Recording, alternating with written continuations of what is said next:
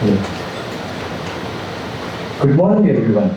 I, Shivansh Patel, on behalf of Dr. D.Y. Patil Gyan Prasad University School of Business and Strategy, will welcome you all for the HR Meet on Hiring Trends and Strategies. So, the first panelist for our today's discussion is Mr. George Cardos. It's a privilege to welcome and felicitate Mr. George Cardos, a seasoned and forward-thinking HR leader whose career spans nearly 3 decades across engineering, IT, and manufacturing industries.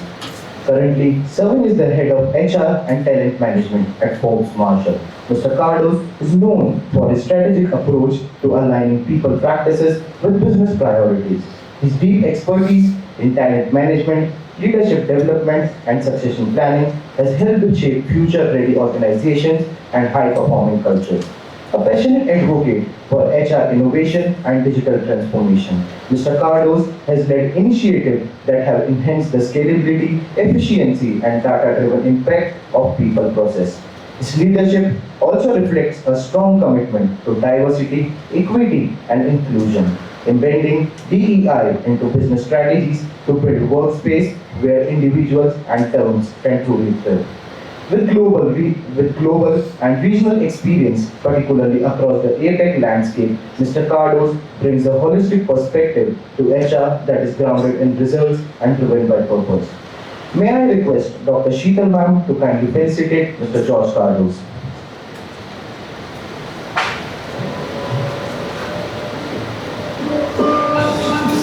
Sir, I request you to please come on stage.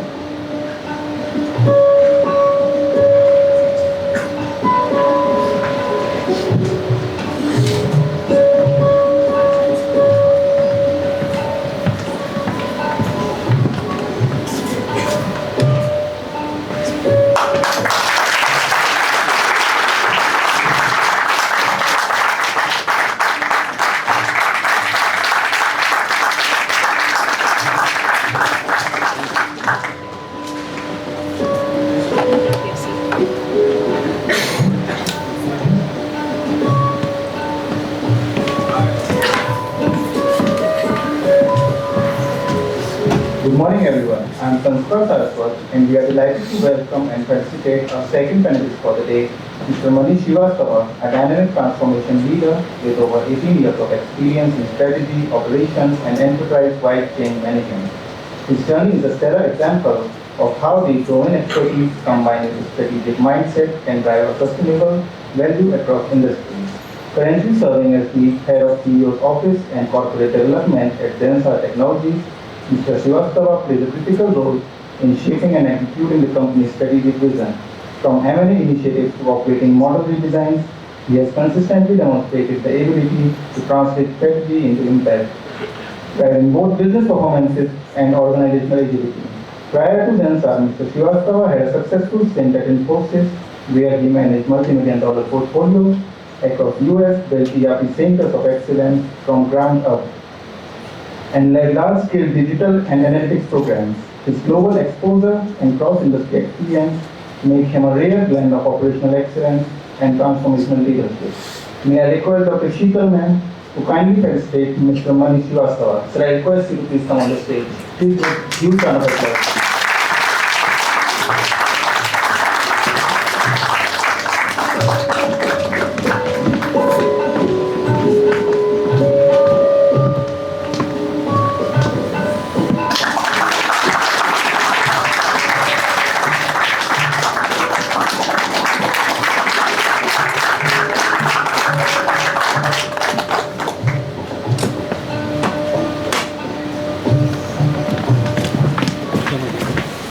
Good morning, everyone. I am Vaidhi. We are delighted to welcome our third panelist, Ms. Darshika Singh, a dynamic and seasoned HR leader with over a decade of rich experience across global brands in FMCG, financial services, beauty, and technological sectors.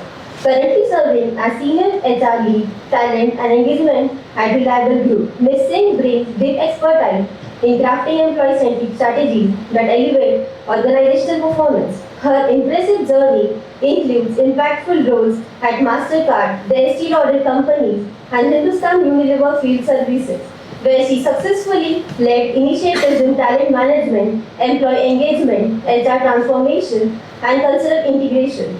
Her early career, marked by hands-on experience with leading firms like Bajaj Allianz, First Source, and Allswitch, had shaped her into a grounded yet forward-thinking HR professional.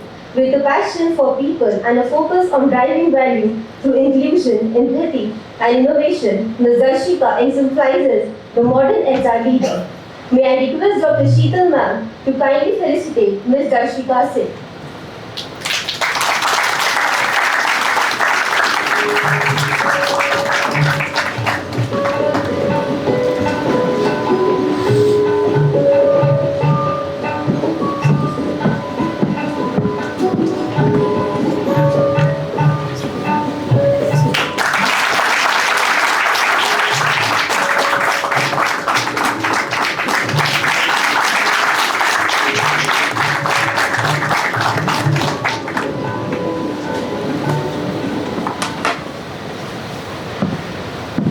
Good morning everyone, this is Devika Kate.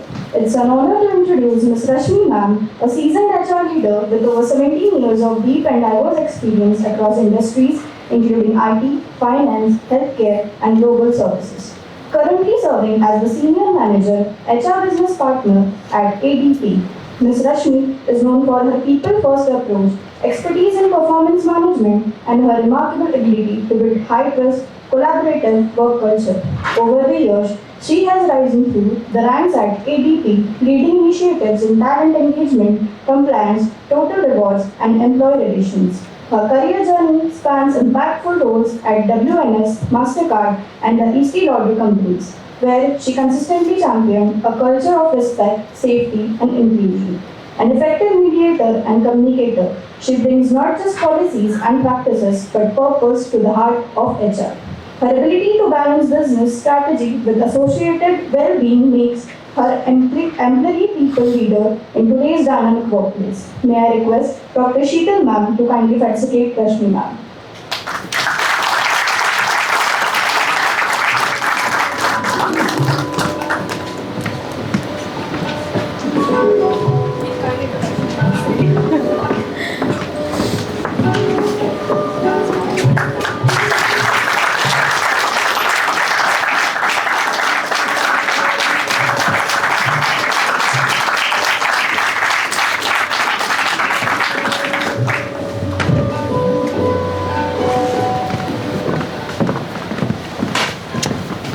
Give a round of applause for today's moderator.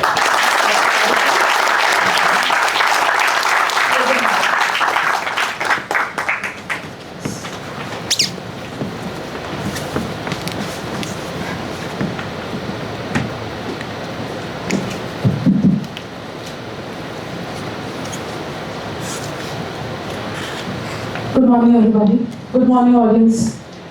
First of all, thank you for spending time and coming on the weekend for this very relevant and significant topic for the panel discussion, which is bridging strategy and skills, preparing talent for the future of business.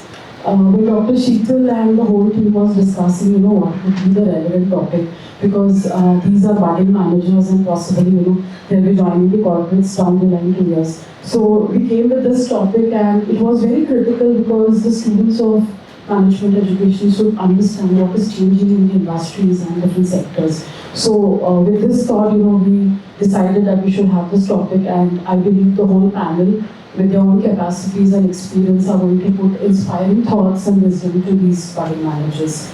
So I welcome you all again.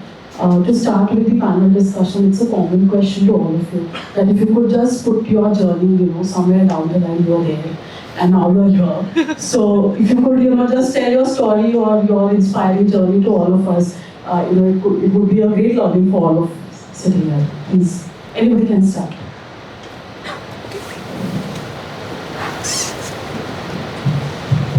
Hi, can you hear me well? Yes. Okay, first of all, very good morning.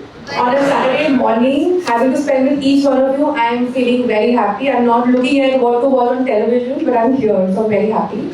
And rightly said, yes, it is a journey from being there to here, literally, right?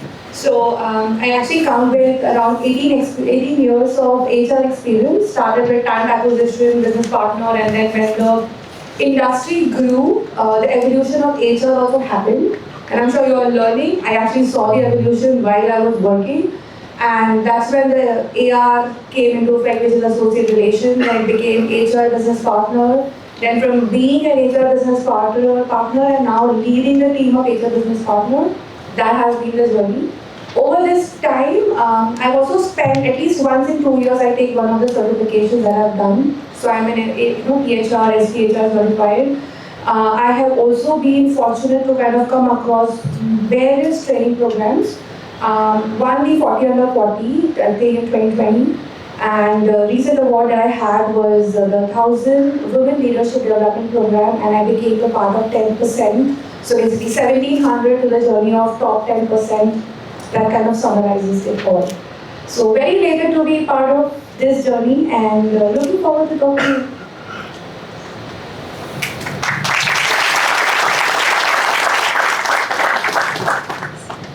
Good morning, everybody. It's so good to see everybody on a Saturday morning. And yes, talking about my journey, I was very much there. I spoke to Dr. Sheetal before entering this room that how is the program designed for these students? Is it very brutal or is it very seamless? She told me that it is very much structured. I was so happy to hear this because when I was there, when I have done my MBA, I remember that how brutal it was. Trust me, there were so many induction programs, there were so many activities, the outbound, the sessions and whatnot. And we used to be up till 1 or 2 a.m. in the morning and then getting a call at 4 a.m. that come outside. There is an outbound activity plan. It was really, really tough. But seeing you all here, and I hope that it is very good start for you all to step into the world of corporate, and it's going to be a wonderful journey for you all. So congratulations for that. Talking about myself, I started my HR journey 13 years ago, joined Hindustan Unilever as a management trainee. Afterwards, I joined Estee Lauder Cosmetics. A lot of girls may know what it is. It's a luxury cosmetic brand. So I understood that what luxury market is. It is very different from FMCG and IT, but it was a very, very good experience for me because luxury demands perfection in everything. So that I learned from there. It was a wonderful part there. I learned a lot of HR terminologies and everything that comes under HR. I learned from there. Afterwards, I got a very good opportunity with MasterCard, where my role kind of became a little larger in terms of strategic HR, where I designed everything from onboarding to offboarding. You will come to know about it once you step into the corporate. So yeah, so that gave me a boom to being towards a strategic HR partner. So my journey was wonderful with MasterCard, and afterwards I joined a stable startup called Reliable Group. It's a startup, I know, but there is a huge difference when we see MNCs and startups, which I'm going to talk about it later. But yes, it has, the positives are also there, and the negatives are also there. But it's a very good experience to, have that sort of an experience with MNCs and a startup. So it's a new learning for me as well because I love to learn whatever comes on my way. So yes, that's about myself. So I wish you all the best once again. Thank you.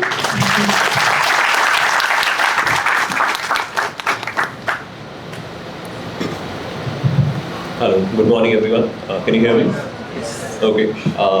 Once again, as everybody said, very nice to see you all. Thank you for making time, and thank you, ma'am, for inviting me here.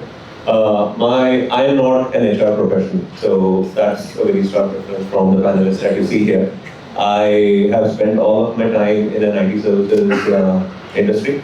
I started around 2002-2003 time frame where we were just coming out of the Y2K thing boom. I've seen multiple inflection points in the industry. Started off with Infosys, so we saw cloud coming in. That was a big thing. Then during COVID, we saw digital transformation coming in, so rode that way. And then now we're dealing with all the AI things. So being there, with Infosys, I was mostly on a delivery kind of thing, and now I'm heading the corporate strategy. The only thing that I'm here to tell you guys is to keep the dream alive. When I started off, I always wanted to do an MBA. That was around 2002, and it didn't happen. As luck would have it, Infosys came along, I gave it up. But then the dream persisted. 2017, I had the opportunity, so I quit. did my MBA full time, and then came back to Densar. So have had experience on the delivery as well as the corporate side of things. So the only thing that I kept doing every year is to keep my job on the line. Every other year, keep volunteering, keep raising your hand for the stretch assignment. So if anything that I can tell you, and anything that will stay with you, is just keep it up, keep the dream alive, don't give up so easily, and always keep looking, volunteering for the stretch assignment. I think that's what has worked for me. Hopefully that worked for you as well. Thank you. Good morning, namaskar. So, my journey has been more or less like them, just that I started a little early and a little different because when I started my post-graduation, we didn't have an induction or an orientation program. It was be one day joining and start off with the rigor. But it's really nice and fascinating to see that when I spend time with people like you, that you bring in the spark, and whenever I come for such events, it only takes me back to my college days for sure, and rekindles the student in me, which I am a lifelong learner. So my life, rather professional life, started with court martial, and it started off in a very informal way. I did a project with Fort Marshall, and then I was like offered for a management training there. Probably that was the best thing that could happen to anybody in those days. I spent about 10 years there, of course, multiple profiles, right from, I could say payroll, time office, performance management, dealing with the union, rolling out PeopleSoft. Every 18-24 months, my role would change. And that is because, probably I'll talk more about this, because I was always open to doing things, and my manager ensured that I learned and I did something different every 18 months, 24 months. I moved to IT space to understand in 2005 to understand what things happened over there, because all of my friends were in IT and they are still there. I joined large companies like Fujitsu. I worked with companies like Expansion and Sears. And after learning what happens in the IT, of course, Force Marshall called me back. They wanted to set up the charting plan from an HR standpoint. So I was telling my board panelists that today I don't need to travel to charting. I set up the plan and gave it to my deputy. He runs it. I am on a different trajectory now, of course related to HR and business. That's what we all as HR professionals need to look at, is how do you give back to the business? And of course, in alignment to the Force Marshall values, how do you give back to the community? So today I am on a project which is called Shared Values. And the whole thing is to set up a service vertical. So the whole thing is, how do we really bring in qualified engineers from the tier 2, tier 3 parts of India. That's from a CSR standpoint. We train them for about 3.5, 4 months, and then engage them through a service provider on to our customers. And once they are ready, we absorb them in the organization as such. So it's a very different kind of role, but related to people. And of course, I was telling Manish also that anything you do today is going to be involving people, because even AI needs people to run it, right? So don't get disheartened. We'll talk about more about it, but it's really nice to be here on Saturday morning and spending time with you all. Thank you. Thank you everybody for sharing your journey. So I will brief, we'll have questions for each one of you, okay? And at the tail end, we'll be having questions from the students. So we'll start with George, sir. I request Professor Hazel to go ahead. Thank you so much. So I remember speaking before we came up here about your organization, and it's a very insightful thing for our children as well, because it drives the importance of doing a good internship and getting a pre-placement offer. Even today, not back then, so even now it's extremely important for a brand like Forbes. Let's start with that.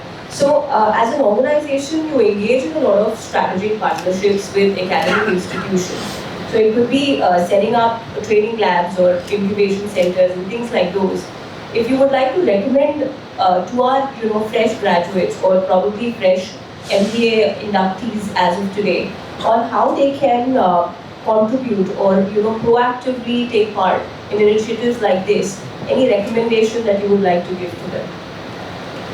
I think my experience is what I will share here is what we've seen is when you are in this learning phase or getting into your earlier on in your career and the first step that you've taken, one thing that I can say is always look forward to how you're going to achieve your goals. I'm sure all of you have goals. Yes? Very good. So you have to see that how you're going to achieve those goals. Of course, whenever you have opportunities coming up, and that has been my mantra, be open to be able to do anything that has been given to you, right? Whether it's an internship, whether it's any project, anybody comes, and I know yesterday I was attending a program again, and one of the members on the panel asked one question. He asked two of the students to come ahead, and there was a lot of hesitation, of course. But eventually we had two.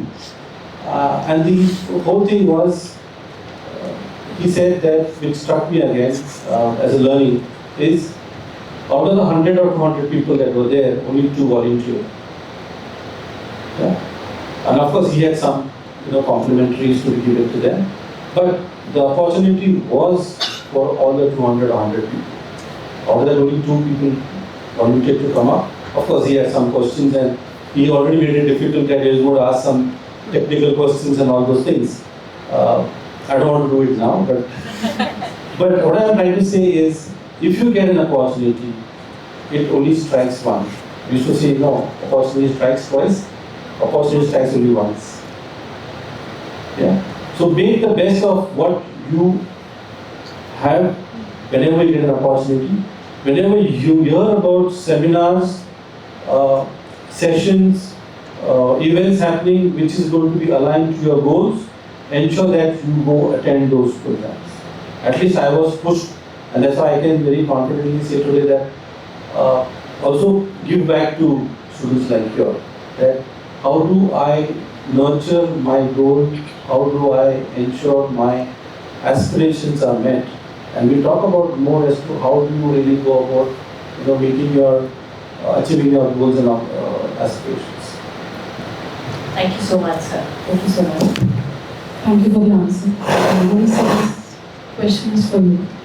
Your role and focus is more on corporate strategy and development. And we're talking about AI right now, and the industry is shaken. The students are a bit, confused that possibly this could change what is coming in terms of internships or placements. As an organization, how is Zensar thinking about this corporate strategy of AI with people and business? So, some thought on this. Okay.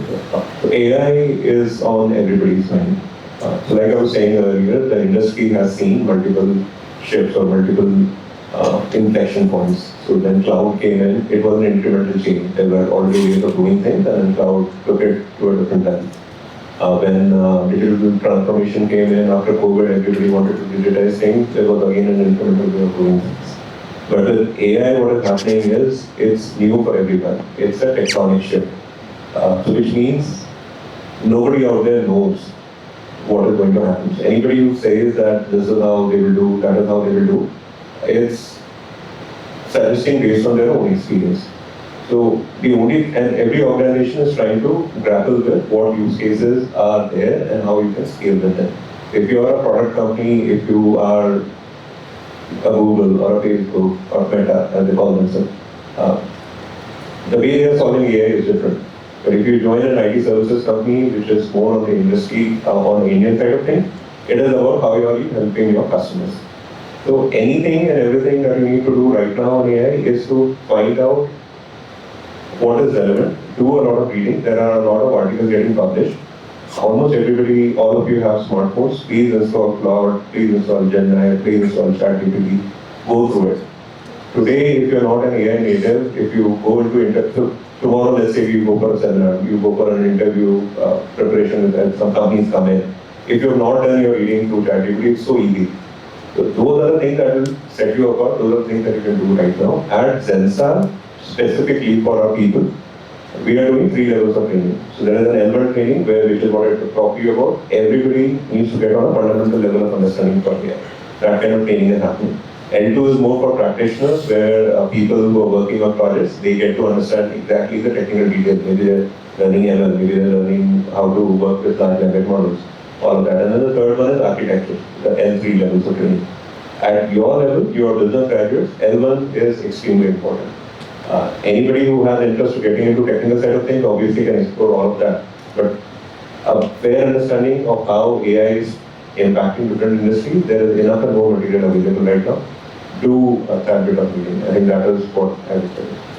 Thank you for the answer.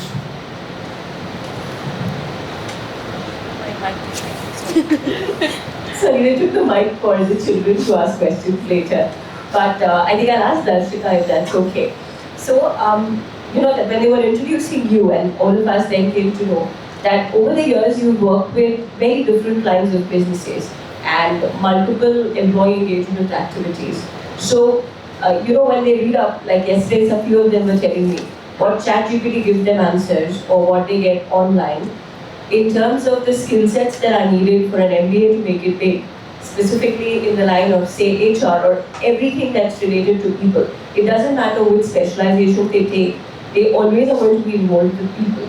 But honestly, the reality of what they really need to speak about, like authenticity or integrity, things like those are not over the internet. So as an expert in this field over the years, if you have to highlight some key skills that they would need once they graduate to make, to make the cut to big organizations, such as Estee Lauder or MasterCard in that case, what skills do you think people are not talking about and they need to know? Thank you for the question. Well, this is very interesting because, ChatGPT, AI is something which is booming and we somehow are relying on that. But when it comes to employee engagement, what you just mentioned, if you type something like what employee engagement activities you could do in a corporate for so-and-so setup of people, you will definitely get 10 or 15 options. They would be majorly talking about games or doing some activities or driving some initiatives. But trust me, we are at a generation and we have evolved. The corporates have evolved in a way that this time the employee engagement is no more about fun Fridays or having lunches, taking team out for dinners, or spending time with team. It's more about the employee connect that you build. So the more connection that you build with the employee, that is where the engagement comes to the picture. If an HR is doing something for the employees, I think that's the achievement. And if an employee is walking up to you for a grievance or anything that they are facing it as a challenge, I think that's an achievement for an HR. And I think I have co-panelists here as well in HR, and they would, understand what I'm trying to say. So there is definitely a difference when it comes to typing something in ChatGPT, but what my experience is and what soft skills particularly you must come up with is empathy. That's like number one right now. So if you have that empathy in you to handle employees, I think employees would be really, really satisfied to come and talk to you. Empathy is definitely very, very vital. Because when you go into the corporates, you will definitely see, a lot of other cultural people, generational differences will be there. It will be culturally diverse. And I'm just sharing one of the incidents that I faced. So when I talk about culturally diverse, which also means that there are various other people, we are just not two genders defined, right? Coming from an industry where I work with luxury retail, which is Estee Lauder, and also MasterCard, I've handled certain cases where there are more diverse cultures.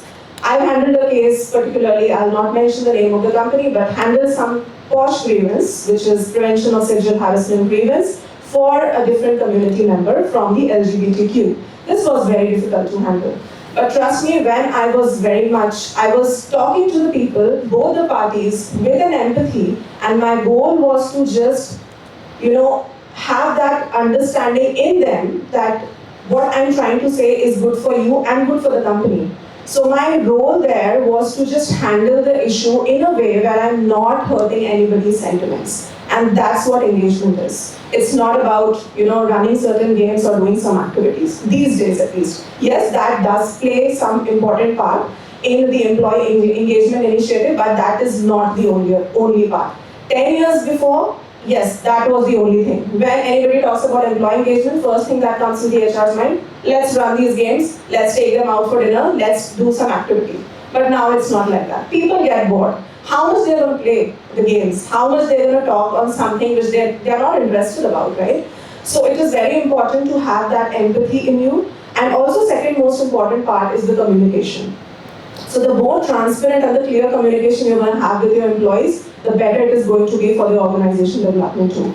The more crystal clear policies are there, the better it is going to be for you, for your growth and for your organization growth too. So for me, if you ask me the top 2 soft skills, which the MBAs can take it over, would be empathy, that will be number 1 forever, and next would be the communication. So these are the key points that you can take. Thank you. Thank you. Rashmi ma'am, recently, Professor Hazel and I had been to a conference where they were talking about women empowerment and women leaders, especially the Viksit Bharat agenda that MHRD is leading. And you have led diversity programs, and since you said that you are coming the first 10% where women leadership is at a very significant level. So what is your thought? How is the industry moving towards women leadership, and what is your recommendation and suggestion both to the boys and the girls? Yes, why? Because this is going to come ahead for them also. So your thought on this? Hi, you can hear me well? Yes. Okay, so before I answer that question, what is diversity, right? Just look around you, left, right, just look around yourselves. All of us, do we look same? Height, gestures, everything around, right? Everything is diverse and we learn to accept one another, right? School, colleges, and I'm sure this is your I think first week in the college? You are in the process of knowing one another, right? And actually MBA is a beautiful thing. You see each other's strength, weakness, and this friendship actually stays for long, by the way. I'm still, best friends with my people who I have studied with. Because that's how when you grow in corporate, you need those networks, right? So keeping that aside. Now, diversity, fortunately, yes, women in leadership, it is kind of an agenda item for most of the organization. But women in leadership is not possible without having a supporting colleagues. Panelists are here and I'm sure when you work with one another, you will support one another purely on the basis of merit, not because of gender, right?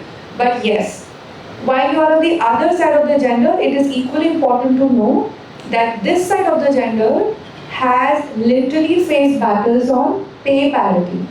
Same jobs, but not so equal compensation, right? Maybe opportunities, only like a quota that we might want to have one person in this panel as women just to reflect diversity.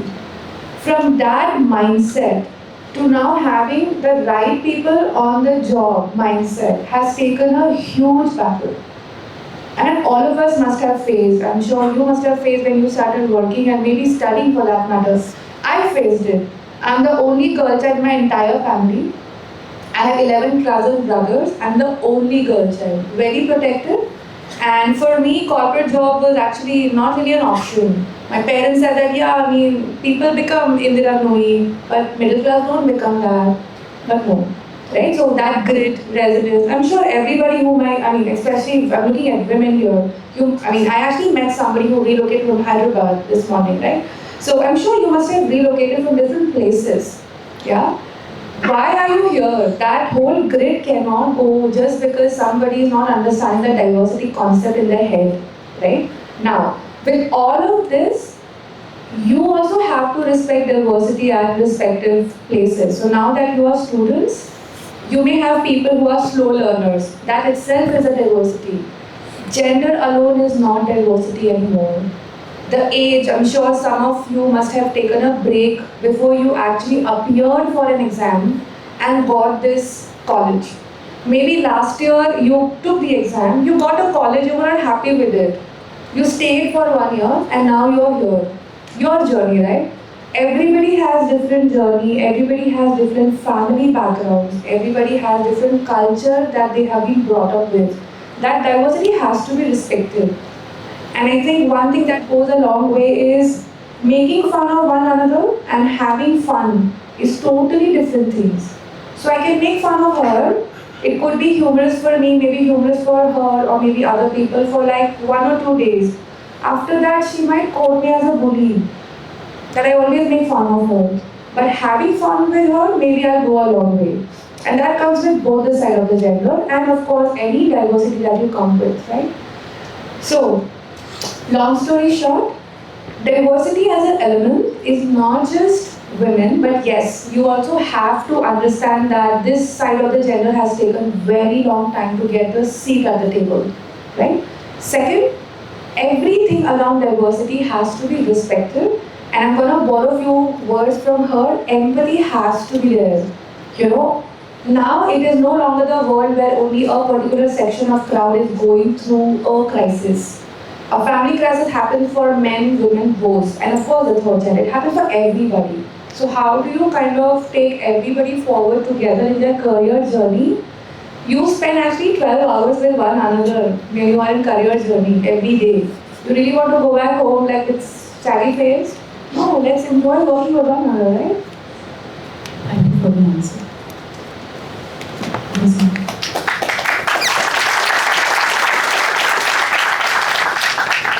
I'm happy to see everybody clapping and not just the ladies. That's good. So I'll go to George. I have so many questions for you really, but I'm going to try and condense it to probably just two. So there's technology that's gotten into HR as well. So it's become a very a technology-driven HR solution, whatever they call it now, and not just basic HR tools.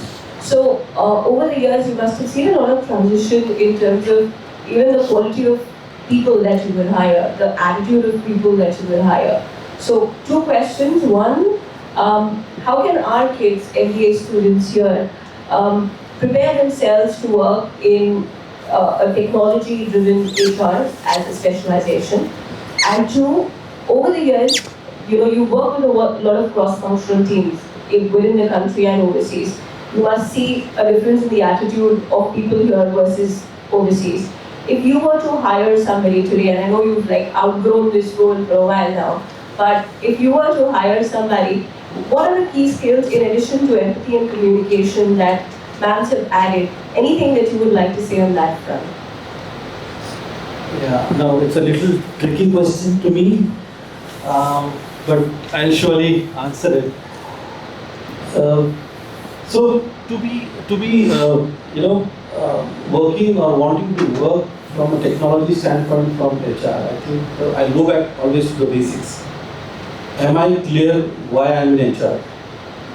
And this is the question I would ask probably every class or college that would come for a campus or other field visit. Because this question was asked to me when I started my career, why am I here? And why am I doing HR? Because as my co-panelists have said, empathy being one of the most trending words and attitude to be done, to be kind of lived. But just empathy goes with a lot of rigor in. And for that you need to be personally clear why I need to be empathetic with people. Right?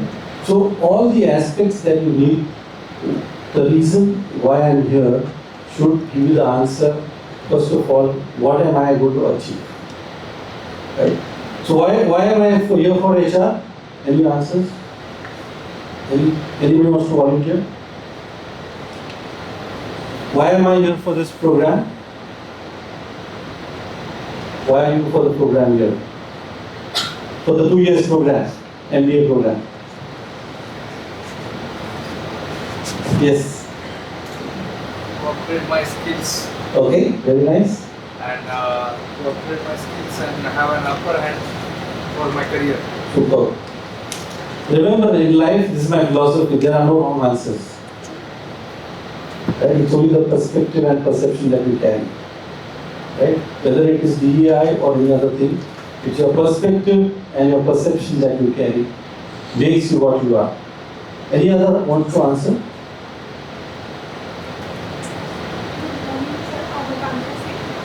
For business practices and skills and to become a good campus. Very nice. Wow. Super. I think you have to repeat that statement for the benefit of others. This is the mic. So for business practices and skills to become a good entrepreneur. Very nice. I think if that clarity you have at this juncture, I'm sure you'll go a long way. Right? Coming back to the skills or the attitude that you need to have. So, I repeated this, what happened yesterday. Out of 150, only 2 people volunteered. This is an opportunity that you get only one time. I'm doing my ODCP, which is an Organizational Development Certification Program. Maybe Jolly could use this. And in that, after so many years of my professional life, I've learned that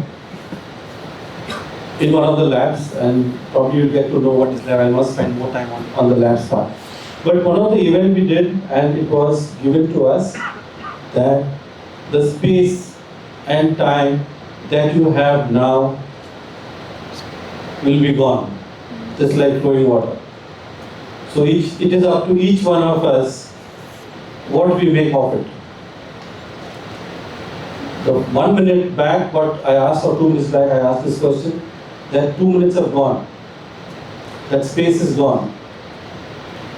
Now you look at how do you really go forward. And so, one of the things that I recently did for one of the colleges was, model. The passport, you all have a passport. What's a passport? I'll take it a little longer. Trigger me something. What's a passport? Identity? Okay, it has your name, address, right? So what can a passport do? Grant permission to travel. Sure. So with the passport you can travel to UK? Visa also. You need visa, correct? Sure. Anything else? Sorry? Just passport and the visa. Okay. So you need a visa along with the passport, Yes. correct? So what you have got is the passport. Getting an admission in India Patil DPU is a passport. Can you travel to any destination now? Yes? Yes or no? How many yes? How many no's? So we understand. So what is visa? Visa is what I coined as a acronym. Is we need to have a vision, V for vision. We need to take the initiative, and it's a 2-hour session that I take normally for visa. Vision, initiative, skills, strategy, agility, and adaptability. So you can write it down. Visa, you got the passport by getting the admission here, but you need to get the visa to travel to your destination.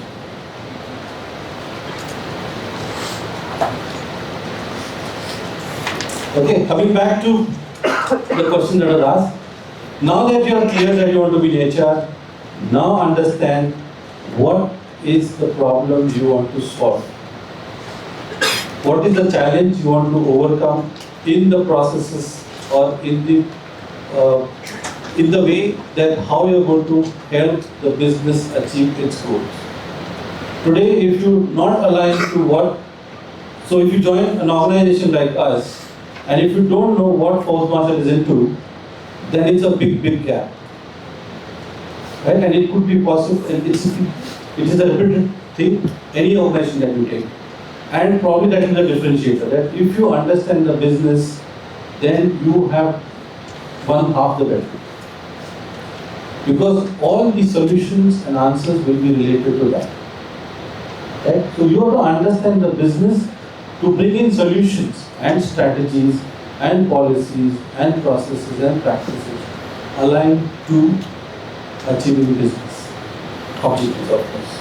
Right? Because if you don't align, if you don't understand, you will not be able to talk their language. Engineers don't understand HR jargons. I'm sorry to say that.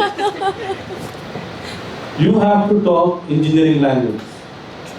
So I have actually done in my earlier days, and thanks to all the people who kind of mentored me, I go and tell people this very proudly.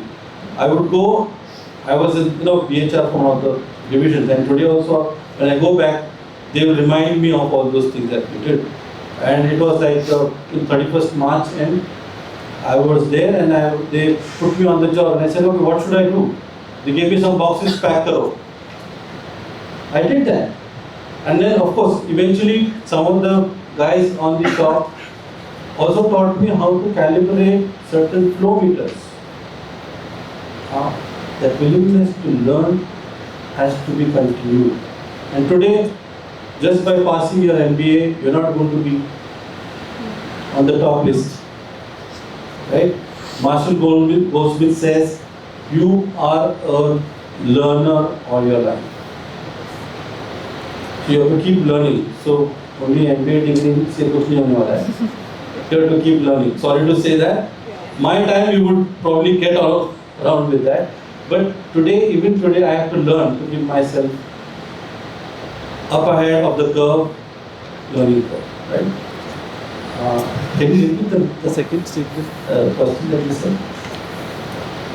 Sorry. So I was around AI-driven HR tools that they probably might want to improve and stuff like that. So sorry, thanks for that. Yeah. So AI, as we've said earlier already by my co-panelists, is the buzzword. The only differentiator that I can say is be clear why are you using AI, right? AI is an enabling tool. It is not the end of your solution. You are just using it for enabling or making it easier for you probably, or maybe sometimes give smarter answers than you. Yeah? But I was telling them, even Sam, you know who's Sam Altman? Who? CEO of ChatGPT. So no. Yeah. CEO of Open. Yeah, correct. So he also said just the other day that don't go by what ChatGPT is giving you. Correct, right? Now, if he's only created ChatGPT and he's only making a statement like this. Now, there's a reason behind it. Why he's saying is that today, after 2 years or 3 years or whatever amount of years that is put in, they still say it is a toddler.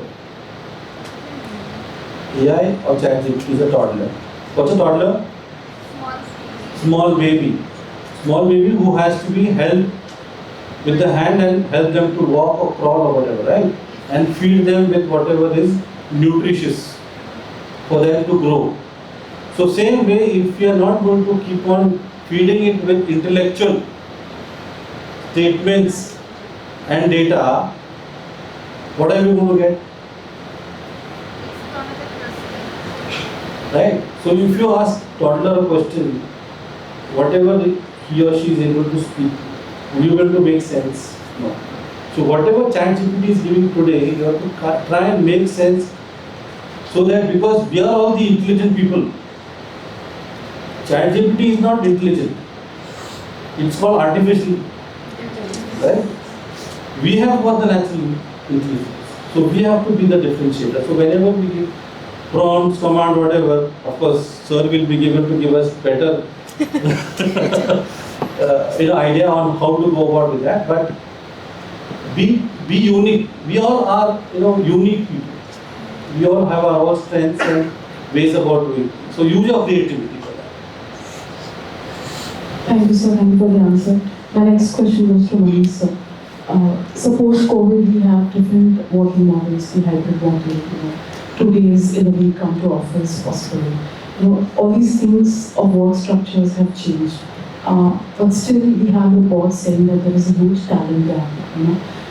So as a business perspective, what do you think that what could industry and academia do together, integrate together, in partnership, possibly contributing to lessen the talent gap and help the young graduates, work in different modes of structures or different markets or different industries as such. So your perspective on, what industry and academia can do together.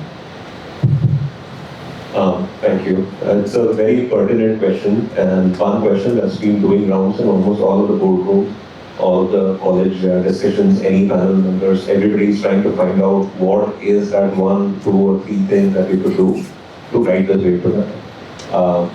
I don't want to be a buzzkill, but nobody knows. The reason why nobody knows is because this is such a new thing we have not seen before. Like I was trying to tell you earlier, all the changes so far have been incremental. You have a certain thing, you try to do it better. With AI, everybody is on step 1 or ground zero or at square 1. Everybody is trying to figure out how and this will implement. So what we can do is, borrowing things from what John here said, is make sure your fundamentals are solid. AI technology is based on data. Anything that has to do with data science, anything that has to do with statistics, good old things that are there in mathematics, any courses, anything that you have, or you can volunteer for, or you can nominate yourself for, those are the kind of things that will help you build the foundation. You need to be watching out for what kind of courses are being launched, let's say on Coursera or Udemy or all of those things. Everybody's out there to make a buck, so don't fall for everything. Don't go and register for every other course. You guys are digital natives. When we were coming up, we had to refer for books, we had to go around, buy a book, and then say, okay, this is a book that will teach us. You log in and you have 10 different people selling you 10 different courses.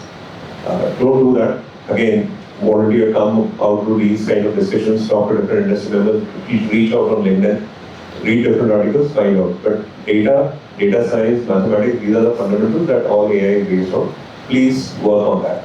Now, companies like Zansa, what we are doing here is we are working with engineering colleges, select institutions where one step back. Zansa is a IT services company and we serve different clients. So any hiring that we do is dependent on what needs the clients have and what skills we are forecasting 6 months, 8 months down the line. There's a solid demand forecasting that goes into place. Based on those skills, we project at least on a model that these kind of top skills will be needed at least 6 months, 8 months down the line. Those are the skills that we then work with the academia to say, please integrate this as part of your curriculum. And then the graduates, when they come out, they are already ready with some of those skills to be deployed easily, deployed faster. And in billing from day one is something that we are all striving for. So watch out for those kind of things. See if there are any partnerships, any companies coming here. To add to what you said, sir, the curriculum that we are developing is skill mapped.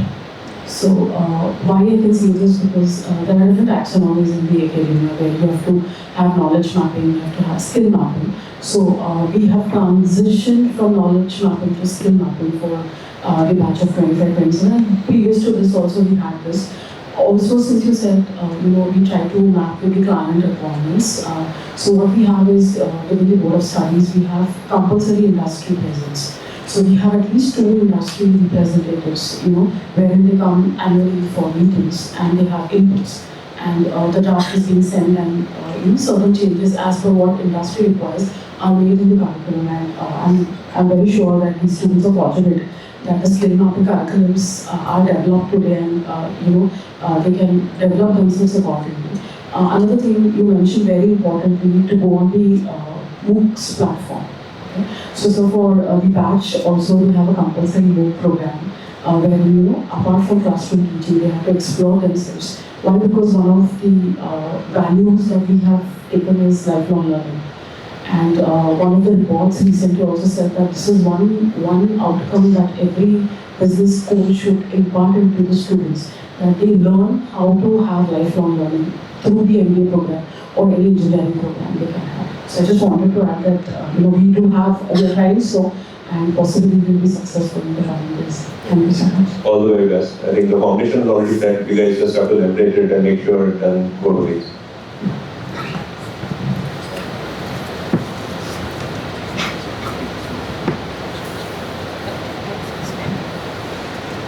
Okay. So this is mainly, I'll keep it open to everybody because the more the better on this front. So we've been talking a lot about mental wellness, mental well-being, and we've kind of oversold it sometimes is what I feel. But in this time where the reason is sometimes when the kids are late, they say, me, I overslept, I was very stressed. They're not even able to make work-life balance, forget work, even the study-life balance. Keeping that in mind, you work with different teams, different people. Is there a strategy that has worked for you to keep your people motivated and connected? And if that is the case, if you can just enlighten us a little bit, probably. And anyone, if you'd like to speak, please. Okay. Hi. Hoping that you can still hear me well. Okay. What is mental wellness at the end of the day? So when you are able to connect with your highest self, basically that. So either when you get up in the morning or when you go back to sleep, are you in your highest self? So what are the factors that can kind of diminish your higher self? Say, maybe I'll go back to my days of learning so that I can equate with you better, right? So for example, a concept explained, everybody around understood but me. Why? I am from a different background, but I am yet trying very hard to learn the marketing and finance, which comes very easy to a BCom graduate. I have done BSc, wow, but not able to understand. It could hit me, right? Certain people, external factor really works. So who am I sitting with? Who are my friends? And this whole element of fitting in, so my friends are dressed like this. My friends they actually go to these eating joints. I want to also hang out with these people. Maybe a particular habit that I could maybe develop so that I am seen like them. So until I am able to get myself to that, there could be some stress that I'm carrying, right? I have all, so he asked a question, I'm sure everybody had a response to. Maybe at the first go you didn't even hear the question. Possible, student life. I was also there, backbencher. Student life, right? But the second time he gave that thing, I'm sure maybe most of you may have the answer. You didn't have the courage to take that mic. Maybe some of you will go back to sleep today saying that, I should have gotten that mic. I also had an answer. Maybe I got that interaction with George. It's not every other day that you will have him here in the college campus, right? But two of you kind of avail that opportunity and you will look for more. So anybody who wants more or anybody who could not kind of take the opportunity, maybe you might not meet your higher self when you go back to sleep. Or for some of you, it will not even matter. And your opportunities. That is also good, right? So all of this actually affects your mental well-being. From when have we really started hearing about mental well-being? Post-COVID. At least for us, HR.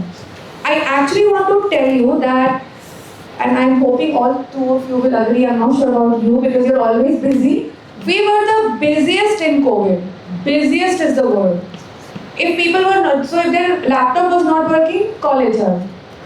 Ghar mein kuch ho gaya, call HR. If they are not able to connect work, won't leave, call HR. Somebody actually got infected with COVID, not getting hospital bed, call HR. Just think of the stress HR team actually went through. Unfortunately, HR is a thankless job. People really don't, for them it's like a given when you come, and it will happen to you too. If you are interacting with HR, you will go with the feeling that it's given, I talk to her, it will get done. Or if you don't get the answer, HR kuch kaam nahi karta. It's very easy to be there. But for the receiving end, it is very, very tough. Because at the end of the day, everybody in the organization are meant to do a particular job. Which means there are lines that nobody can cross.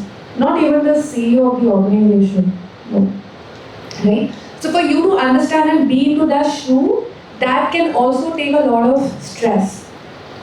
Now, answering to her question, how do you kind of, help yourself to be a constant in the higher self? Obviously, you have to learn to let it go. That's the only element. So even if that you could not be your best self today, please let that feeling go. Have the lesson maybe, carry forward from today to tomorrow, maybe some other seminars, and just try and be better at what you wanted to do. Even if that day doesn't happen, again, learn to let it go and continue with the lessons that you might have learned. That feeling needs to go off. So yes, we are human. You are about to feel something, but you should not stay in that, demotivation feeling for very long.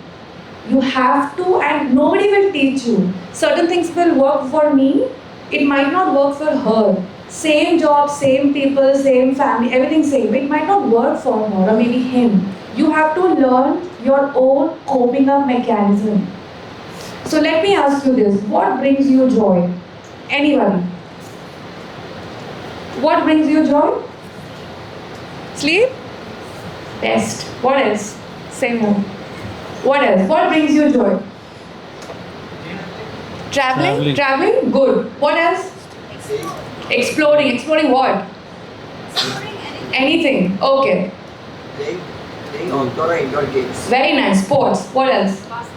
Basketball. Not bad. Listening to music. Not bad.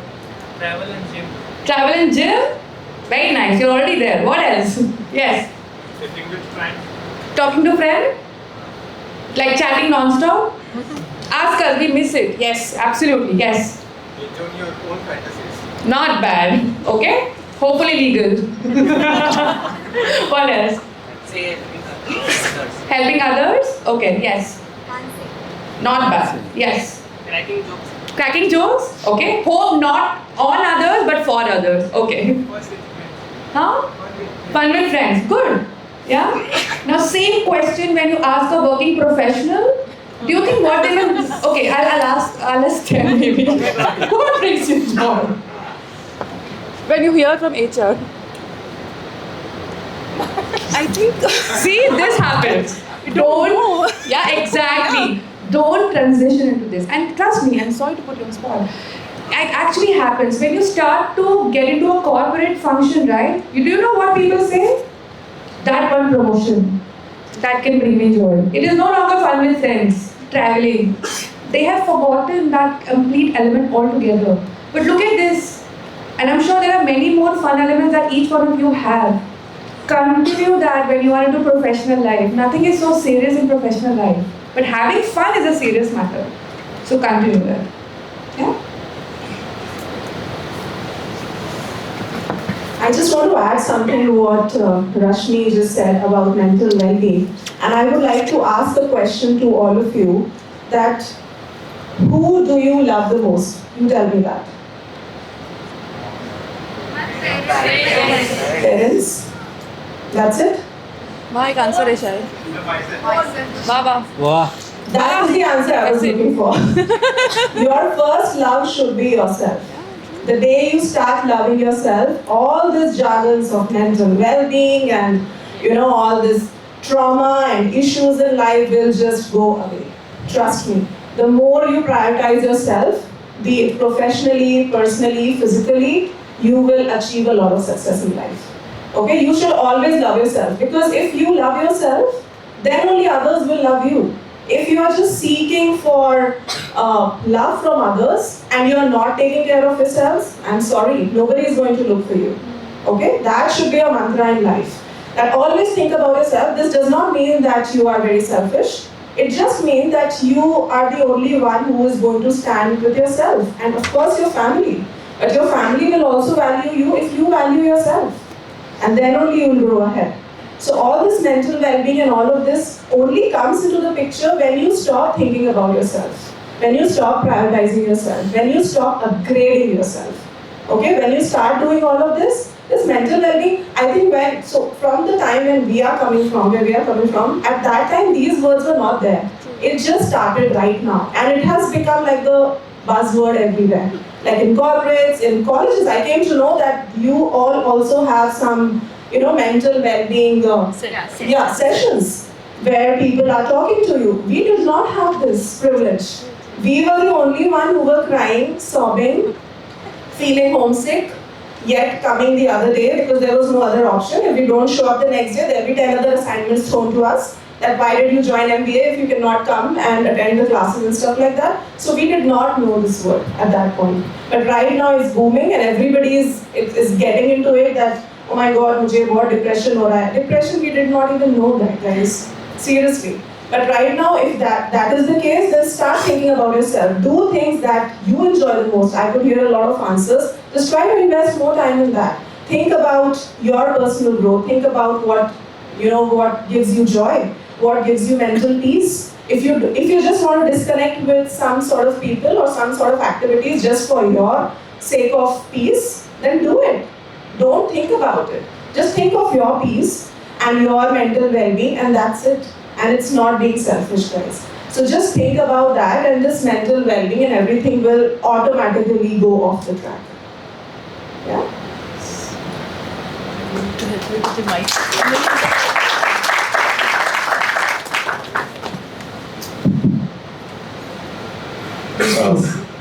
I might get kicked for saying this.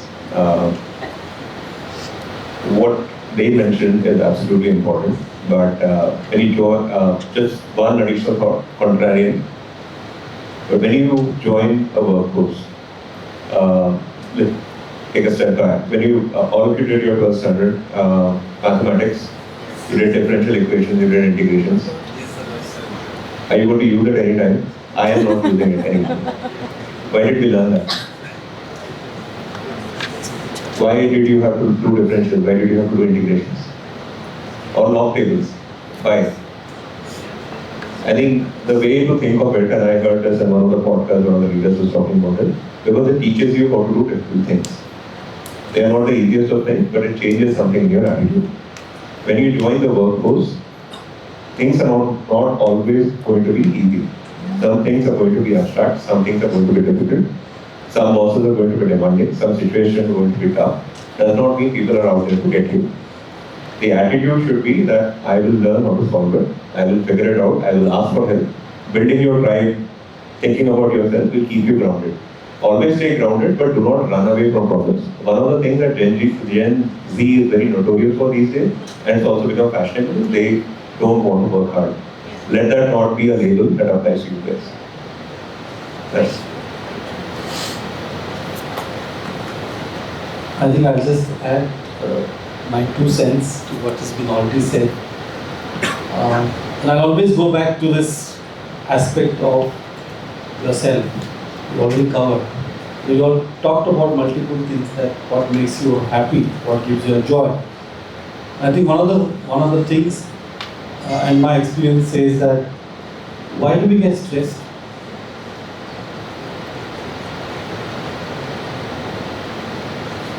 Why do we get stressed? Why do we get stressed? Overburdened. Why do we get overburdened? Things are not done as per our expectations. As per our expectation, okay? Overthinking. So there is a gap between what we are expecting and what is happening. Yes, sir. Correct? Yes. How much element does it have on this social media or phone? Likes, dislikes. When you post something, you're expecting something. Yes, sir. Correct? Is it mandatory? No. It's a wishful thinking. So what I'm going to say is, she talked about letting go. And that's a whole topic by itself. She talked about, love yourself. Another topic. Some people have done 5 days program on love yourself. But this will only happen when you know yourself. Right?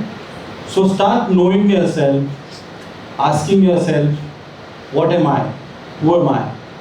In fact, one of the basics of the visa program that I do is knowing yourself. We all use GPS, Google Maps. Yes. Okay, what are the things that it asks? Location, which location? Live location. Destination? Okay. What else it asks? Where to start? Start point. Start point, where you are. Correct. Something else also it asks. So the vehicle, how you are traveling. Yeah. Right? Good one. So, where you want to go, it is there. Right? First thing that you put, even on Ola, Uber, whatever, though they are on strike or not different. But it will ask where you want to go. The next is where you are. Do we know where we are currently as individuals? Yes, fantastic. And if you are bold enough to share where you are, you can come here on this time. I'll appreciate. But so just like C's, and make a point that if you are so clear that where you are, share it, take a session for them, how to go about knowing where you are. And when I say that, know yourself, who you are not. What are your strengths and what are your areas to work on? Right? Your destination is there. The vehicle is how you are going to go there, what are the skill sets that you need to travel there. Follow this, I'm sure you will have less stress for sure. Then you decide what to let go, how much to love yourself and your neighbor. Because only when you love your neighbor, you love your, when you love yourself, you love your neighbor. Yeah? So, I don't want to get philosophical, but this is the reality of life. On stress, there is a whole video by Kapil Dev. Have a look at it, what he talks about, stress. But stress is something that I feel is self-developed or self-created. Because if you know who you are, you don't need to worry what other people are talking about or saying, right? It's very easy to say but very difficult to do. So start getting into that mode of knowing yourself, then you do whatever is other things, right? And just to kind of be getting into a kind of a regime, I would give you a mantra of 3 S's. A lot of people said they love to sleep. So one of the S's is sleep. Some people like to sleep for 5 hours, some 6 hours, some 7 hours, and some beyond that is known as hibernation. So sleep, socialize, and study. Try to bring in a balance among these 3. Sleep, socialize, study. A lot of mantras coming up, so it's so inspiring, and I believe everybody has noted down because this is important. I'm opening the forum for the questions from the students, so if you have questions, I request the coordinators to hand away the mic so that you can ask. Yes. Hello. Good morning, myself Piyush, and my question is for Rashmi ma'am. Yes, please. Or if anybody else would like to answer, it will take pleasure to hear you all. So my question is, when we talk about AI, there are lots of AI and different types of AI for different types of work. Correct. So if there is a master AI for all types of AI, means that one AI is handling all types of AIs, then how are we going to survive in the industries? Means what qualities or what different thing as an MBA aspirant I should do to improve myself and survive in the world? I like the question because I think this is most of our day-to-day conversations with our people. Please understand that any job that becomes redundant gives opportunity to automate. And automation is not artificial intelligence, but it's the stepping stone for artificial intelligence. Let me give you one example. Anybody knows what happens in call center industry when people call and all? Do you know what happens? An automated call center. Okay, so what used to be the primitive phase? What used to be the primitive phase? Cold call. Okay, we'll come to cold calls also, okay? So earlier, some people used to take the phones, respond, and then maybe pass it on to the respective thing. That automated. So basically, somebody out there felt that why do you have these people who actually, one, if I'm the only person and I have to kind of pass it on, I need to have time. I need to have understanding. And I can only do one at a time.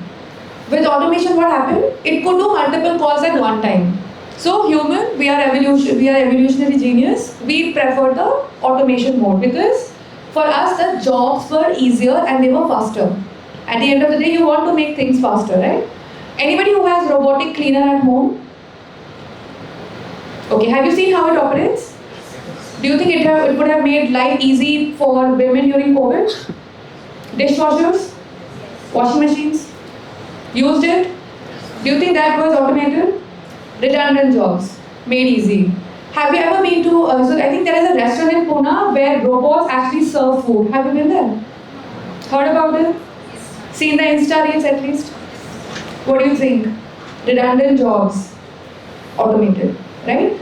Now, there are two elements. One, yes, any job which is redundant, where the input, steps and output is expected at a particular level, that can be done without minimum supervision or with minimum supervision, they will be automated and we have to embrace that fact. Where does that leave us? We need to constantly learn. We need to constantly be aware as to what are the latest elements. Let me give example of human resources. When human resources as a term was coined, what were we doing? Filing, personnel administration. Some people would join some paperwork here and there, we would just file. If we did not think to evolve, and if we did not think to evolve, do you think anybody here would have time for performance management, which is a deeper conversation? Investigations, grievance handling, much deeper conversation. It takes ounces of time and output is very small. Either the person is satisfied or not satisfied. That is the whole outcome. But the whole even say for investigation, the time it takes, right? So if I would only do filing, will I ever have time for that? No. So that's how we kind of evolved, right? How many of you are using YouTube Shorts? Facebook? Instagram? What is so different in Instagram? Pictures. Features, thank you, features. So, has it evolved? Do you recall 3 years back how was Instagram when say the COVID time had just begun? What was it? Just stories, right? And then because everybody seated at home, everybody wanted to kind of experiment, even cooking for that matter. I have never cooked so much in my life that I had cooked in that time, right? And of course, and everybody wanted to shoot a video, make it glamorous. Why? Because that was for, I don't know how many years, and we didn't even know when we would come out of COVID, when we would have this time back, right? Swiggy, has anybody seen when that happened, how did Swiggy evolve? They were actually posting the recipes. So not just order because people were not ordering, they were posting recipes for their users, just to engage them. So all of this evolution is happening how? Because somebody is thinking, but obviously the tools are automated. They will be automated. You will use Gemini, right? Now coming back to that point of call centers, right? So for example, when a call is finally escalated to a human, the person takes the call, resolves the issue. After the call, the issue is resolved, they are supposed to make notes of those calls. What was the issue? What was the resolution? Close that script and then be available for next call. Everything in 2 minutes, by the way. So there is a time allocated. For example, you can't have a call more than for 3 minutes. And say 30 seconds or say 60 seconds for scripts. And you move to the next call. Okay?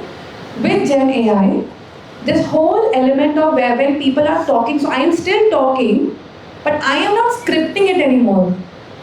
The tool is scripting for me. That is the difference. I'm sure I'm hoping that you have seen when, the Gemini kind of introduced new feature. Languages, what did it do? Talk in any language, it will understand, it will help understand. But who's talking? That's all. So basically, there are elements that we may have to evolve. So for example, I am actually best in my team when I make PowerPoint presentation, and I still feel nobody can, kind of come to my level. I am that good. But there are tools now available. If I am stuck to the thing that no, only I will make the PowerPoint presentation, I do the best, some other person out there will make maybe a PowerPoint presentation which is okay for that meeting. They don't need hi-fi things, they only need content. There is an AI tool who is helping it build content, etc. That whole agility to shift from your core element and then maybe to become used to whatever is helping you upgrade yourself, that is very important. So if you're still using textbook, etc., no, please move to Mood. Get into online way of understanding. If you have yet not installed ChatGPT, please do. That's the basic of all. Once you start that, of course, there are other tools and you will get familiarized with it. Start using it.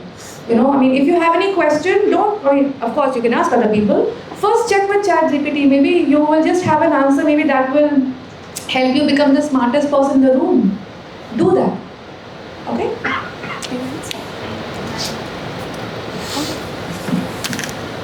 Just to add to what, it's a very good question that you said that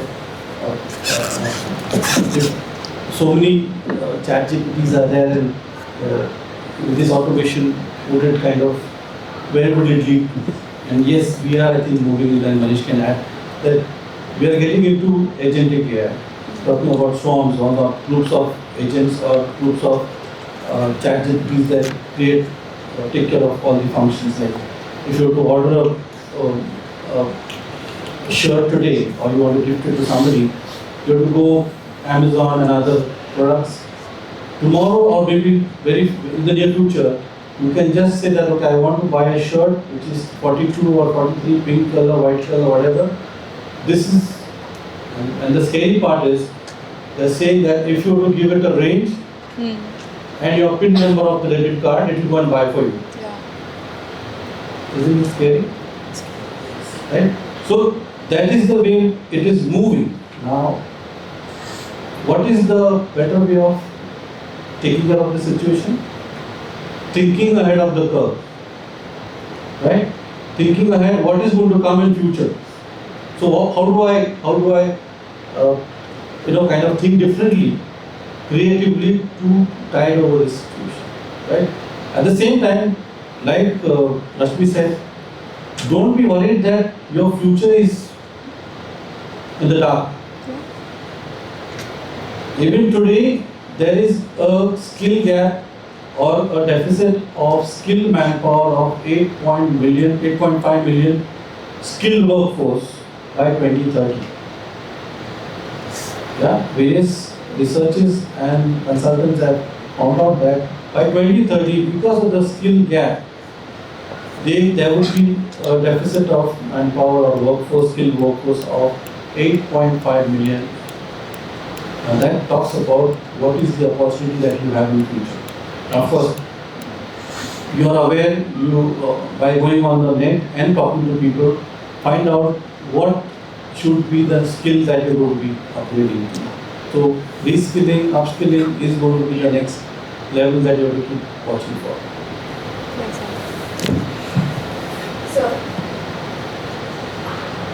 Good afternoon. What are the common mistakes that an individual should avoid while they are giving an interview? And if an interviewer asks how to tackle a tricky question like, what are the weaknesses? What are your weaknesses? That's my question. Okay. I'll start because I work, sorry. That's okay, you can start.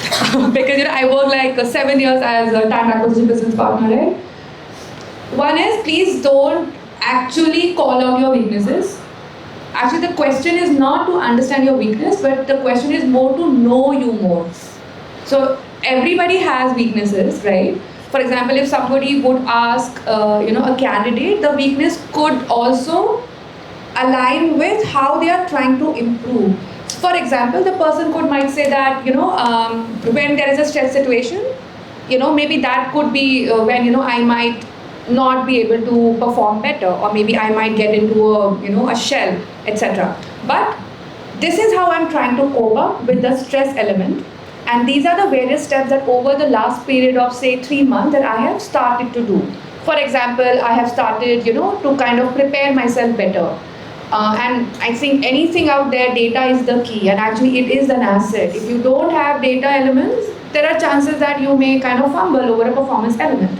So, trying to prepare myself for an upcoming thing, not procrastinating, which means not delaying things. For example, and this is something that I've also learned that maybe sometimes I used to do, say, before like a day of timeline, while my leader gave me a timeline of say 10 days, I would only do say at the last day. Obviously, I will be stressed, my performance will not be there, right?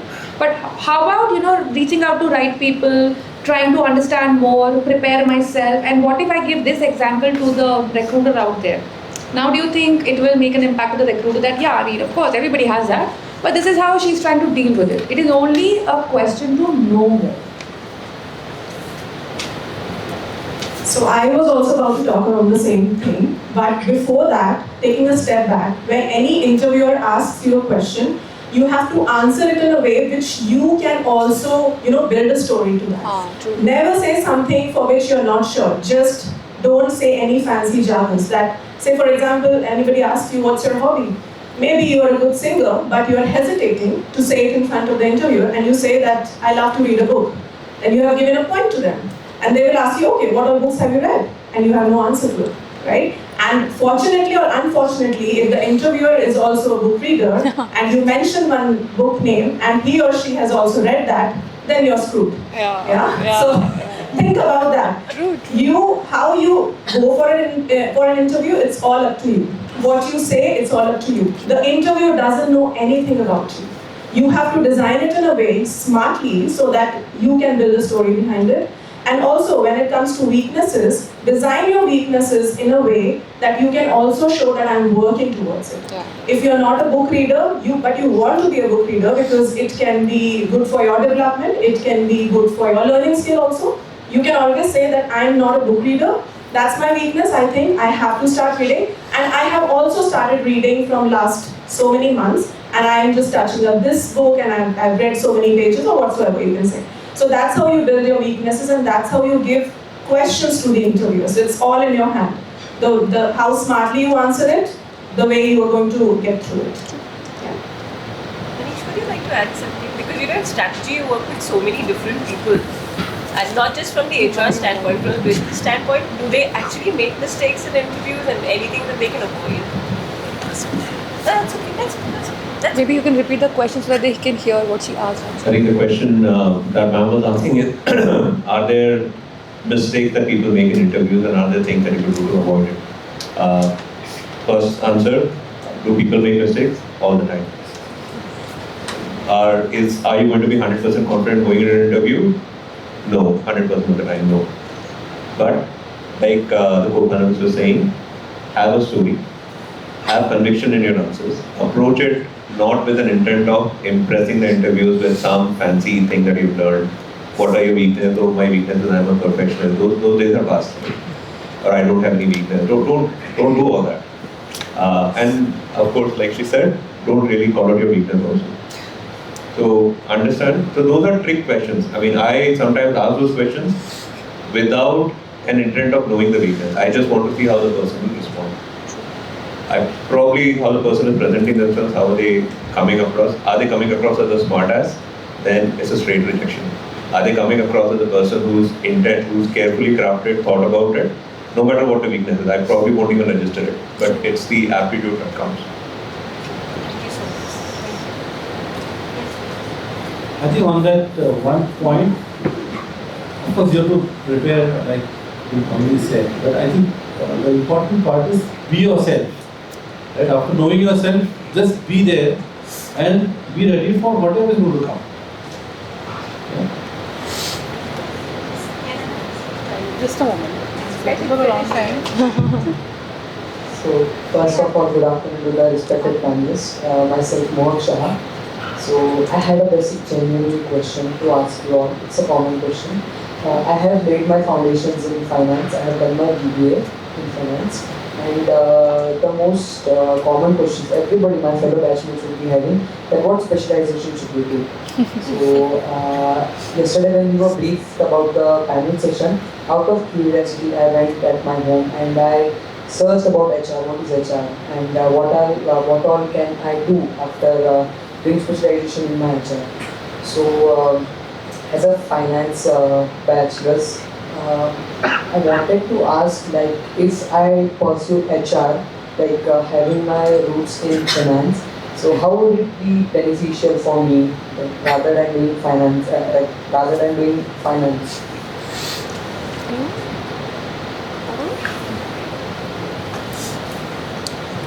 So, good question, but I would like to say something which George already said. That firstly, you need to know yourself. Okay, whatever I'm going to tell you may not be good for you because you know yourself. But coming back to specializations, when I started, I heard a few terminologies associated with HR, marketing, and finance. At that time, only these three fields were there. Okay, right now there are a lot of other fields that have come into the picture. But at that time, the way they have divided, at that time talking about, HR people were thinking that it is only for females. HR only is to be taken care by females because you are a people's person, you have to sit in office, you don't have to step out of the office. So it's a safe job. But it's not like that. Because earlier HR was all about making rangolis, right? Everybody... Fun Fridays. Yeah, fun Fridays. And there are a lot of memes that float around that HR का काम क्या होता है, रंगोली तो बनाना है, cake cutting करना है, that's it. But that's not the case. But if you're a people's person, if you want to get into the people's strategy, if you're good with understanding people's, resolving their issues, if you're good with all of this, because HR is what? Human resources. You are a people's person. If you're good with that, then go ahead with that. And HR is just a facilitator to the organization for the employees. That's what I would like to say. Talking about finance, again, I'm not an expert in that, but if you're good with finance and if you are seeking to do something in finance, then go for it. Okay? But you have to be sure about it, that you can do it in that. If you have two mindset and if you're confused, then you have to know yourself and what is your expertise, you have to know that. At that time, finance was also considered as numbers job. Okay, people will sit, people who's very good at accounting, they can do finance job. But right now, it has evolved. Same about marketing. People used to think, इसमें सिर्फ sales का काम होता है. People need to step out, be on the field forever. It's not like that. They have to just use foul languages, shout at their reportees. That's how sales is. Everybody perceives sales like that. But now it has evolved. Okay, sales has also associated with marketing, right? So there are a lot of terminologies that has gotten associated to these specific fields. But for that, you need to know yourself. When I started, I knew myself that I want to be an HR from day one, and that's where I stepped into MBA. I wanted to be an HR from the very first day of my MBA college.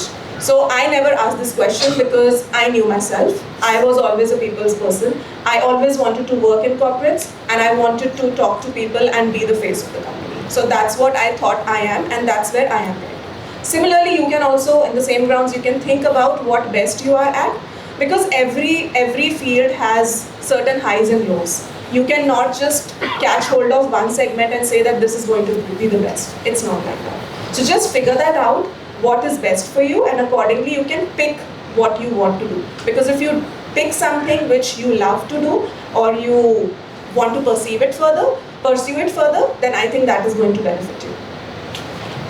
And one more thing I would like to ask, ma'am. Like you said, what I'm at best in or what I have personal interest.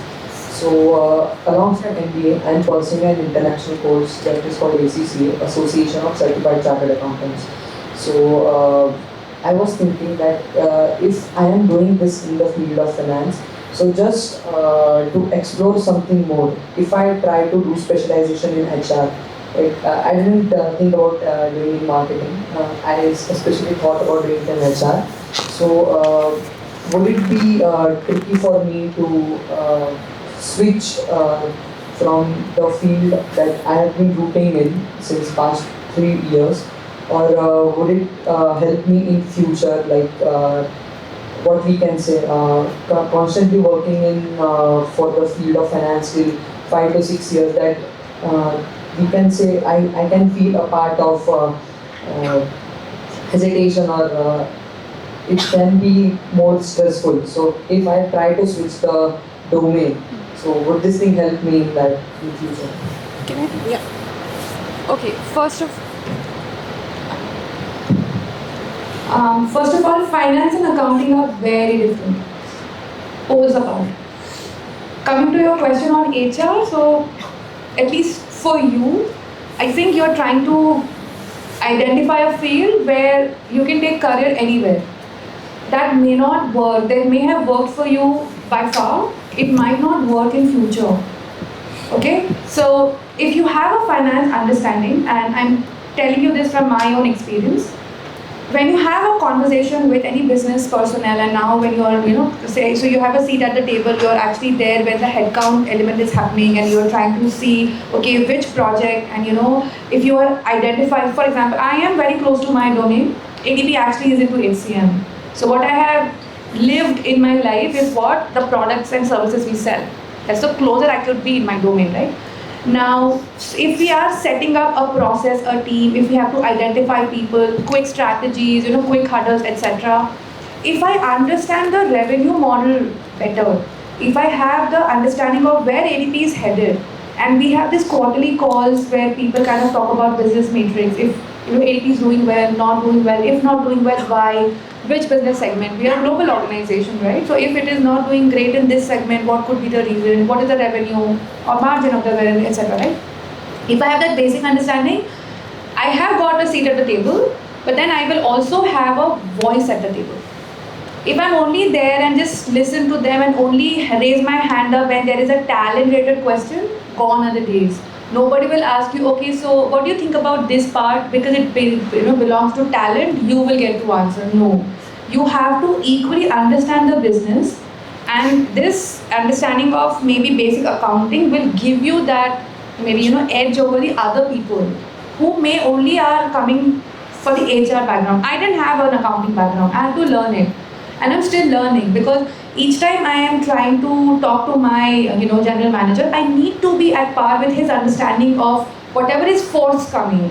What is my perspective about a particular element? And obviously it is either the top line, which is the product line, or bottom line, which is attrition, or how do you manage the elements, how do you retain clients, etc.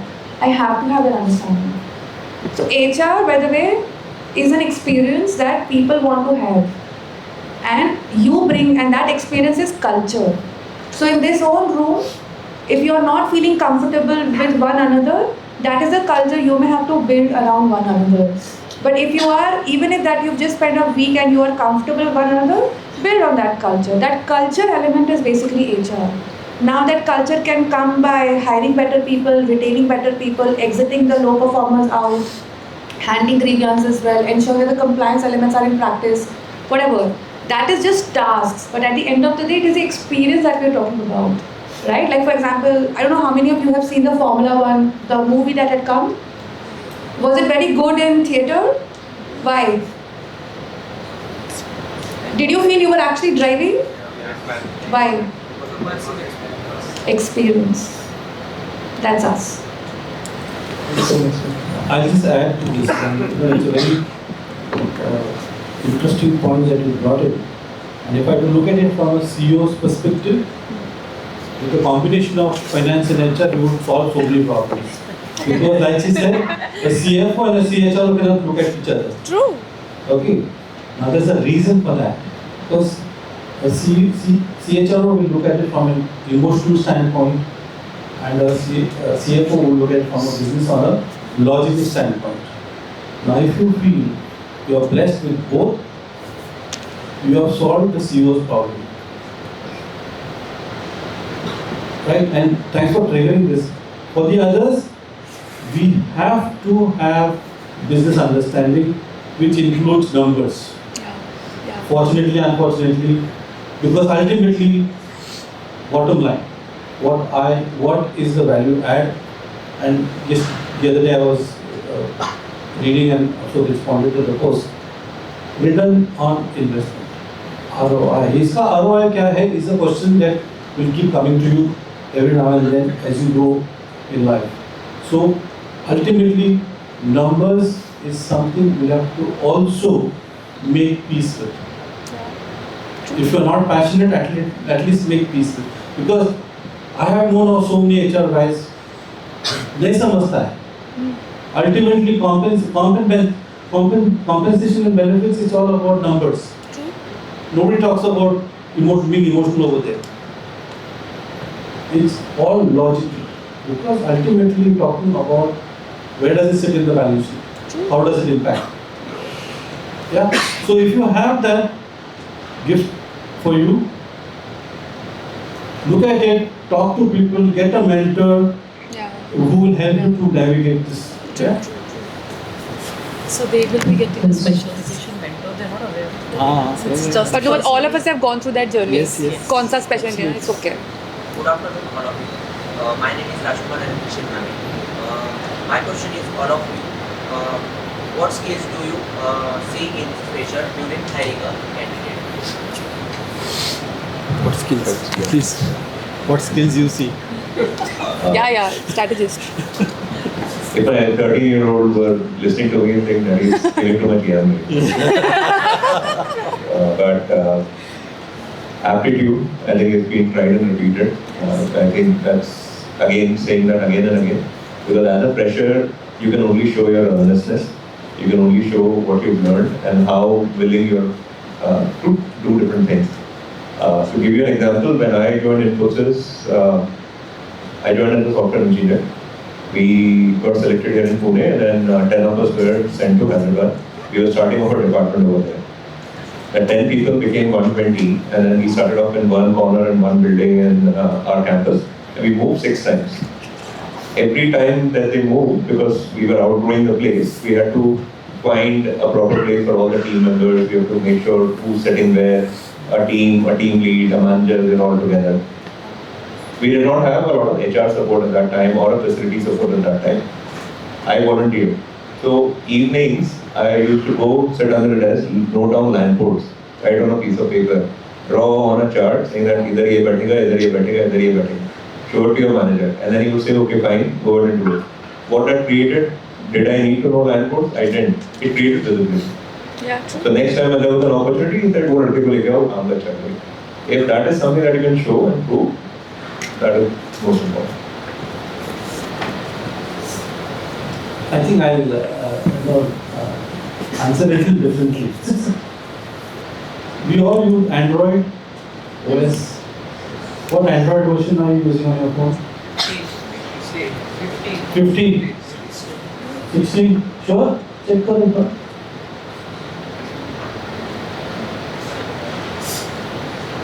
I think it is around 14.1, something like that. Right? So if you were to go and buy a phone, would you go and ask the shopkeeper 13.5 that you're using? Or even 14.1 जो भी चल रहा है? Why? Why? Why wouldn't you ask? Because he wouldn't know the exact. He wouldn't know. He wouldn't know. We have to exactly mention the model we want. Okay. So we have to be specific. But he's a shopkeeper, no? He's going to sell. He will know. So he is selling us the smartphone. Correct. And as per my knowledge, I don't think so. He has to remember the every iOS that or the model or the software it is in the phone. Okay. He has to know this is the model we wanted and I have to show him this model. Okay, whatever model phone you use, but the iOS has to be, the operating system has to be updated. Yes, sir. Right? Yes, sir. Otherwise, what will happen? Huh? Nobody will buy? Sure? Yes, sir. You are saying something? You will be behind the trend. You will be behind the trend. So nobody will buy that phone, right? If the shopkeeper says was 20% discount, will you buy? Sure? Sure, na? The same thing applies to all of us. If you are not the latest and the updated version of ourselves, nobody is going to hire you. So you have to ask yourself and get to that level that how can I upgrade myself to the latest version which is acceptable in the market. Now it's a very broad statement that I'm making, but I think we are all smart, intellectual students who know what is happening in the market, and there are enough people to guide you, help you to understand what is the best or the latest version you can be of yourself. Yeah? Go with the last question, conservation of time. First of all, good afternoon everyone. My name is Naindramesh Dulkar, and my question is, as you all said, we have to be best at what we are doing so that we are acceptable. Now there is a saying, the jack of all trade and master of none, but still better than master of one. But the thing is, sir, that if one is good at many things, but not best at them, and if there is someone who is best at that one thing which is needed in the industry, sir, I am easily replaceable now. Then if I am not up to date, but I know the bit of everything, how can I be best than that one person, and how I can achieve that gratefulness because I know everything but not that skillful. Can I take that? Can I take that? Yeah, go ahead. First of all, life is not a competition. There are enough opportunities for everybody out there. So even if, for example, if anybody would just specialize into data analytics, right now it is a specialized field, and people are actually making huge amount of money just by mining the data, right? Yes, ma'am. All you have to understand is whatever that this jack of all trade, etc. It won't really. These are perhaps proverbs which must have been great in past, no longer now because technology is just fingertip away, right? And I don't have to know a lot of people. If I know, for example, these three people, and say tomorrow I need to design, say, a comp program, and I know that George has, someone who's great at comp, I might just tap on his network. I might not be directly knowing that person. I just would tap on his network. Maybe maybe in case something that I need for, say, rightfully said, posh case, especially for third gender, I might just tap onto her, right? I need not do it myself. For example, I need not make mistake to learn the lesson. I can look at other people and learn the lesson itself, right? That is why we are human and we are evolving over a period of time. So please, one is, even in HR, there are specializations. And until you experience it, you won't even know what your calling is. Please take the mic, someone. Okay, so you won't even know what the calling is. For example, when I was even being interviewed for WNS, I didn't know that panel out there had 3 roles open. One was for talent acquisition, the other was complement, and the third I think was generalist role. I thought the panel is giving me a tough time, asking me, so what is my passion? And I was told that there is only TA role open. So I went full-fledged prepared with TABP. That, I am the best recruiter. No, I don't want other. I just need recruitment. Why? Because I thought, okay, that is the only open position. Had I known better, had I known the better one, I might have had a different choice. But because I just went with that feeling that no, TA ka job hai, TA chahiye, I will give the best interview ever, they will only select me. They actually hired me also. They actually told me after that, actually 3 roles were open. And I felt very bad that day because actually my calling was comp and men. And they were hiring for freshers. Who hire freshers in comp and men? Nobody does. But they were willing to take that experiment, right? So all I'm trying to tell you is when you experience something, right, only then. So please be open for experimentation. I'm hoping you may have a lot of mentee sessions. You may have experiential based learning also. You may have simulations. I'm hoping you will get simulation. Because that will bring you close to your calling. And you may not be best at everything. If you have that dedication, you will find ways to get the output. You might do it, you might tap onto network to get it done. That's a different thing. That is your skill. That attitude needs to be there. Thank you, ma'am. And thanks for bringing this. Just sitting here, I've kind of got an updated version of that. You have to be jack of all and master of 1, 2, 3.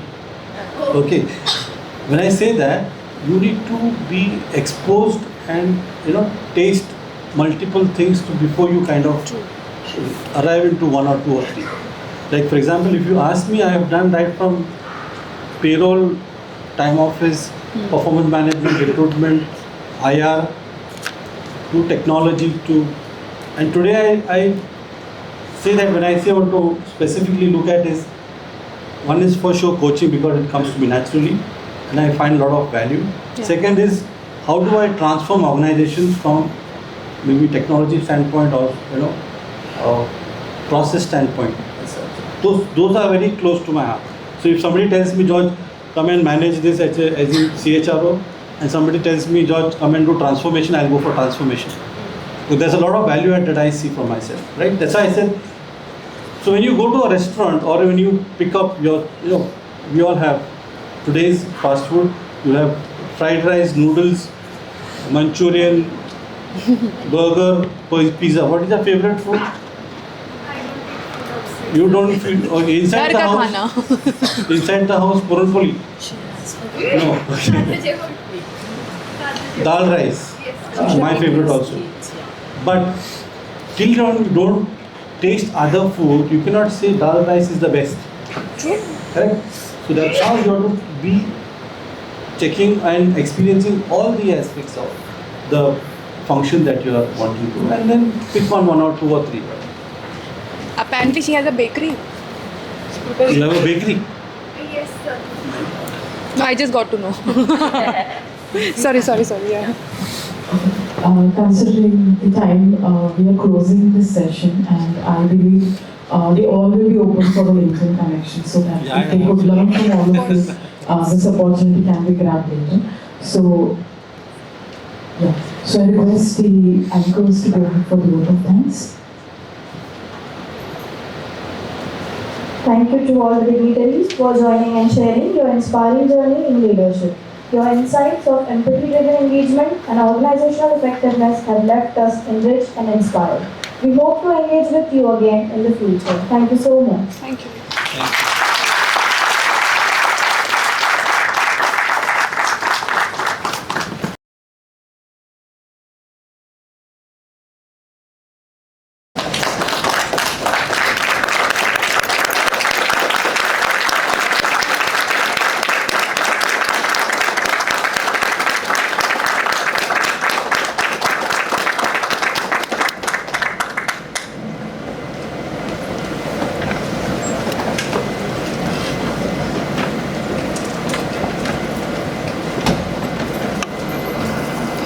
Good afternoon everyone and welcome back. This is Devika Tate welcoming you on all behalf of Dr. D.Y. Patil, Jnana Prasad University School of Business and Strategy. It's my privilege to introduce a remarkable leader and global finance expert, Mr. Shamit P. Singh, Executive Director and Global Processor Owner at Nelson IQ.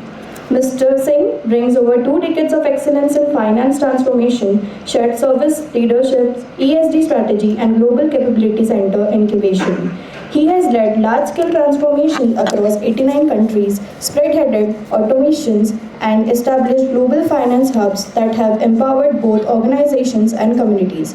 He has served in leadership roles across renowned companies such as Unimini, Expert Trading Groups, Teleperformance, and HSBC, and is widely recognized as tough leader, LinkedIn Top Voice, and a recipient of the 40 Under 40 CA Business Leader, awarded by ICAI and CNBC. Mr. Singh has created over 1,200 plus jobs, scaled high performance teams, and continues to shape the future of finance through innovation, governance, and sustainable practices. His work reflects a rare blend of strategic vision and operational excellence, and he is deeply passionate about inclusive growth, rural education, and financial literacy. We are truly honored to welcome a leader of such caliber who continues to inspire not just business but individuals across the globe. May I now request Dr. Sheetal ma'am to kindly felicitate Shami sir.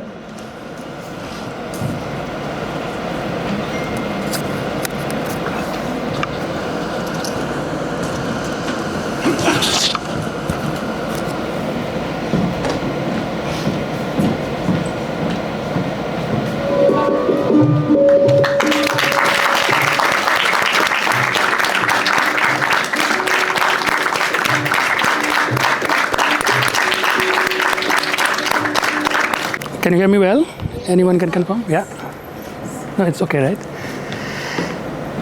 Good afternoon, everyone. Post-lunch session, so hope I'll keep you awake. I'll not bore you much. Yeah? All right, so very quick question. Everybody should have an answer for this, so maybe raising the hand should be easy. What do you feel by your experience?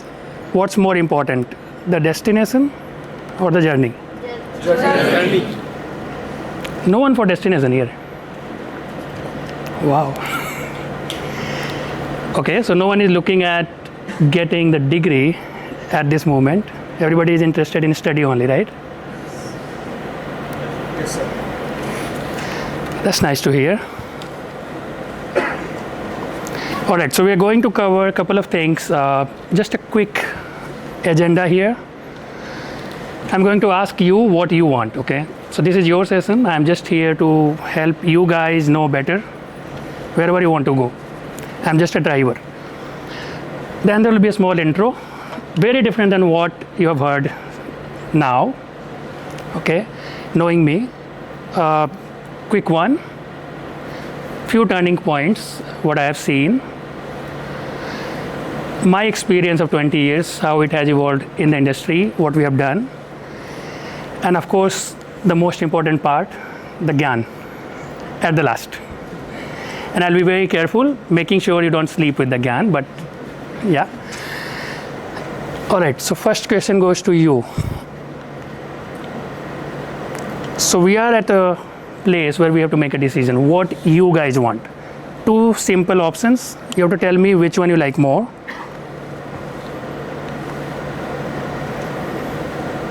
How many are in for this? I know it's post lunch, so understand, very few. What about this? Same people.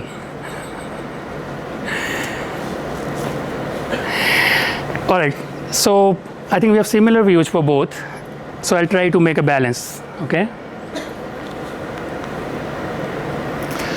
Now you've heard about me, what I do today, what I have done so far, but that's only 10% of who I am, okay?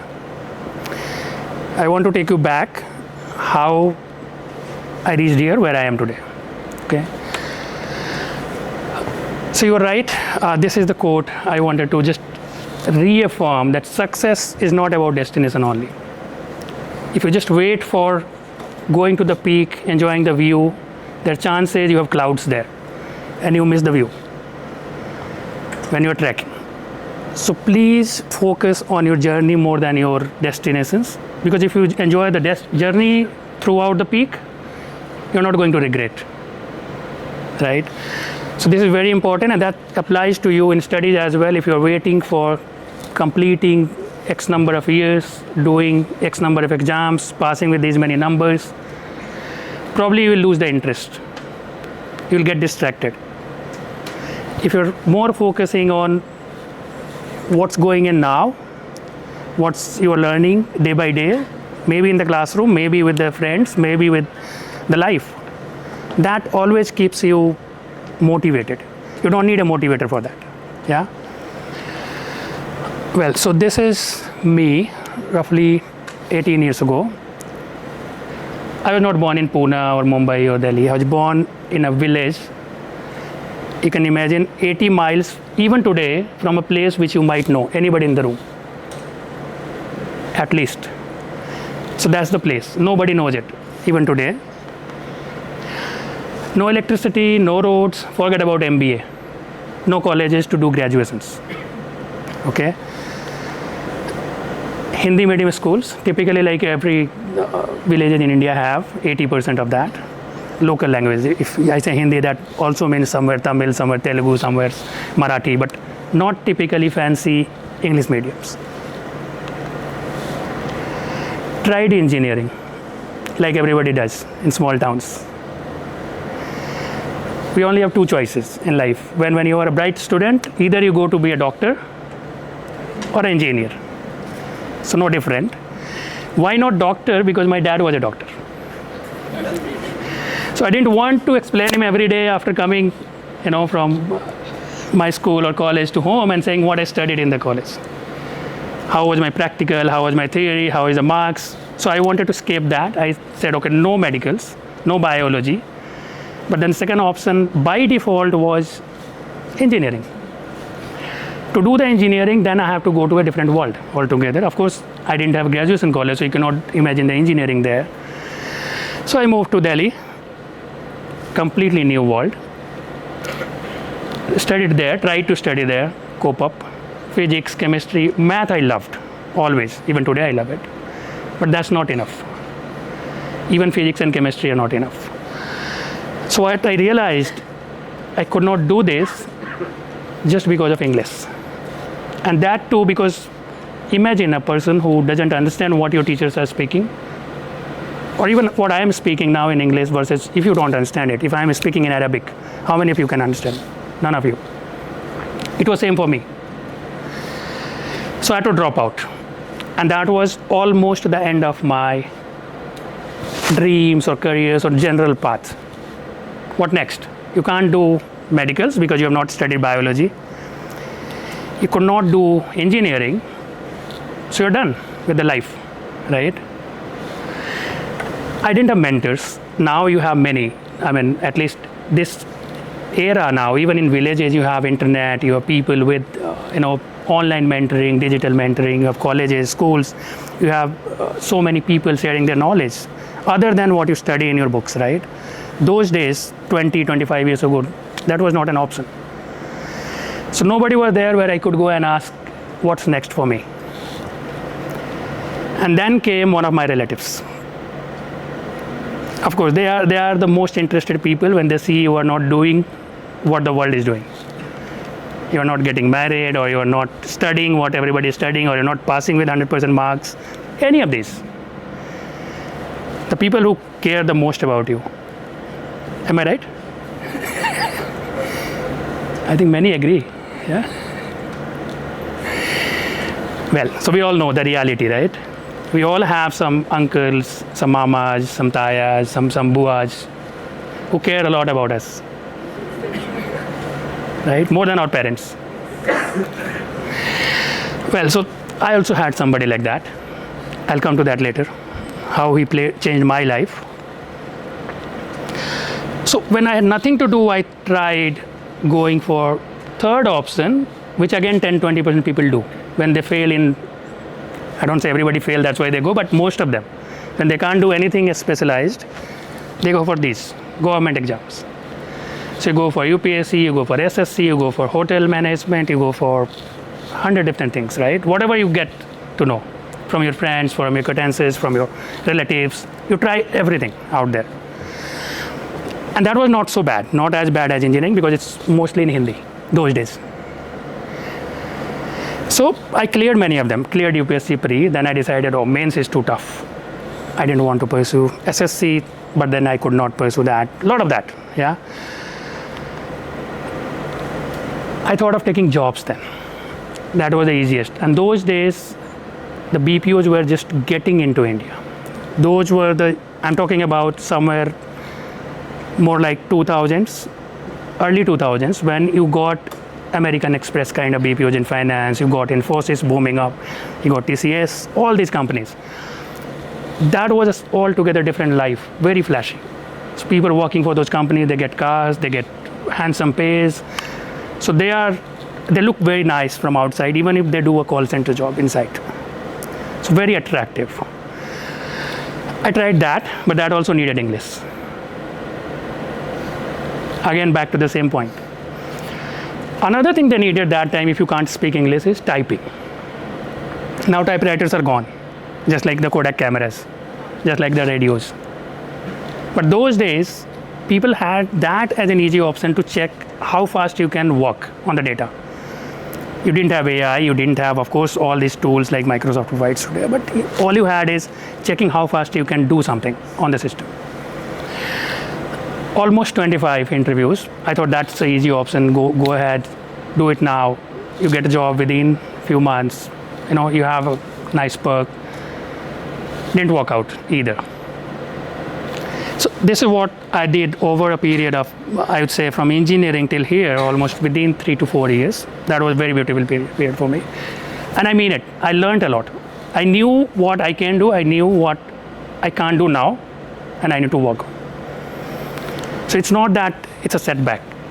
That's the best learning of my life, which nobody has taught me in schools, nobody has taught me in colleges, nobody has told me, none of my relatives came and told me, to be honest. Yeah. So now we are talking about some positive things. Yeah. Now I come back to the relative. So that relative has a dream of doing CA. He tried and he could not.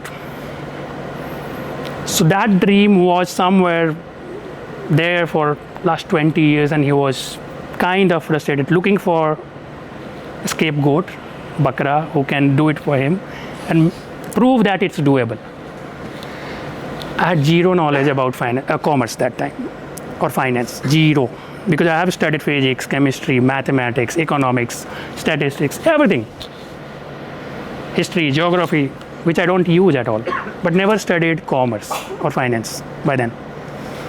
So for me, it was just like another option.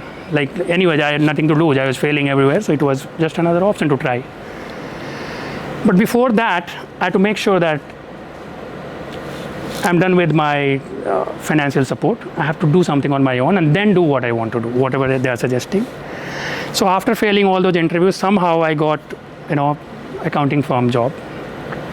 And that is the turning point where it has changed everything. So that relative was telling me every day, why don't you do this? Why don't you do this? Of course, I had my own party to battle with them. My parents, I said, no, I don't understand this.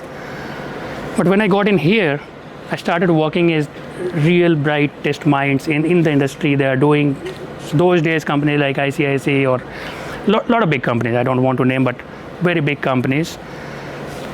Use mic. You can't hear? Okay. Is this better? Thank you. So those days, so till then I had theoretical background, right? More like you should do this, you should do that, but no facts, no perspective. That is when I have seen these guys really working on the ground. And that was a turning point for me, because that's when I got really motivated.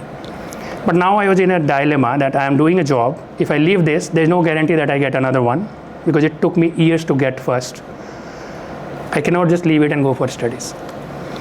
So then I thought of doing something along with it. So I started CA, knowing that I don't have time for it.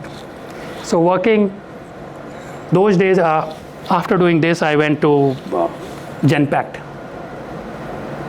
And I love those days. I still remember those days. I still remember the first job, the second job, the third job.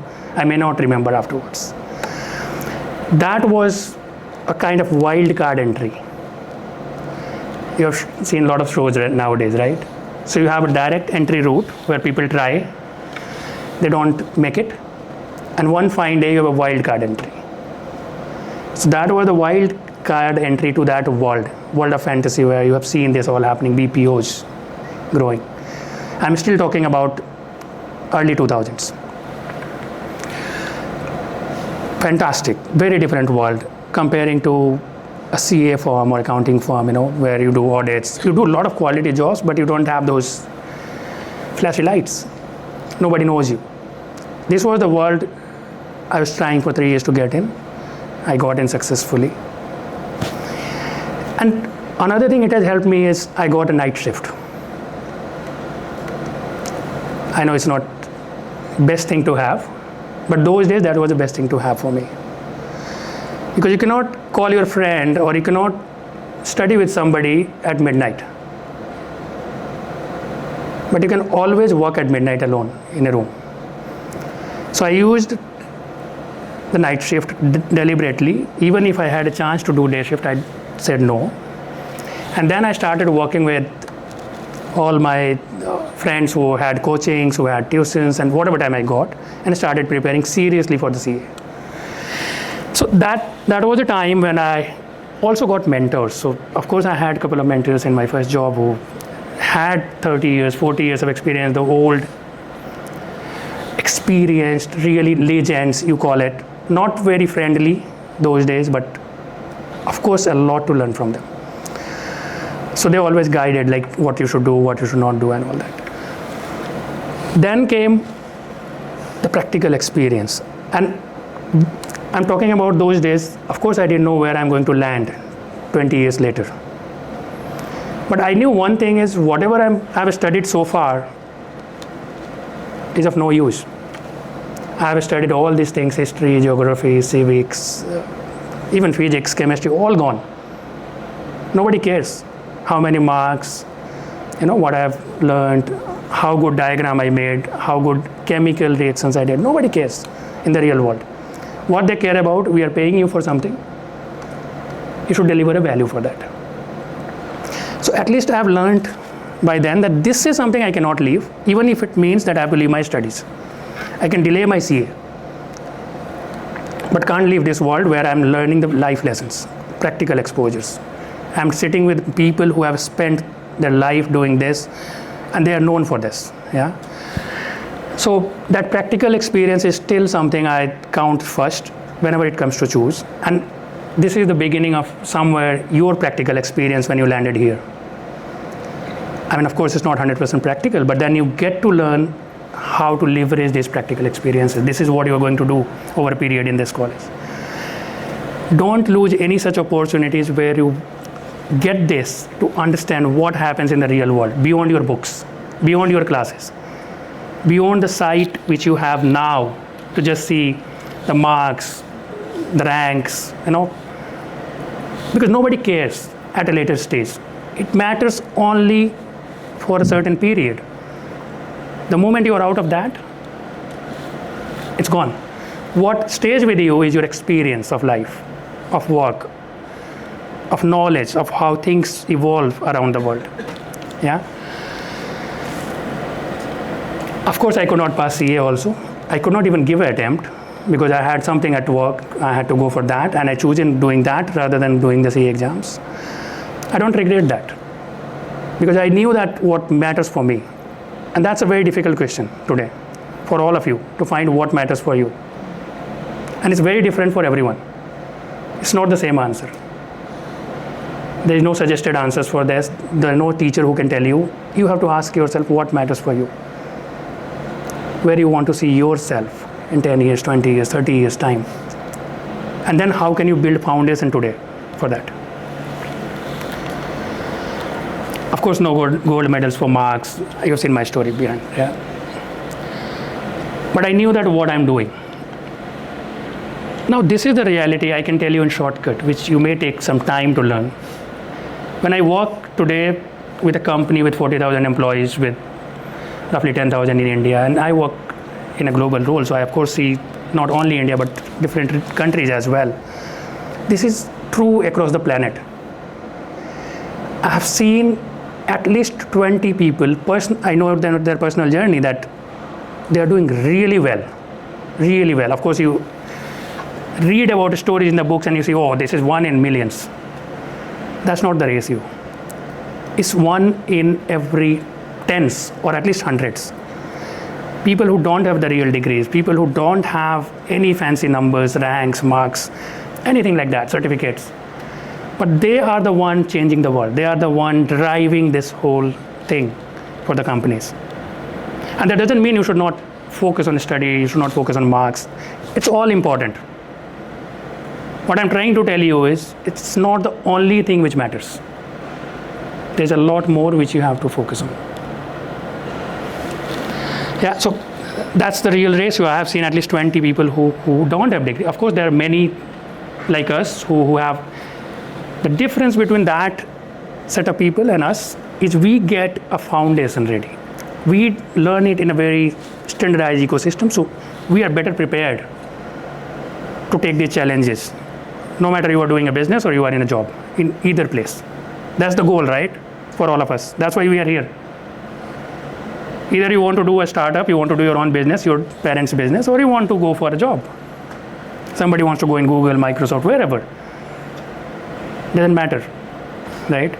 So you are getting a foundation ready because you are, over this period, sitting with people, with a group of bright minds here who have made efforts to be here. So you have this ecosystem to make you better prepared. But that doesn't mean that this is the only thing or it's any guarantee for you. In short. Yeah, and that's what the header says. This degree or any degree can open you doors. It can give you entry. If you think this is the only thing gives you success, no, sorry, you are wrong. Well, so now I'll be specific on certain experiences. My personal, again, I'm summing up my personal story. So we go back to the GAN, corporate GAN specifically. I try to mix a bit. So again, this is the same thing which you studied on the last slide, but degree is definitely a catalyst, if it's not everything. So I'm again going back to the word, you should be balanced. You should not be ignoring the degrees, but you should not be only focusing on degrees. Because when you have degrees, you get a catalyst impact. You get things much faster than you could do without having this knowledge or degree. People acknowledge your presence in the room. You secure your chair in the room. But which chair you are entitled to, that's not decided by degree. That's decided by your experience and the value you bring to the table. Right? In every meeting, you see 20 people, right? Let's say a board meeting happening. You get a pass. If you have a nice MBA, if you've done that, you get hired easily. That doesn't make you CEO or CFO of a company. That doesn't make you a chairman of the company. That doesn't make you any responsible authority of the company driving in a pilot seat. Right? Second thing I always say, compete with yourself. Look at yourself when you were in schools, when you were elementary studies, how good you are, what you loved, what you didn't love, versus where you are today. Everybody has a journey, everybody has a graph, everybody has a growth path. You can see it easily, especially in India. You don't get it ups and downs every time. Some people have it, not everyone.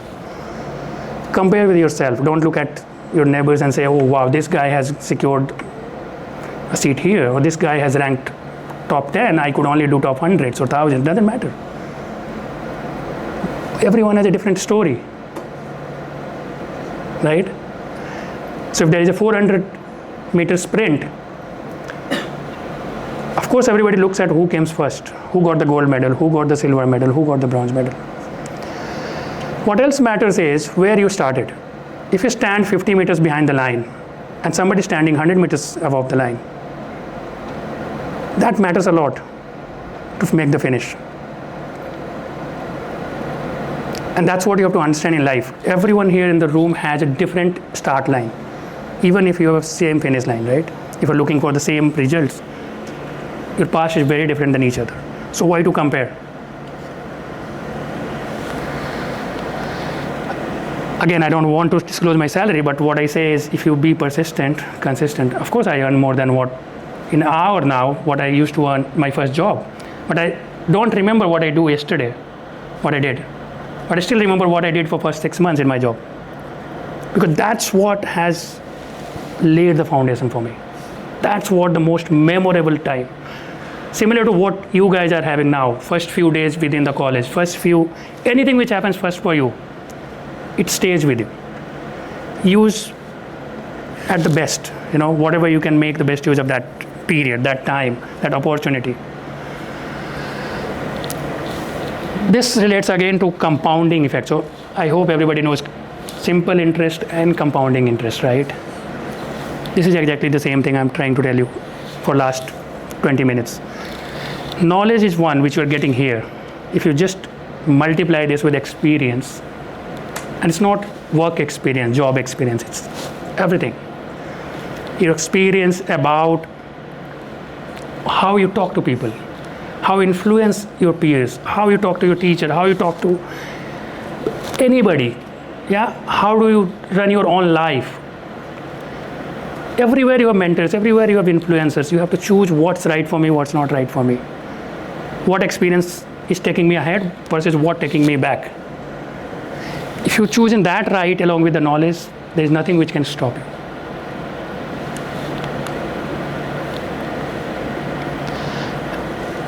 Again, this is not normal in what we study, getting failed, but what I studied is very normal, especially in CS.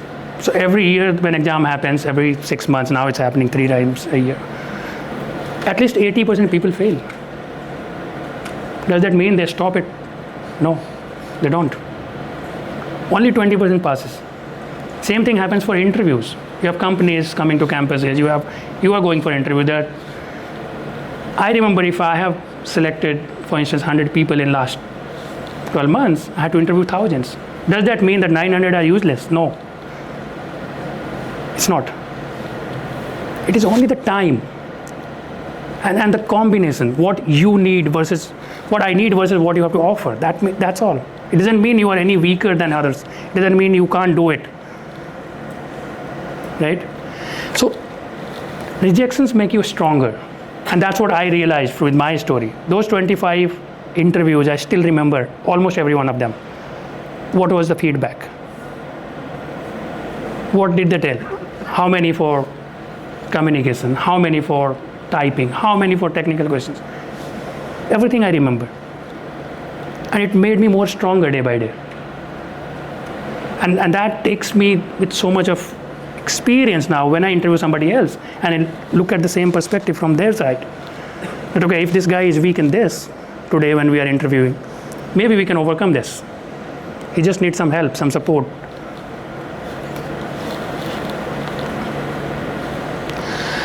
All right, so this is all about myself. Now switching the gears, moving to the corporates. And now I stop speaking, I go back to you guys. I have seen some faces getting into sleep mode. It's okay, after lunch. What do you think? What matters the most to be successful in a corporate? So skills.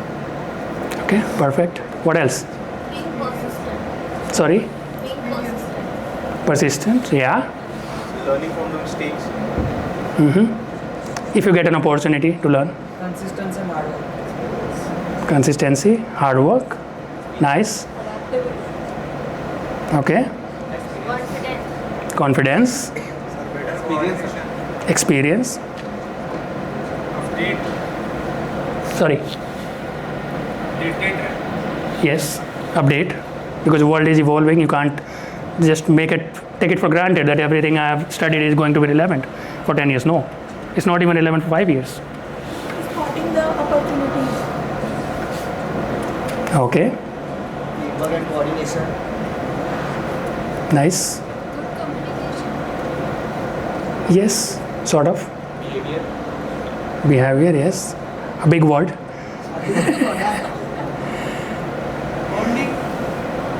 Bonding. Well, so we stop it here.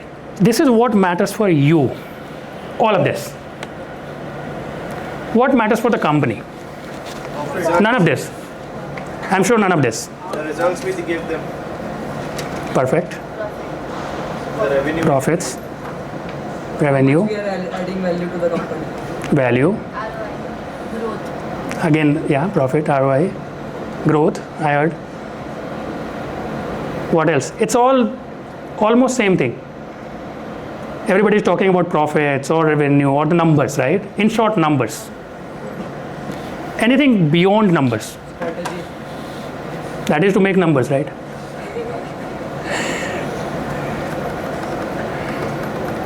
Anything more you can think of. And it's right. I mean, I don't expect you to know everything. You have not been in that place. So I'm just trying to see your imaginary skills. How much you can think of that other side, which is going to be reality for all of you, right? In few months or years. So, profit, I count it. It's first in my list as well. What's next? Any guesses? Tolerance. Sorry? Tolerance. Okay. Company's goodwill. Goodwill, yes. People. That was the word I was looking for. Because if you only look at the profit, it's not coming from the roof, right? Who makes the profit? Employees. People. Right? So if you don't look at people, you can't make profit. Very simple. So that's exactly the second word. Bang on. What is third? Whose performance? That's in people, right? So either company's performance, that is in profit. Employees' performance is in people. Growth in numbers or anything else? If it's numbers, it's coming there. If it's people growth, it's coming here. What else? Growth of company. Sorry? Growth of company. Expansion. Okay. Okay, so volume you are saying. Okay. Somewhere again adding up to the profit. So machines. Machines, yes, in manufacturing. But not every company is manufacturing. There are only 20%. Most of the companies, at least in Pune, 80% of them don't have machines, except automobile. But very nice answer. I'm not saying any of this is wrong. And we are very close to what I'm expecting. This is the best you guys can have. Promotion. Promotion, collection, sorry? Connections, okay. Okay, so we are very much around these two topics at this moment. Let me get the third one for you. What about this? We understand? There is a process for everything in life. For you to be here, sitting in this room, there was a process. If you could not make it, right? That's what matters for the company as well. Process could be anything. It could be around doing something with running the machines in manufacturing. It could be around making any products. It could be anything about delivering, about sales, about marketing, about anything. But it doesn't just run ad hoc. It doesn't run on its own. It's a group of people. If there are 1,000 people in this room, I'm taking a very small example, and we leave them on their own to make wonders and get this company the numbers what we expected. Will it happen? It won't. For that, you need to have a process. You need to define their roles. You need to tell them what you are expecting. You need to tell them what's exactly they need to follow. Then they go to that result where you expect them to be, right? And that's, of course, practical. That's you can't learn here. That's why I'm not very much expecting either. But that's what you can always look at ecosystem around you. There's always a process. Only difference is it's a different process. You still learn 40% of the processes here. If you are going to finance, I don't know how many of these people, how many of you are in HR, how many of you are in finance, how many of you are where, but you will study a lot about those processes in the books, and you are going to write answers in the exams. Are they only the theoretical things? What you have studied, like history or geography? No. That's what you are going to use when you get a practical process to marry with and see, wow, I have studied this. Now it's time to do the practicals, and this is how I can contribute to this process. What's next? This was something I was expecting to come in the feedbacks. What's there in tech?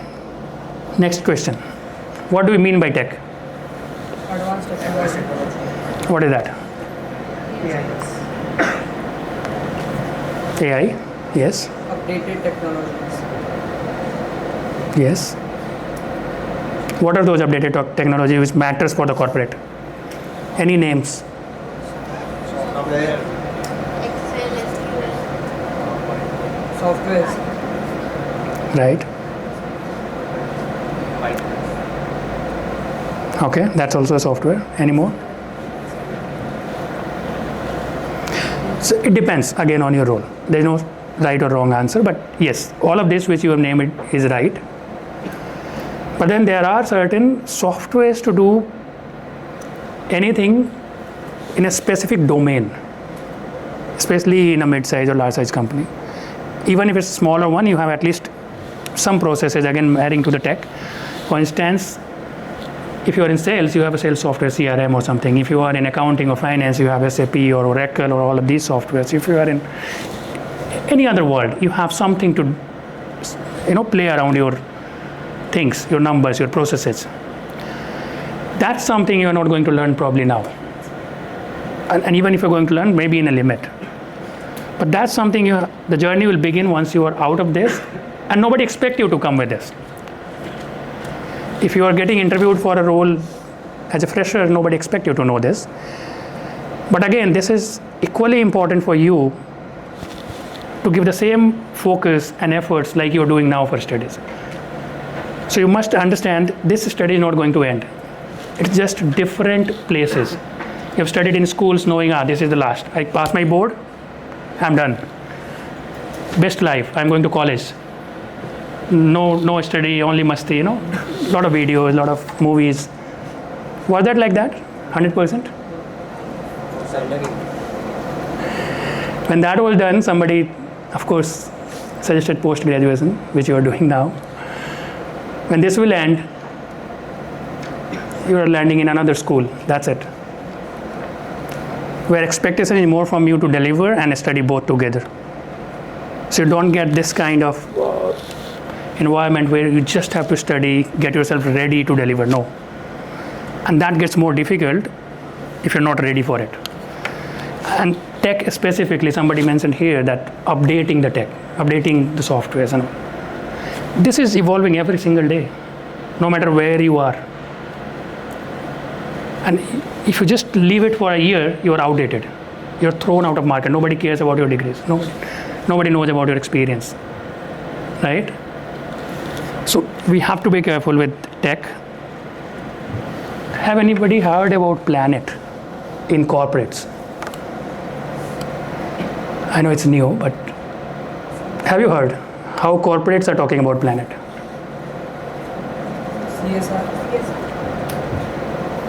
CSR is one, yes.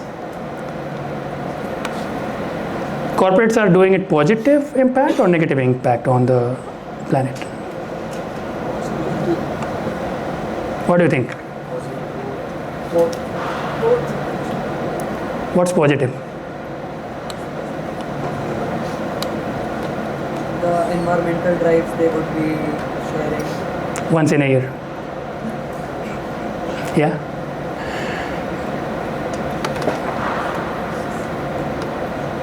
Come on, think. There are things.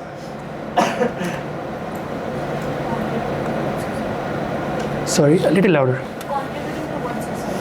Yes. That is CSR you are referring to, right? Okay.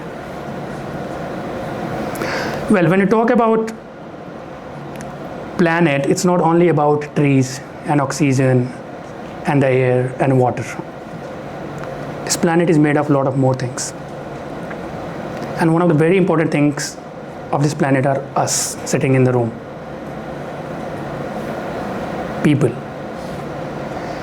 So when we look from a raw angle, we see, corporates are polluting. You have so many factories in Pune, waters are dirty, you have so many water getting consumed, you have airs getting polluted. At the same time, you are getting a lot of jobs generated. If there are no corporates, you don't have a job. If you don't have a job, that's what brings us here. So now, the governments across the world are very active on this. They are trying to make it more standardized, more sustainable, and there is a major focus, at least in last 10 years, on the planet. So where we see the negative impacts like carbon footprints, we look at the air pollutions, we look at the water pollutions, we look at hunger, all of this. There are now standards. Go and Google it after the session.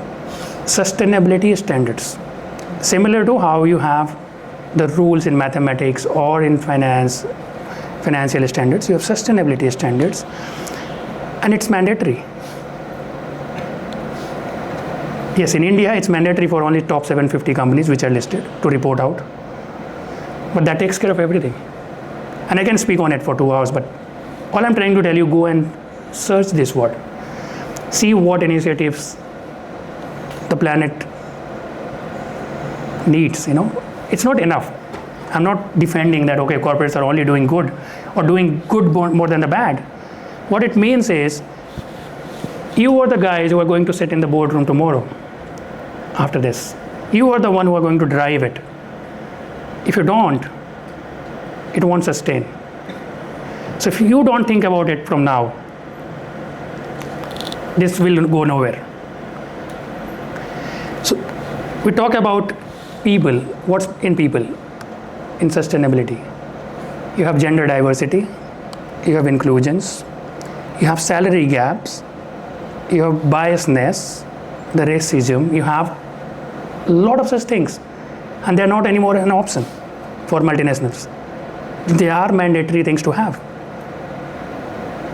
globally. Yeah, so I'm not going to spend a lot of time here, but I want all of you to just go back, search these words, planet, initiatives, or sustainability, or search for ESG, which is E stand for environments, S for the social, which is people, and the G for governance. Yeah. Now enough of corporate. The last leg. Life. What matters in your life? And that is what you guys were talking when I asked about corporate. So all of those words. Yes. Discipline. Yes. Money. Money. Yeah. Happiness. Happiness. What matters in you, which also matters for the company or corporate? Ethics. Ethics. Goal oriented. Upgraded knowledge. Okay. What else? Stability. Stability. Yes. Trust. Trust. Discipline. Yeah. Upgraded knowledge. Yes. Anything more? Any skills which you don't learn in schools or colleges, which you think could be crucial, other than tech, which we spoke? Be kind. Okay. Practical experience. Is this important? Mindset? All right. So this goes back to the story. Your starting point is important for you, but it doesn't limit you. It doesn't define where you need to be. You can always have lack of skills, lack of knowledge, lack of things which company needs. What matters is building those skills, having the mindset to keep doing it, keep adding it, right? Again, this I don't need to speak again. This we already spoke. Coming back to skills. Anybody has heard of this? What it means? One small example, yeah. Thinking about all the possibilities that could go right or wrong. Yes. Out of the box thinking. Yes. Doing SWOT analysis. Okay. So this is something you can't study in books. This is again something to learn how to approach a problem. And that gets more important when you have AI, when you have new tech, when things are evolving every day. What you are studying is getting more irrelevant, no matter how much you study. This is one thing which stays with you. And that's not coming in a day. That's something you have to train your brain. How to approach a problem, how to solve a problem, how to think critically beyond a traditional way what you have studied or somebody has told you to do or follow a process, right? And it can be applied in everything. It's not limited to corporate. You can apply it in your daily life. The way you do things, the way you think, the way you talk, everything, right? This seems similar to what we spoke. It's not. This is about, we have two type of people on the planet. One who sees a problem, say, wow, we have so many problems, I can solve it, I quit, enough. I don't have answers. I need somebody to answer it for me. I need help. Right? And it's all within us. Both these personalities live within us. It's only about getting one bigger and other smaller. Second type of person says, oh, exciting. We have a problem now. Let me try my best to find a solution for this. Before I go to anybody else. Before I put it on a paper, I say, oh, I can't do it. Or I seek help, I press SOS. That's again another mental skill which you have to build to sustain. Trying your options before raising your hands. Correct? Accountability. What's this mean? Of course, we know dictionary meaning, but what it means in the life.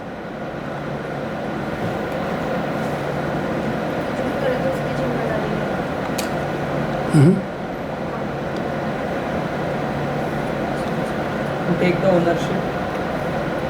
Yeah, it's synonyms.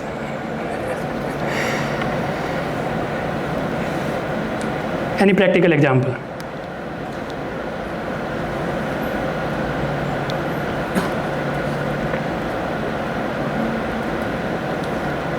What's your accountability today? Sorry?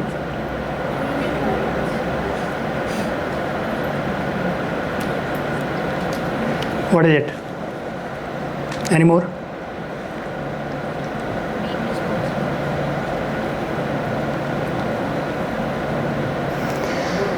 It's a very wide term, okay? So again, this is combined with above two, and that makes you more accountable for things when you know that this is not your job, right? You're walking on the road, you've seen somebody has slipped, fallen. Nobody is asking you to help him.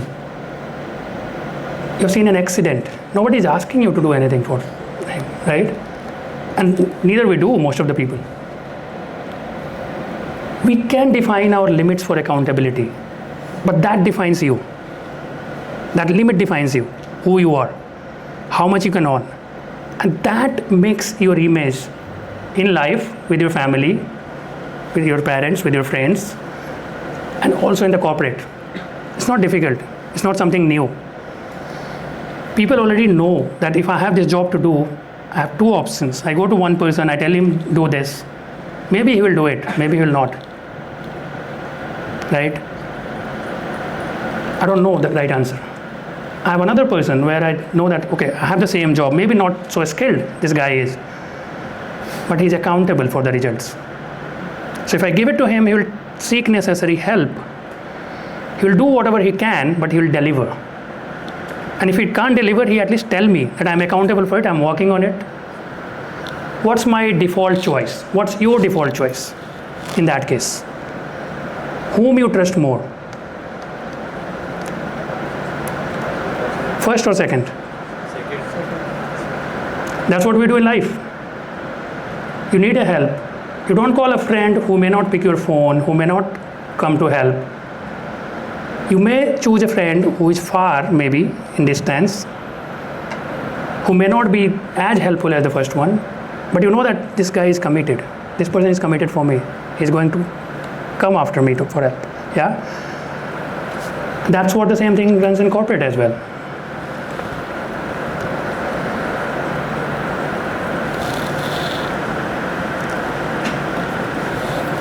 This is the last thing, and in skills specifically, value. We all know value. So you have always a choice of do something which somebody has asked you to do, keep doing it, versus take a pause, think about it, and see what value I'm adding to it. Am I just doing what a person told me to do, what people had been doing for 10 years, 5 years? Or I'm looking at the holistic view. I'm looking at where it has a value. And if it doesn't have a value, what is the best way to add value? People who create value are the most growing people in the organizations anywhere. Because nobody wants a robot. That's the difference between a robot and human today. Robot does what you ask robot to do. ChatGPT does what you ask ChatGPT to do. That's not the same thing with human. And it's positive and negative both. It's us who can add value, who can think beyond. And that's one skill which will be needed even if everything is run by AI, which is not going to get obsolete.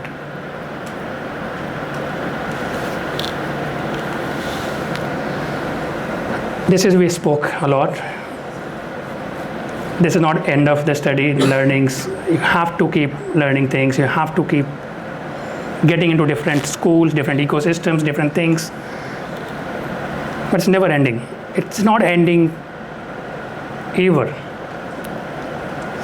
I need to learn a lot of things. I need to study a lot of things. I cannot just say, oh, now I don't need to. And same happens to everyone you take. That's it. Thank you. I took 3 minutes more. Sorry for that. Few closing messages. So stay curious. Keep asking questions. Keep thinking. Don't settle down. But stay committed as well. Whatever you're doing to. And your story should be bigger than your struggle. That's all. Thank you.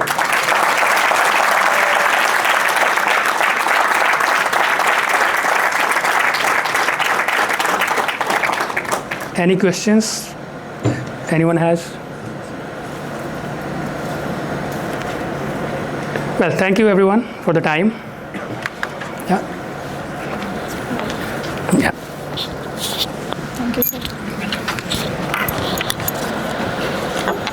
Thank you, sir, for gracing us with presence and powerful insights. Your inspiring journey has not only motivated us, but also elevated the spirit this entire program. Thank you so much, sir.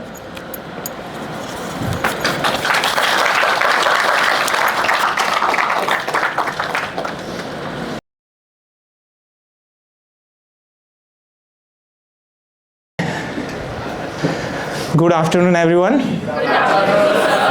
Awesome. Let me ask you one question.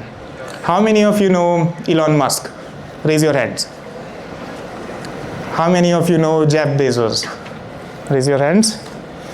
Awesome, very learning crowd. Just so that you know, I didn't ask those questions to test your knowledge, but I just wanted to make sure that you move around a little bit. Post-lunch sessions are always, like this only. So I wanted to shake off your energy a little bit. Now that I have your attention, we can talk, right? So my name is Lai. I am an associate partner with ZS. There was an amazing introduction that was given to me. Please give it to me as well after that, so I can pass it on to my next sessions.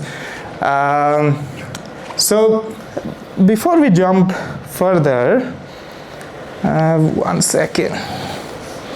There are some ground rules that we should set, okay? So all of you, please participate actively, because let the frogs hibernate. We are not frogs, we are humans. So we should talk, speak. And again, you guys are starting your career as an MBA graduates, hopefully the leader of future. So we need to speak. Second, don't judge anyone. Let the Supreme Court take care of it. Because no questions are stupid questions, by the way. Who knows, once a question asked can actually help everyone else, right? Smile more, right? It's free. We should keep smiling, right? And lastly, be honest and talk openly, because that's what leaders do. All of you are set on this ground rules? Yes, sir. Perfect. Great. So let me start with some of my journey, okay? So I come from very small town in Gujarat, Dabhoi. Then I did some of my schooling in Vadodara and then did my engineering from Nirma University. I also did I think I'll let you decide if I have done MBA or not. If I am an alum of MDI Gurgaon or not, I'll reveal that story. But this is my first party picture when I joined my first company, right? And I am sure all of you will always remember first. Probably first crush, first car, first house, everything. What? What did you say? First love. Same, of course, right? So that's the first party. I still remember, jacked up. It was in JW Marriott, and I was like, wow, finally the journey has started. In the personal side of the world, I also wanted to say that, I kind of like exploring stuff quite a bit. I'm a non-adventurous guy who has done almost everything which is adventurous. I have done bungee jumping, skydiving, name whatever sport you want to take, name it. The reason, do you guys know? Because of my wife. She is very adventurous and she always makes sure that I need to do all this adventurous stuff. But yeah, just jokes aside, this is what I do generally when I'm not work. I'm a lot into the sports as well as exploring different places. And lastly, this is my picture with the person. Do you guys, anyone recognizes who is the person? John T. Rhodes, correct. So he is the South African cricketer, very famous for fielding. I think a lot of you are very young, but my generation used to actually worship him for the fielding revolution that he made. So it's from one of the recent visits to Chennai. Somewhere there was a Mumbai Indians team coming up and he was a coach of Mumbai Indians. So somehow I got a chance to showcase my fanboy moment, right? So this is me generally doing some random stuff here and there. And I'm sure a lot of you will continue to do so even after your MBA journey starts. Now let's talk about the professional side of the things for which I am called here primarily. What do you guys make out of this? Anyone wants to guess?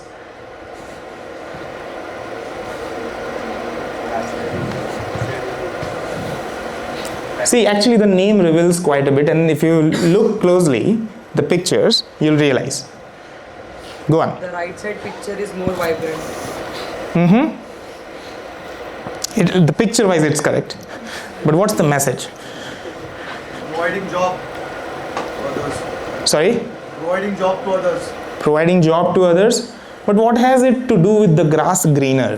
We always think that the grass is greener on the other side. Agreed. And what is in context of right now? That is not always. That's also true.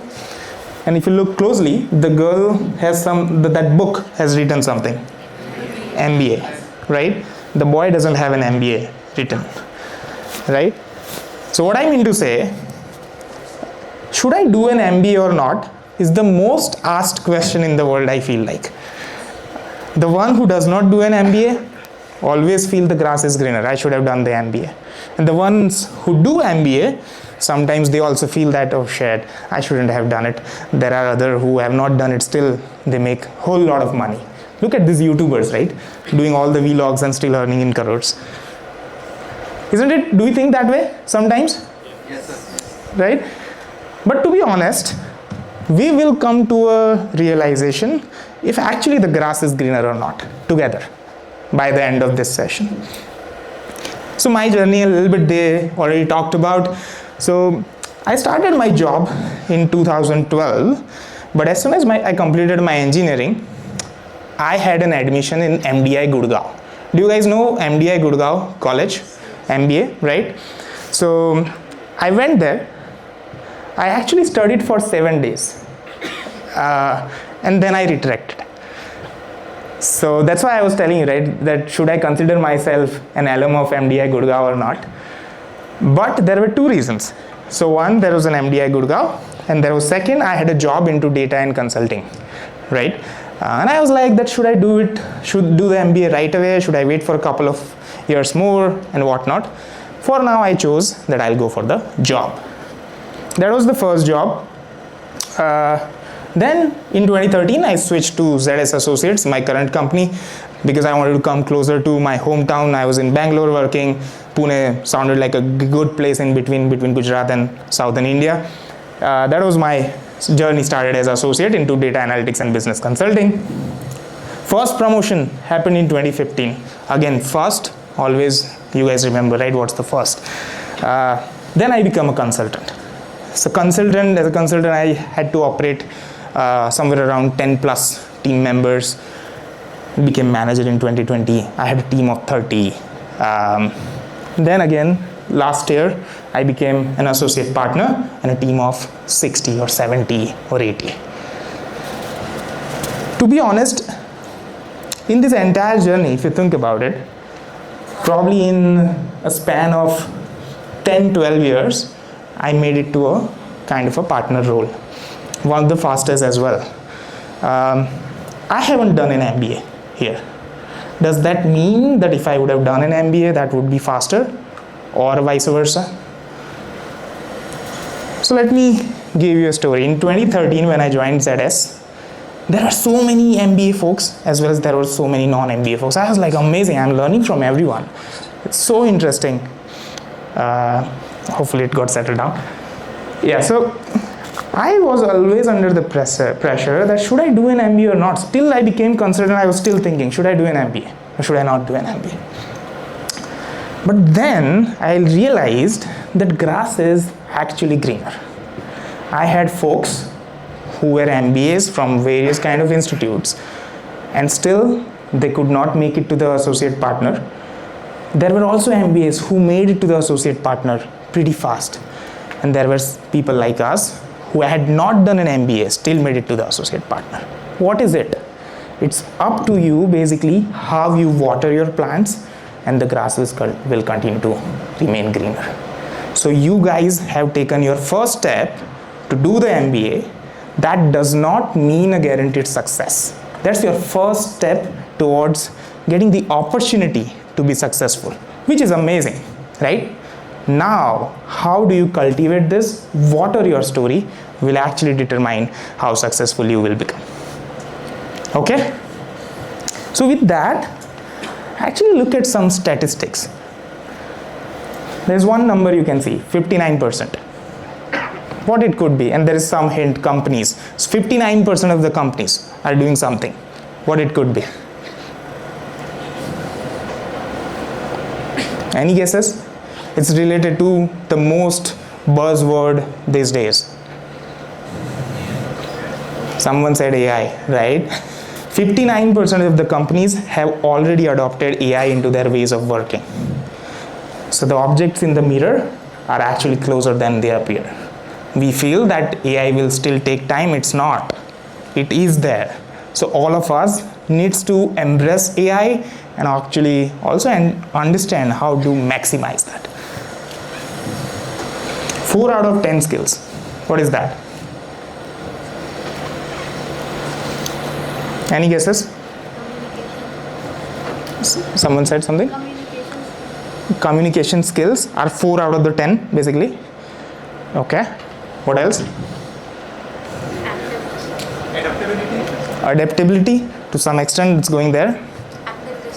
Sorry? Active listener. Active listeners. Okay. Focus. Problem solving. Critical thinking. I think all of you are getting it, but not quite what the number here means. 4 out of the 10 skills are going to get extinct every year because of the Gen AI. The things that helped me become associate to associate consultant or consultant to manager or associate partner, do you feel it's the same set of skills? No, right? It's a different skills that you need to actually upskill on. And now with the advent of AI, every year there's just drastic change. So this is the stats that 4 out of the 10 skills that we feel are the most important right now will cease to be existing. 90% of the MBAs, what is it?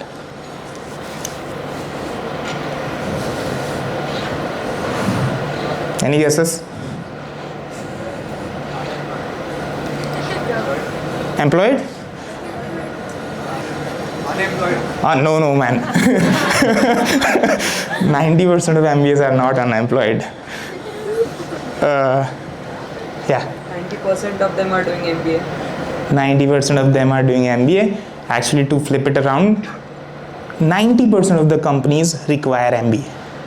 So MBA is still one of the most important sought after skills that the companies are looking for. Okay? So you guys have taken a first step, which is important, right? You are relevant.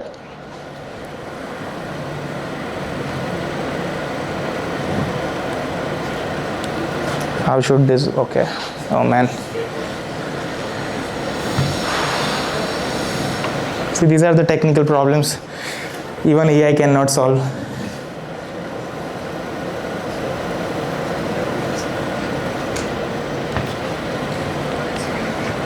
Is there someone who can help? So there was a fourth number, we can still talk on that. 19% of skills, the fourth, what it could be? 19-20%. Remains the same. So remains? Remains the same in us. Louder a little bit, sorry. Sir, remains same in us. Same in us, is it? The required by everyone. Common skills that are Required by everyone. To some extent, that's true. What else? Interpersonal skills. Interpersonal skills, you are going into the right direction. Anyone else? It's not interpersonal skills, a little bit different skills. What is it?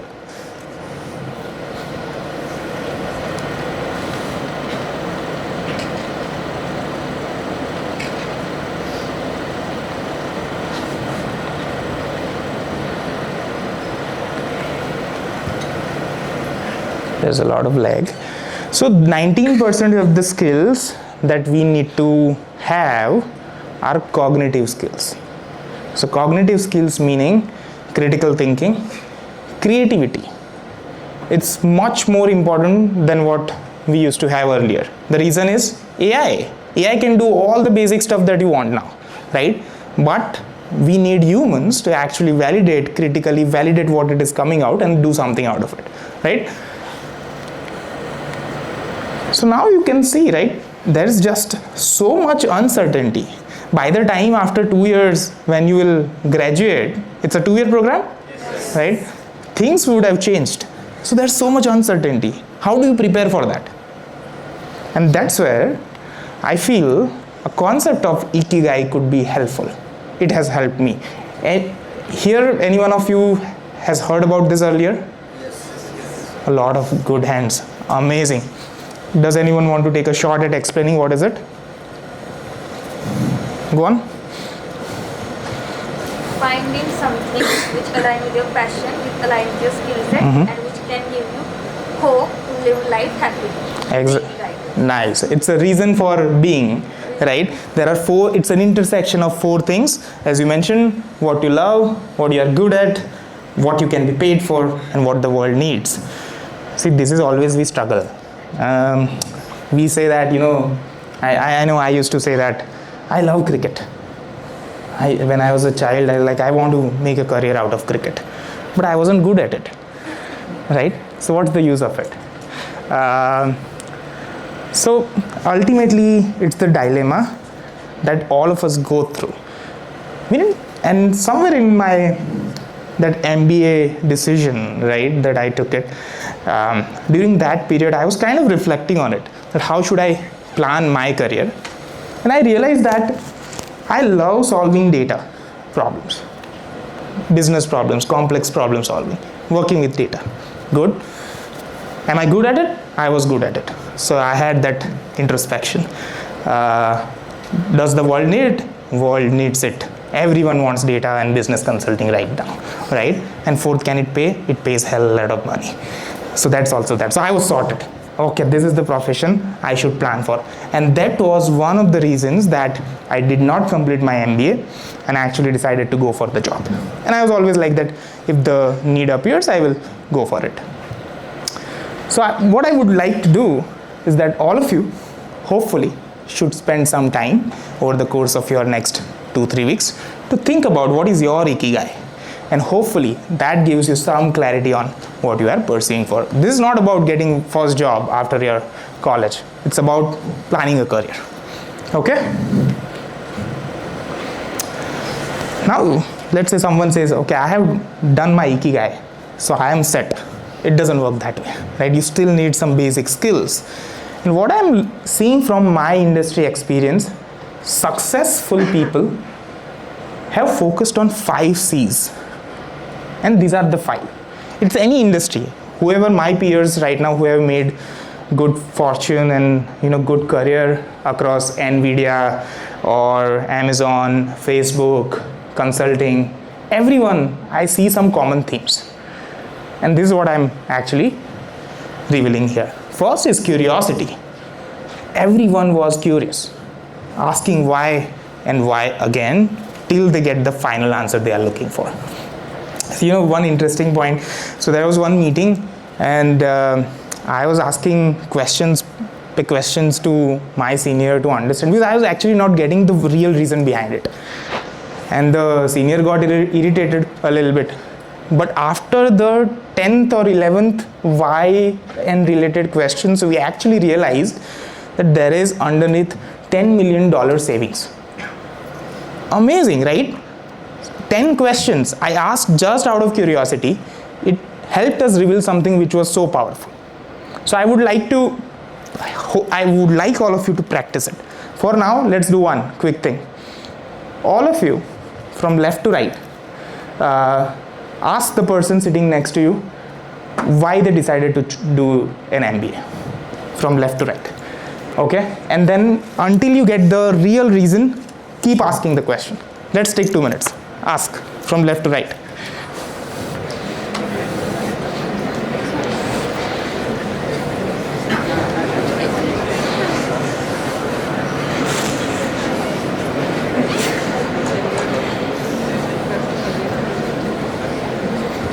Don't let it go until you get the good answer.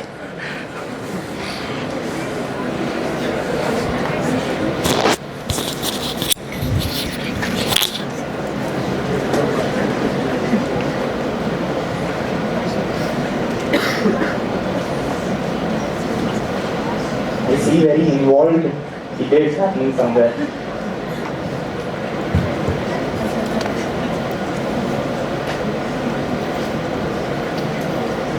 Okay, good.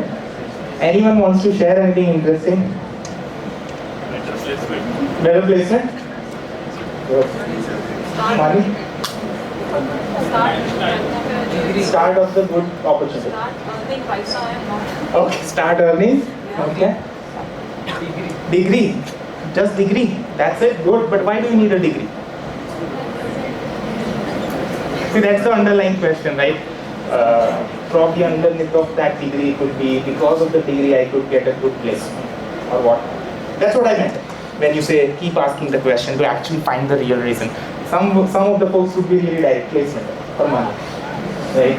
I can in fact still ask the questions, why money? Don't you have some money from fathers or grandparents? You don't know. You can go into the different kinds of discussions. So for learning marketing for family business. Good. Amazing. So there are some interesting examples also. Very nice. Okay, so you guys got the gist.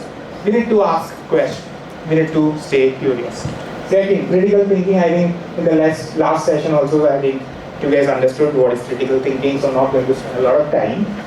But there is a good phrase. Separate signal from noise.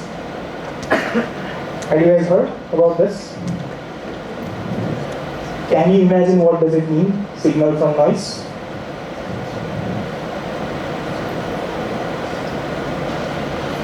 So you guys know this, you want to say? Think out of the box. Think out of the box? Not exactly. There is a noise and there's a signal.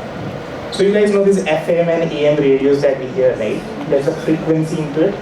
If you actually look at it, there's a lot of noise when the waves travel.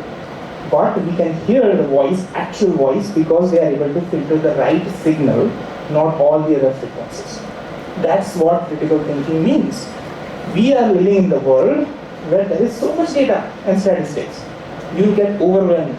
But as we need to apply our critical thinking to make sure these are the numbers or these are the things that actually mean the rest of the stuff is noise. And then make the business sense out of it. So that's the critical thinking. Communication. Story driven specs. So let me tell you, there's a one headline. Mahindra's electric car XEV90 sold 30,000 units at the launch. Okay, so that's one headline. There's a second headline. Within just 1 hour of booking, Mahindra's XEV90 secured 30,000 bookings, ensuring 20 million revenue for Mahindra. Which one makes more sense? Second one, right? That's the story. The number doesn't matter. Within first hour, wow, just 1 hour, $20 million revenues. Wow, that's a huge impact. Think from the story, because this is the most important aspect of your career, I'll tell you. As you will grow in your career path, at leadership level, you need to know how to convey in a story form. Okay? Collaboration. No lone wolf. Gone are the days where we used to have a single superhero in the Bollywood movies. Right now, Bollywood and South both are combined. Even what we have Hrithik Roshan and Junior NTR coming, right? Everywhere that's the two hero movies right now. Why? Yeah, what, right? The reason is because right now they have realized the impact could be massive if you bring the collaboration across the board.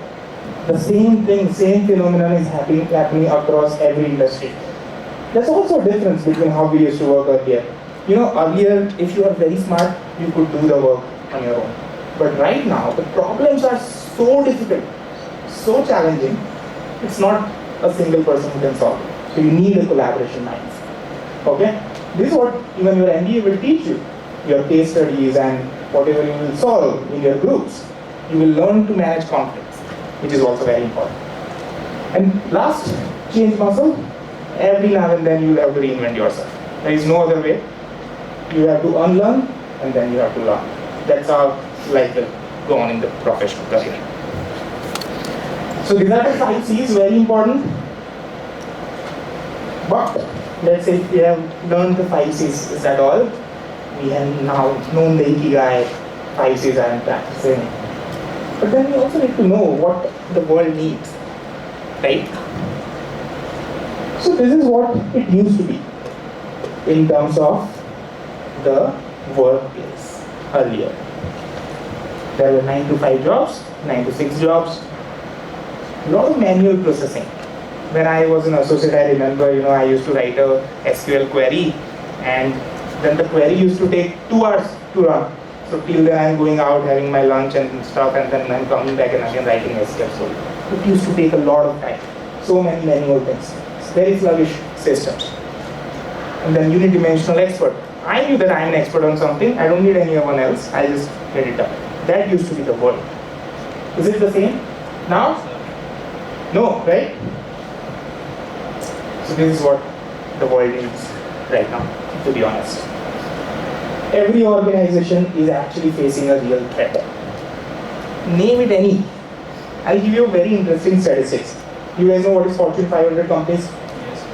Yes. So let's guess. How many of the Fortune 500 companies that would have existed 10 years back are still there?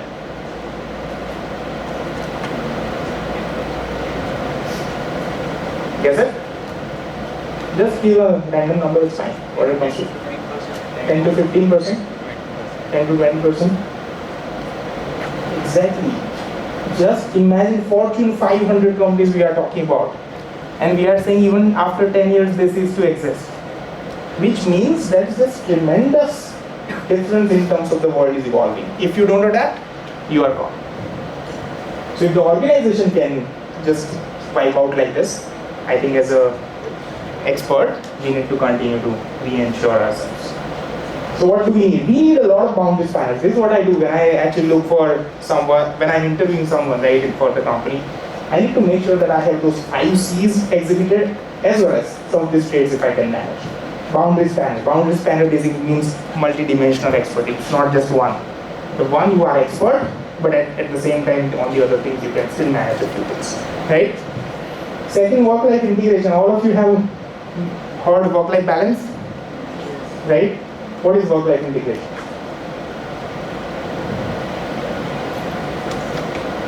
Anyone wants to guess? As the name suggests, basically you have to integrate. There are times where you actually are working, but then you have to actually find a personal time out of it. So now there is, and then if you are actually doing your personal work, but there's a work commitment, you have to do it, right? And this is what I'm talking about as a junior roles, but as you become leaders, I'm thinking from that perspective. 5 years, 7 years down the line, you will hopefully become a leader somewhere, and this is what you will face. Personalized business thinking.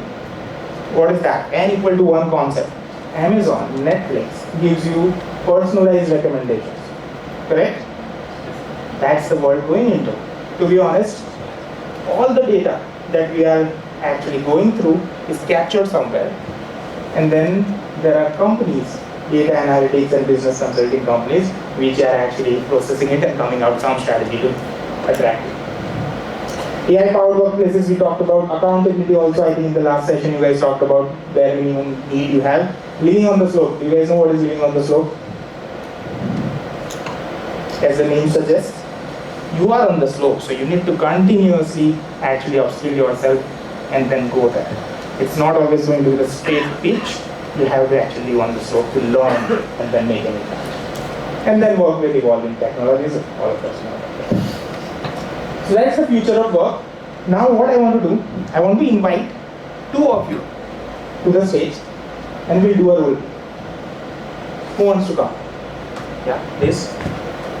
Come on, amazing. Come forward. A big round of applause for both of them, guys.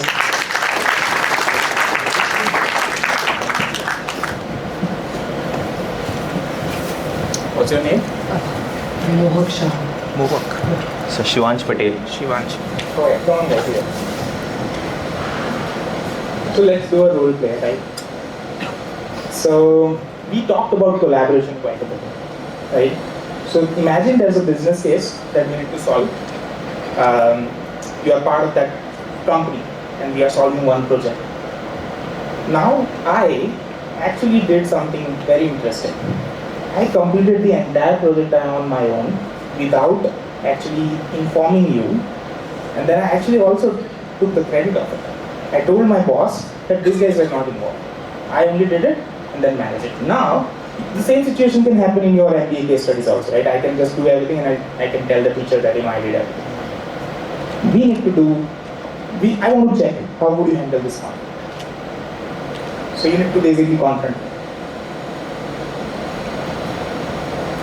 Take a minute, think about it.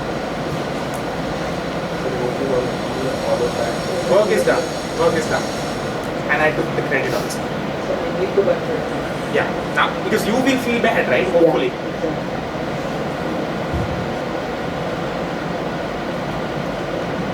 So first of all, I would feel bad about one thing.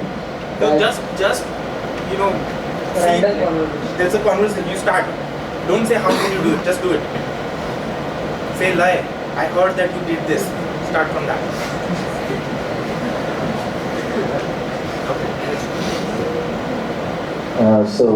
I listened that you completed the work alone only and submitted to the sir. I personally didn't like it, but congratulations that you finished it on your own. But then too, it would be great and there would be more options and more good work can be done if we have worked together. Although you have completed it, so congratulations for that. But for the next time, if you do that, I would love to join you for the work and I would always be there for you if you need any help. But personally, I didn't like that. Okay. So I know. I mean, see, it was so easy. I felt like not a need to involve you guys, you know, and so that's why I did it and I just submitted it. Hopefully, it's not a big deal for you guys. But I feel like if I could have been in the brainstorming process, or I could have even given some better ideas which can accelerate the work. So if we would have worked as a team, we could deliver the project faster and with some more effective ways. That's what I feel. But personally, if you wanted to go with that, you did your own decision. But personally, we didn't both feel right about that. Sorry for, I mean, I didn't know that you would feel that way. I felt that in fact you will feel happy. You don't need to work, right? I did everything. But I'll take care in the next time. Okay? Thank you. Okay, awesome. So, what did we observe here? Very interesting. You both felt bad, right? And these are the real world problems, by the way. MBA is okay. That you will see every day to day in the professional world.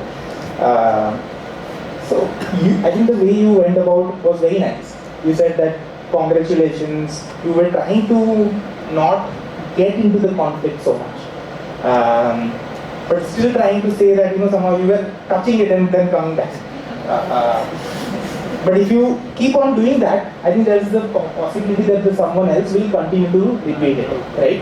You need to acknowledge that, okay, you did it maybe okay, but I didn't feel good. The way you did it was very nice.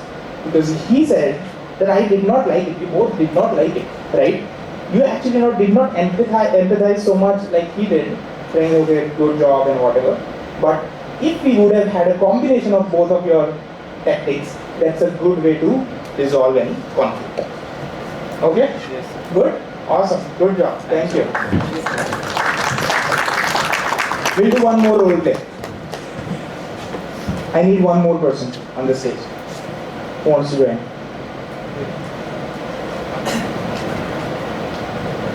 Come on, it's okay. This is what the MBA programs you are there, right? You need to show your skills. Anyone? Else I will get to this. That's one. It will be a simple problem, don't worry. Not this complex. Or should I ask Chetan to choose one? I'll give you some gifts if some of you joins.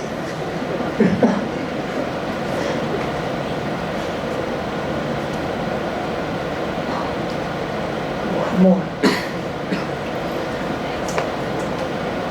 Oh.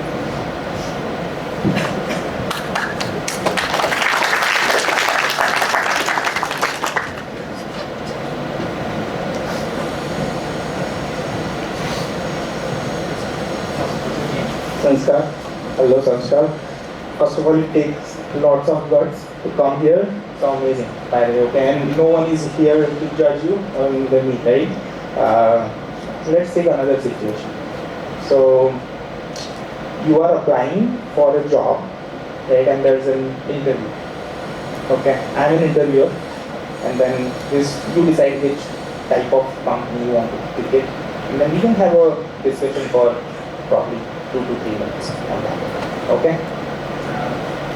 Which kind of company? BPO. BPO? Okay. Cool, so that's the job interview. Right? Okay, hello, Sansar. How are you doing? Good sir, what about you sir? I'm doing great. So I wanted to actually start with some of my introduction. I've been leading this BPO team for quite a bit. We have a team of almost 500 folks. And I went through your CV, pretty impressive. Can you tell me a little bit about yourself? Yes sir. My name is Sanskar Saraswat and I have completed my MBA from Dr. D.Y. University. And apart from that, I have 2 certifications in communication skills as well from Coursera, EDX as well. And apart from that, I am Bangalore for certification regarding communication skills. And when it comes to my hobbies are reading books, and that really helps me in building my communication skills as well. And that's all.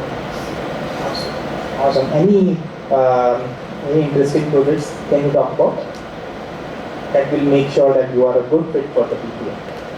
Yes, I think BPO industry requires a good collaboration between teammates because this is BPS service. We have to solve real-time problems for the customers. So once I was interning in TCS, that is Tata Consultancy Services, and there was a problem like there was a lack of coordination in the team.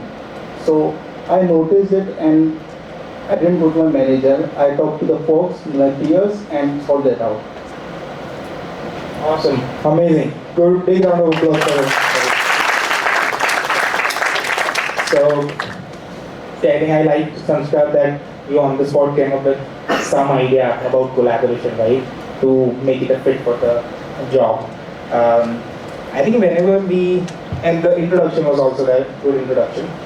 Whenever we kind of interview someone, right? And the biggest thing that comes to our mind is that within 5 minutes, majority of us judge, which is not a good thing. But I'll tell you that majority of us judge within the first 5 minutes that if this person will be a good fit or not. So what I think I would say that whenever you are actually preparing for anything in terms of your presentations, first 5 minutes are very, very important. In that first 5 minutes, it could be talking about your strengths, it could be talking about some of your achievements. It should come there right away, right? And then I think the conversation will go on. Okay, so I think that is about it in terms of some of the things that we learned. Lastly, some call to action. 3 things. So I will actually ask you guys to focus next 30 days on the 3 things that we discussed. Discover your ikigai, right? Spend a little bit of time thinking about what it could mean. Develop the skills of those 5 C's that we just talked about, right? Make sure you practice it, which is the deploy. Everywhere you are actually in presentation, solving any problems or presenting to your teachers, talking to your peers, do that. It's very, very important. And to be honest, see, I'm happy to commit that if after 30 days any of you feels that there is something interesting has come out for you based on that exercise, please share your stories with me. I'm happy to listen. I'm actually happy to help you if you have any dilemmas post that. You all can reach out to me on LinkedIn. If you type Adaldas VS Associates in the entire world, there is just one person because of the amazing surname and name that my parents have kept. So you'll find me very easily on LinkedIn. And that's what I will basically leave you with. The best time to plant a tree was 22 years ago. The second time is now. Hopefully you basically have started your journey now with DY Patil MBA College and you grow it into a big thing. That's all. Thank you.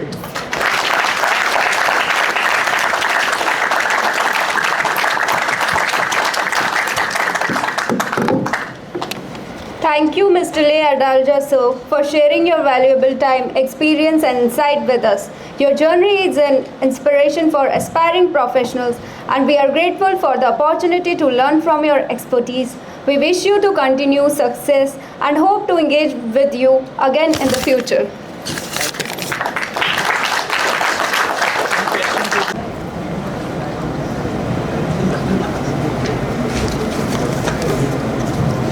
Good evening everyone. I, Tejal Chaudhary, welcome you all the bright, ambitious and passionate minds of the batch 25-27. Today marked not just the beginning of your academic journey at Dr. D.Y. Patil B School, but also the start of a vibrant campus life full of learnings, discovery and self-expression. Our institute strongly believes in the importance of the co-curricular involvement as a part of your holistic development. One such dynamic and creative platform is our DYPBS Theatre Club, where stories come to life, emotion find expression, and leaders are made both on and off the stage. Whether you are a seasoned performer or someone simply curious about the world of theatre, this orientation is designed to welcome you, inspire you, and introduce you to exciting opportunities that lies ahead. Our theatre club has proud history of achievements, which showcase the skill and commitment of our students. We have been honored with 2 national awards at Mode Indigo, Asia's largest cultural fest held at IIT Bombay, for the batch 2022-2024 and 2024-2026. Additionally, our cultural club has twice won the top and honor including Best Actor, Best Director, Best Music and Best Lights at different district level competitions such as Vedant Karandak, Duff Karandak and in the prestigious Purushottam Karandak.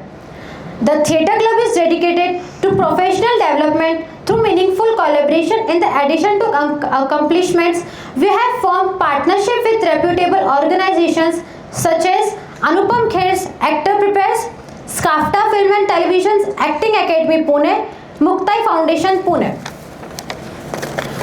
Shortly, our Theatre Club will proudly initiate a distinguished partnership with one of the most esteemed institutions in the nation, the National School of Drama, Delhi.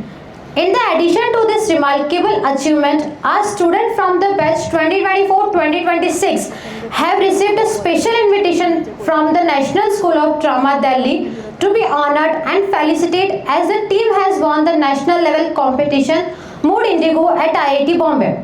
They engaged in enriching 5-day workshop from 5th of July 2025 to 9th July 2025 organized by NSG, providing an exceptional opportunity to gain insight from leading experts in the field. And now, to take further into the world of stagecraft, storytelling and performance, I would like to invite someone who lives and breathes theatre, a passionate artist, an inspiration leader, and a driving force behind our club's energy and success. Ladies and gentlemen, put your hands together as I hand over the mic to Professor Vaibhav Vasankar.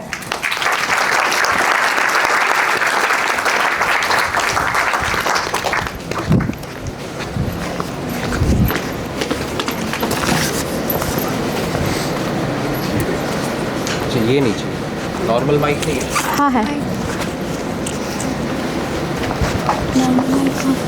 Sir mic नहीं sir ये recording के लिए just I said good evening everyone.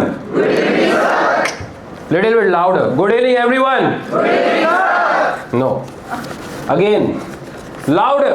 Good evening everyone. Good evening sir. Yeah, that sounds cool. So today's session basically on the orientation of theatre or drama, right? So before directly jump into the direct orientation part, I'd like to introduce myself. I am Professor Vaibhav Vasankar, Faculty of Marketing and Operations and Supply Chain Management here. So I am working here from last 4.5 years, right? If I talk about my qualifications, I don't have that much degree with me. Very few degrees I am having. First, I have done my engineering from Savitribai Phule Pune University. After engineering, means after BTech, Bachelor of Technology, I have completed my second course, which is MBA, Masters of Business Administration in Marketing Management.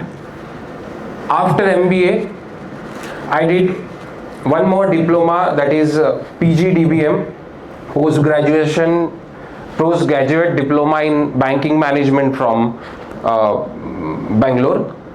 After PGDBM, I have completed my double MBA from Pune University itself. Means my specialization was operations and supply chain management. After double MBA, right now I am pursuing PhD in management from Pune University. This is all about my very small qualification, right? If I talk about my internship part, not that much in big companies, but I have completed 3 internships. First was in IOCL, which is the government company, Indian Oil Corporation Limited. Second was in Hyundai Motors Private Limited. And third was in Airtel, Bharti Airtel. All of you know it? Yes. So this is all about my very small introduction. So now today's session basically on the orientation of theatre, right? So as all of you know, you all knew it, we have 3 multidisciplinary courses are here, right? What are that? Drama, music and dance, right? So 3 compulsory multidisciplinary courses, right? So these are why I'm saying this. All these courses are compulsory because they are having their own credit, whatever 1 credit, 2 credit, 3 credit, right? So without passing that subject, you will not get any mark sheet, right? So so basically, before going to the multidisciplinary, what is interdisciplinary? Do you know what is the interdisciplinary and multidisciplinary? I'll tell you. So interdisciplinary means your specialization, ma'am? Marketing. Suppose you are pursuing the marketing management. So The interdisciplinary courses means related to your subjects. Suppose you are studying the marketing management and you are taking, you are doing some other courses like digital marketing, search engine optimization, right? So these are related to your subjective knowledge. That means interdisciplinary courses. Multidisciplinary means out of the course nahi yaar, means extraordinary something activity, means extra activities, right? Extracurricular activities that comes under the multidisciplinary courses. So we have 3 multidisciplinary courses. You can choose any one of them only, right? So multidisciplinary courses are different thing. Clubs are different thing. How many clubs are there, ma'am? More than 10. I think 10 to 20 clubs are there, right?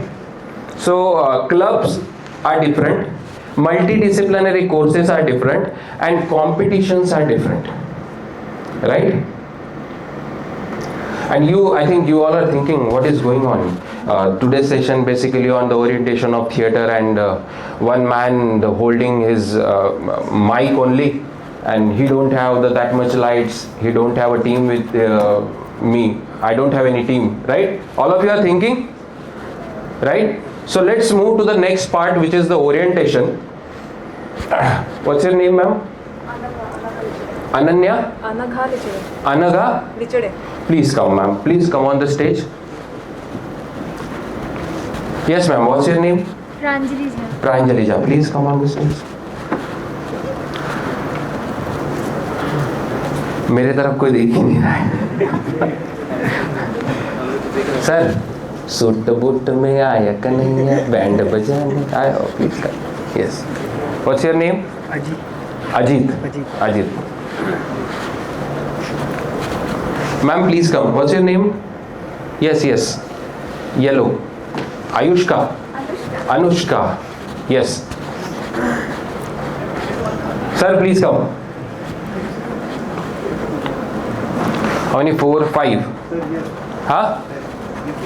You wants to come? Please come. Very good. Clap for her. Very good. Please come.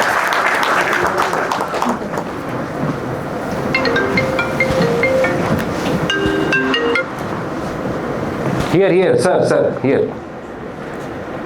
You are the showstopper. Please come. Okay. Sir, can you please introduce yourself in 200 words?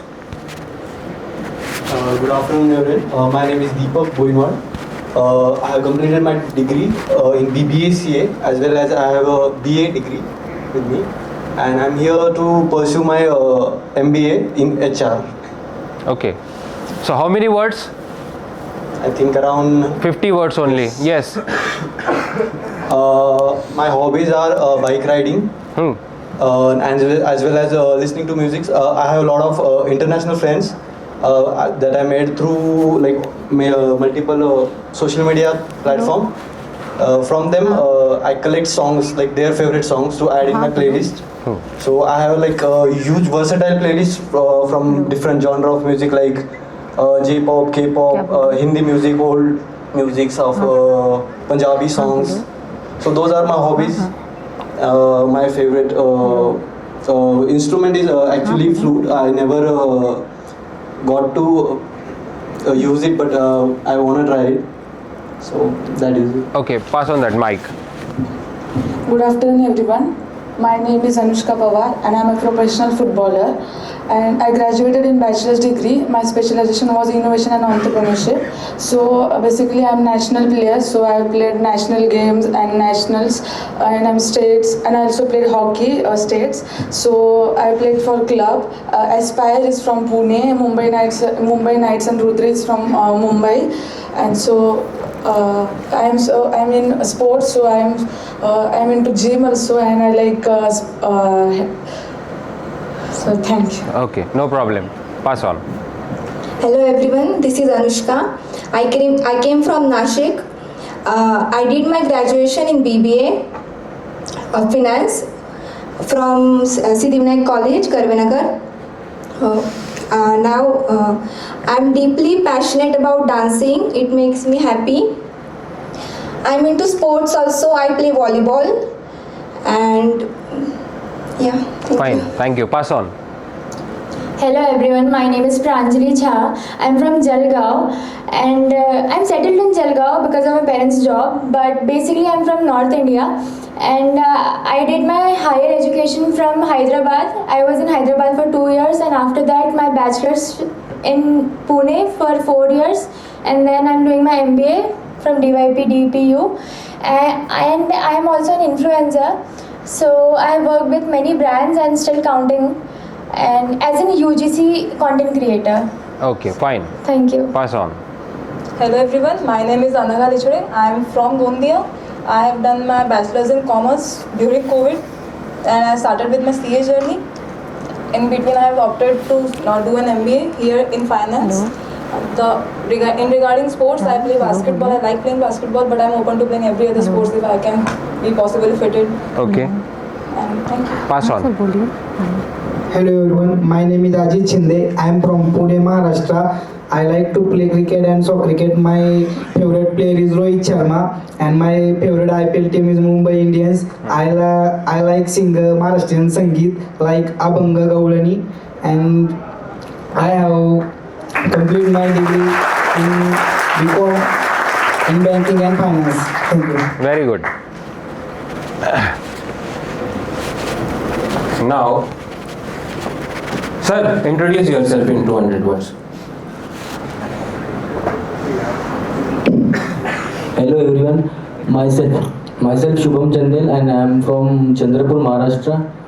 I have completed bachelor's degree in BCom honors. My hobbies are playing cricket and volleyball. That's it only. I said 200 words. Did you notice something? Have you seen something? These all are your batchmates, right? Correct? What do you have noticed? They are not able to speak about themselves. Yes, they are not able to speak about themselves in a confident way. Some of them are underconfident, right? Some of them, they don't have their body language. Some of them standing like this. Some of them standing like this. Some of them standing like this. Right? This is an interactive session. Please interact with me. Try to, at least try. Right? They are not able to stand. They are not able to speak. They are not able, they are not confident enough. They don't have that much body language or they don't have that much subjective knowledge. Getting my point? Why? So you have taken the admission here, right? Yes, sir. So how much you have invested here? 6.5. 6.5 means around after calculating your all these expenses, how much? 10 lakhs or 12 lakhs? है ना? अपने अपने हिसाब से, किसी के शौक पानी के हिसाब से, correct? Right? You have a girlfriend? No. No? At least make here too. Yes, sir. Right? Right? So why you are expecting from me or yourself? So how much you are expecting the package? Around 10 to 12 minimum. You have invested how much here? 6.5 lakh and you are expecting from us 10 to 12 lakh. Why? Yes, sir. Why? Sir, I think I can achieve that with my skills, upgrading my skills. And Okay. So all of you wants to place in multinational companies, right? Can you please tell me any name, any 5 names of multinational companies, ma'am?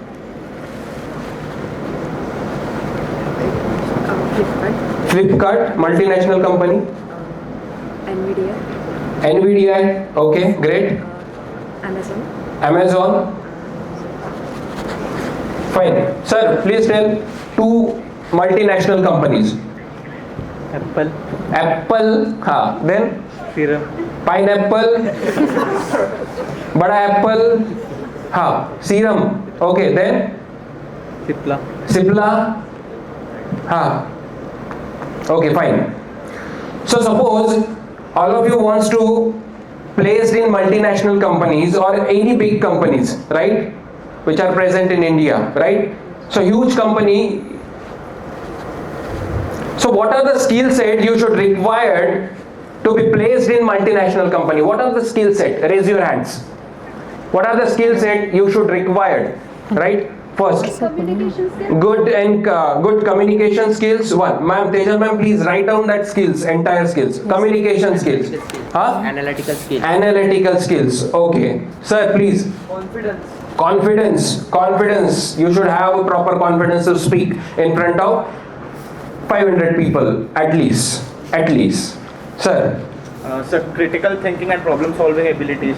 Critical thinking and problem solving abilities. Good.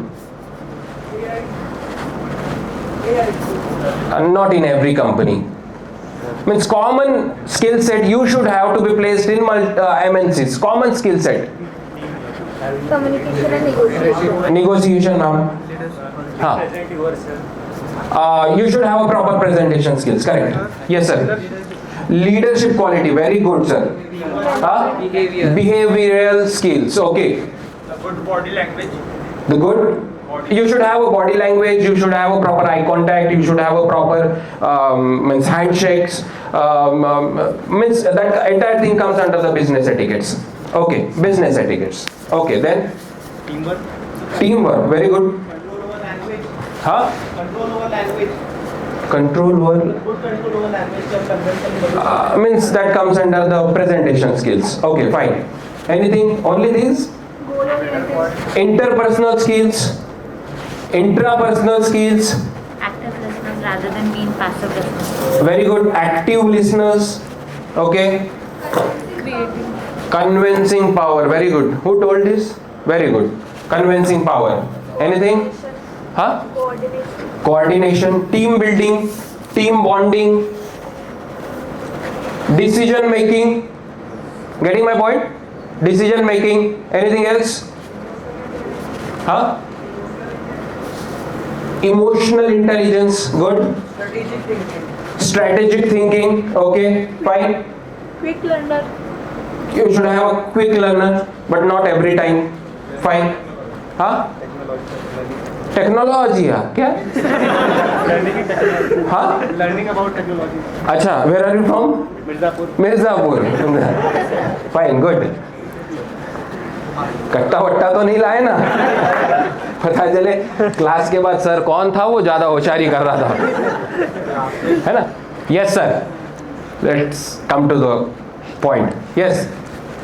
Skills. Follow rules and regulations. Fine. Okay. Ma'am, how many skill set? Anything else? Raise your hands. Adaptability. Correct. Listener. Good listener. You should have a good listener. Then patience. Relationship building. With whom? She said relationship building. With whom? Employees or customer? With whom? You want to build your relationship. With whom? Okay, you should have a proper relationship building skills. Okay, fine. Then observation. Very good. What management? You should have a management skill. Fine. Yes, sir. You should have a subjective knowledge. Correct. Thinking about the unique mind. You should have a unique mindset, or you should think something out of the box. Yes. Creativity. Correct. Time management. How many skills, ma'am? So 25. Total 25 skill set. So at least you should require total 25 skill set to be placed in multinational company or any good company. But all these terms are theoretical, right?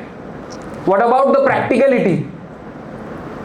All this stuff you should have if you want to place in MMC, you should have a leadership skills. You are telling every time when you go to any interviewer asks you which skill set you are having. You say, I have a leadership skills, sir. I have a decision making. I have a decision making skills, I have interpersonal skills, intrapersonal skills, I am very good at team bonding, I am very good at relationship building. But how? You have certificate? Ma'am, you have certificate for relationship building? You have certificate for team bonding? You are having any certificates for this? What about the practicality?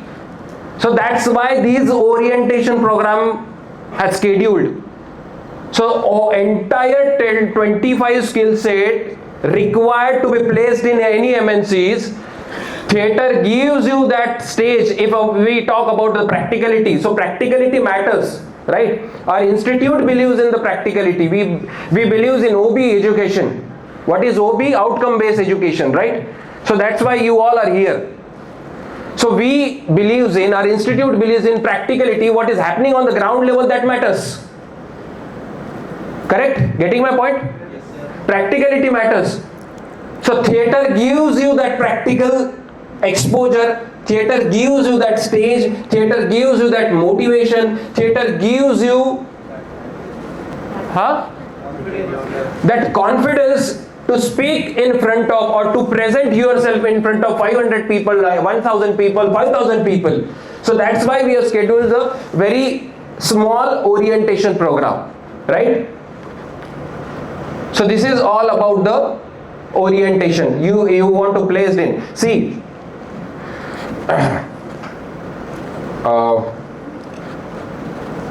suppose you are placed in, consider you are placed in Amazon. Right? What's your name, ma'am? Sania. Yeah, Sania. You are very professional. You looks professional. You are placed in Amazon. Consider you are placed in Amazon. So people will say, how are you, Sania? People will say, correct, how are you, Sania? If you are not placed in Amazon, or you are placed in Jai Mata Di Enterprises, people will say, who are you? Are you getting my point? Your placements matters. And theater will polish directly. Theater is directly proportional to your placement. Why?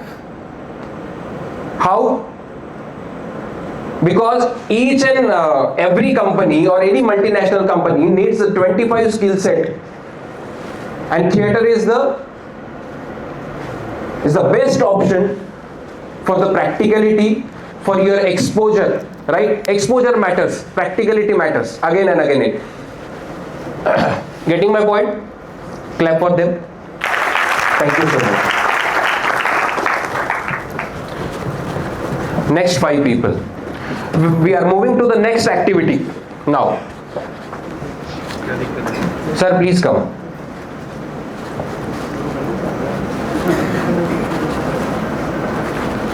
Yeah, go to the stage. Sir, please come. You want to come? Please come. 3 boys. How many girls are there? No one? All are boys? Please come.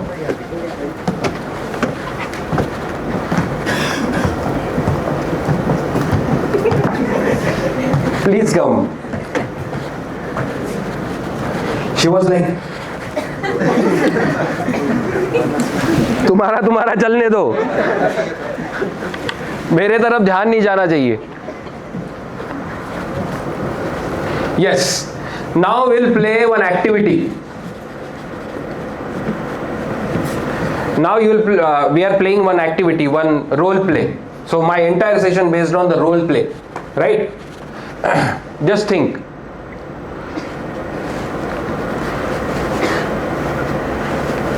Whatever I am saying, you need to copy and say it again, right? Shall we play? Shall we start the game? Yes, sir. अरे यार, खाना नहीं खाए? Yes, sir. MBA के हो ना? Yes, sir. Shall we start the game? Yes, sir. Shall we start the role play? Yes, sir. Okay, fine. That sounds cool. You all need to say who? Who? Ha. Ha. What do you have to say? Who? Ha. Hello. Getting my point? Yes. Getting my point? Yes, sir. Getting my point? Yes, sir. Getting my point? Yes, sir. Okay, fine. What do you have to say? Who? Ha. Start. Ha. Who? Ha. Who? Ha. What I say? Who? Ha. What you said? Who? Ha. No. Yes, ma'am. Who? Ha. Who? Ha. Yes, sir. Who? Ha. Who? Ha. Who? Ha. But in a louder way. Now in a louder way, right? All of you. 3, 2, shall we start? Yes. 3, 2, 1, go. Who? Ha. You said we should have a relationship building. We should have a team bonding. So where is team bonding? Where is team means relationship building? What is the teamwork? Again, I'm giving you one more chance. What do you have to say? What was that word? देखो. Ha. Again. What? Ha. Say it again. Who? Ha. 1, 2, 3, go. Little bit louder यार. खाना नहीं खाए क्या? MBA के हो ना? हाँ. Team building, team bonding. I'm giving you one more chance. चलो 3, 2, 1, go. Little bit louder. 3, 2, 1, go. Now you need to repeat this twicely. Who, ha, who, ha. Getting my point? 3, 2, 1, go. Yes. And what is your job? After who, ha, you all need to say.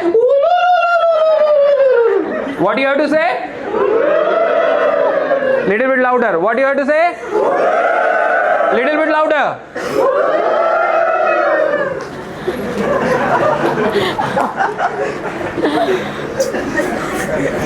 Shall we start? Yes. Shall we start? Yes. Little bit louder. Shall we start? Yes, sir. Okay. After two who ha, you need to say. Very simple. Yes, sir. 3, 2, 1, go. Who, ha, who, ha.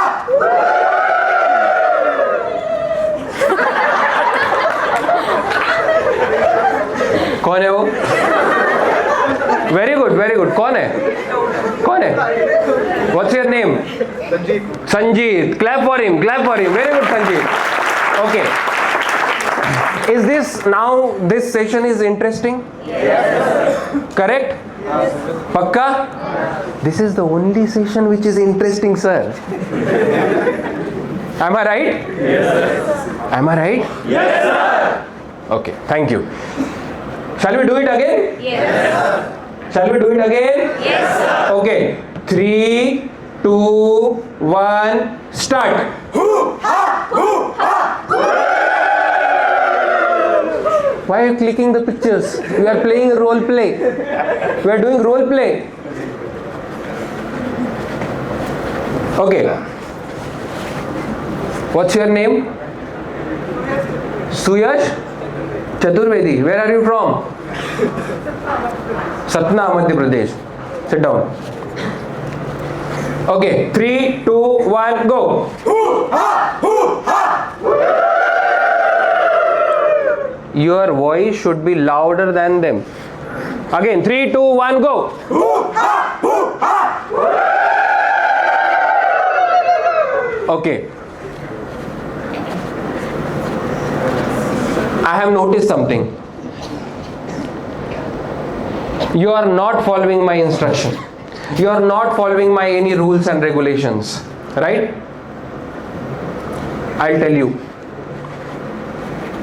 What I said, they need to do hoo ha, and you all need to do right? But mark my words, 50% of boys were like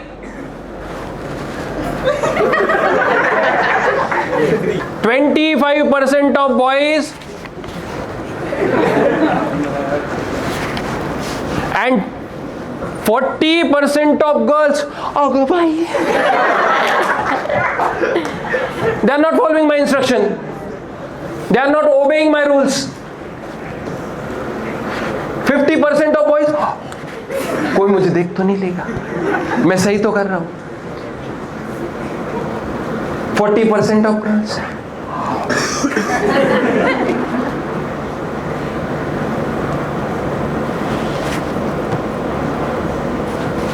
Shall we do it again? Yes. Okay.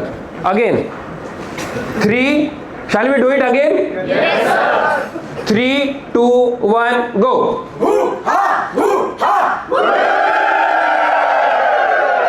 Again. 3, 2, 1, go.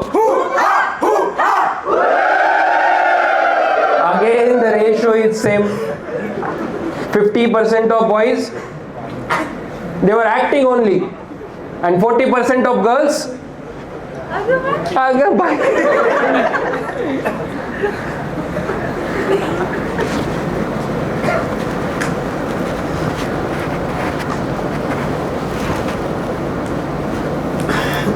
You are not following my any rules. You are not obeying my any instructions, right? You want to place in MNC. Again, सारे points को मैं दोहराऊंगा, right? What you all are doing, you are waiting for something, right? I think you are waiting for the right time, then I speak. I think you are waiting for the right place, right? Okay, or you are waiting for the right decision. If you want to successful person in your life, mark my words or write down. Mark my words. If you want to become a successful person in your life, don't wait for the perfect timing. Don't wait for the perfect place. Don't wait for the perfect decision. Just take the decision and make it perfect. This is the only rule, or this is the only law for the success. That's why we have scheduled this orientation program. Please sit down. Thank you so much. Clap for them.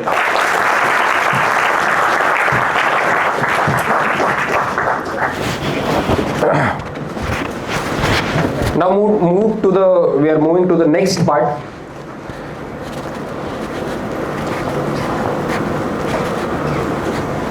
Settle down fast. When I entered to this classroom or this auditorium, I think your perception was different that time, right? Only one man came.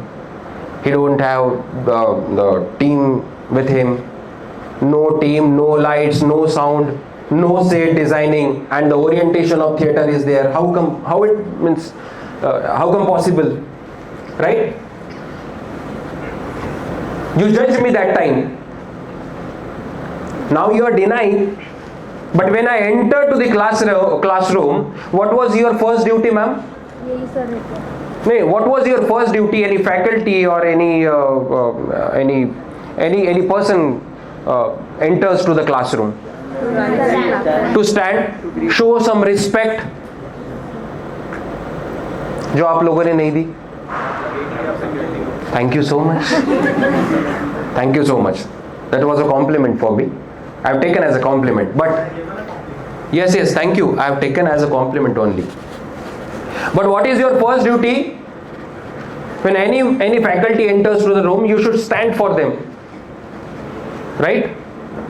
जो आप लोगों ने नहीं किया. You judged me that time. You have made a proper or any perception about me. क्या ही होगा? But I think now your perception is different.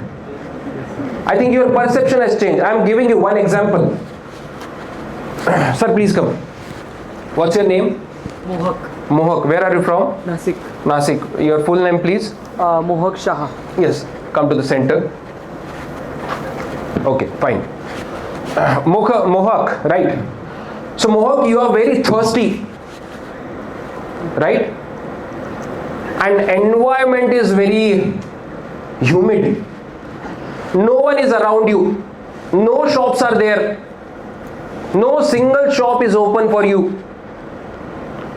And there is no source of water around you. About means it's almost in 5 kilometers round. Nothing is there. What you will do that time? I would bear with the thirst until I get some. No, you are just about to die. You are very thirsty. How you feel that time? How you feel? So you want me to act or? No, I don't want any act. Just tell me. How you feel that time? You are very thirsty and nobody is around you. No shops are open. No one is there. I would give up. You would give up? Most of you. Right? You will give up. You start walking, you start walking, you start walking, you start walking, and then suddenly you see a very long building. 30th floor, 35th floor building. Right? And one man is holding a glass of water for you. And he is offering a water for you. How do you feel? Hope. Hope? Hope? How do you feel? Someone is offering a glass of water for you on the 35th floor. And he says, "Sir, wait for a few minutes, I am coming to you." How you feel now? "I have a glass of water for you." He said, "I have a glass of water for you. Wait for a few minutes, I am coming to you only." How you feel? Relax, मैं तो मैं ही चले जाऊँगा उसके बाद. नहीं, how you feel? He said, "Wait for the few minutes, I am coming to you." How is it? Satisfaction या एक अच्छा लगेगा क्या? यार आदमी है कि भगवान है, लगेगा ना? No one is around you, no shops around you. You are very thirsty and someone offered a glass of water for you. He said, "Sir, wait for a few minutes, I am coming to you." क्या लगेगा यार? आदमी है कि भगवान है? Right? Then you sat in one corner and you start waiting for him. He'll come, he'll come, he'll come. 5 minutes left. He's coming. I'm thirsty. 10 minutes left. Coming. He's coming. 15 minutes left. He's coming. 20 minutes left. Is he coming? 25 minutes left.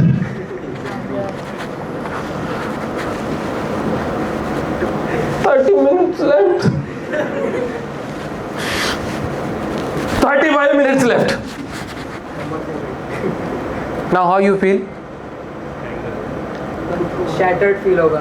Shattered feel होगा? You change your perception about him who was offering the glass of water for you? Yes. Right? Yes. And you just about to step out for the other path or other way, step out for other way or step out for finding other way. He came and he called you, "Sir, where are you going? Please stop." "Sir, please stop. I have a lemon soda for you. I have made a lemon soda for you. I thought the environment is very humid and temperature is very high. That's why I have made a lemon soda for you." Now how do you feel now?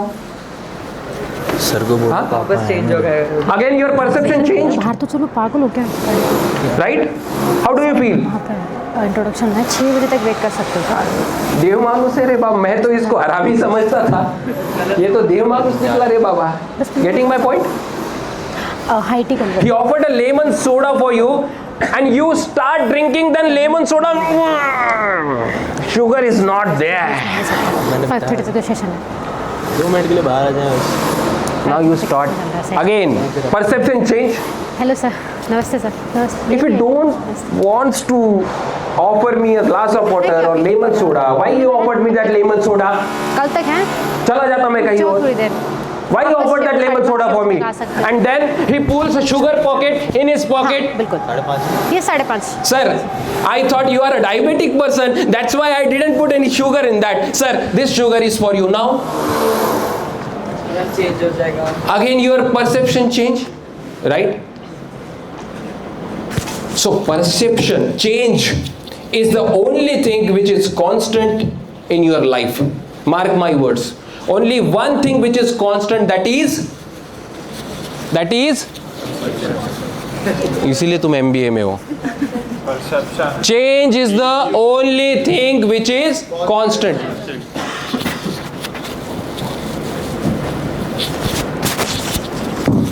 Tejal ma'am, तो मला काही बोलायचं आहे तुम्हाला? नाही ना? Okay, fine. So change is the only thing which is constant, and don't make a perception about anyone, and don't judge a book by its cover, right?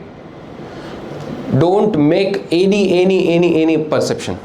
Please sit down. Thank you so much. Now I'm telling you my personal experience, right?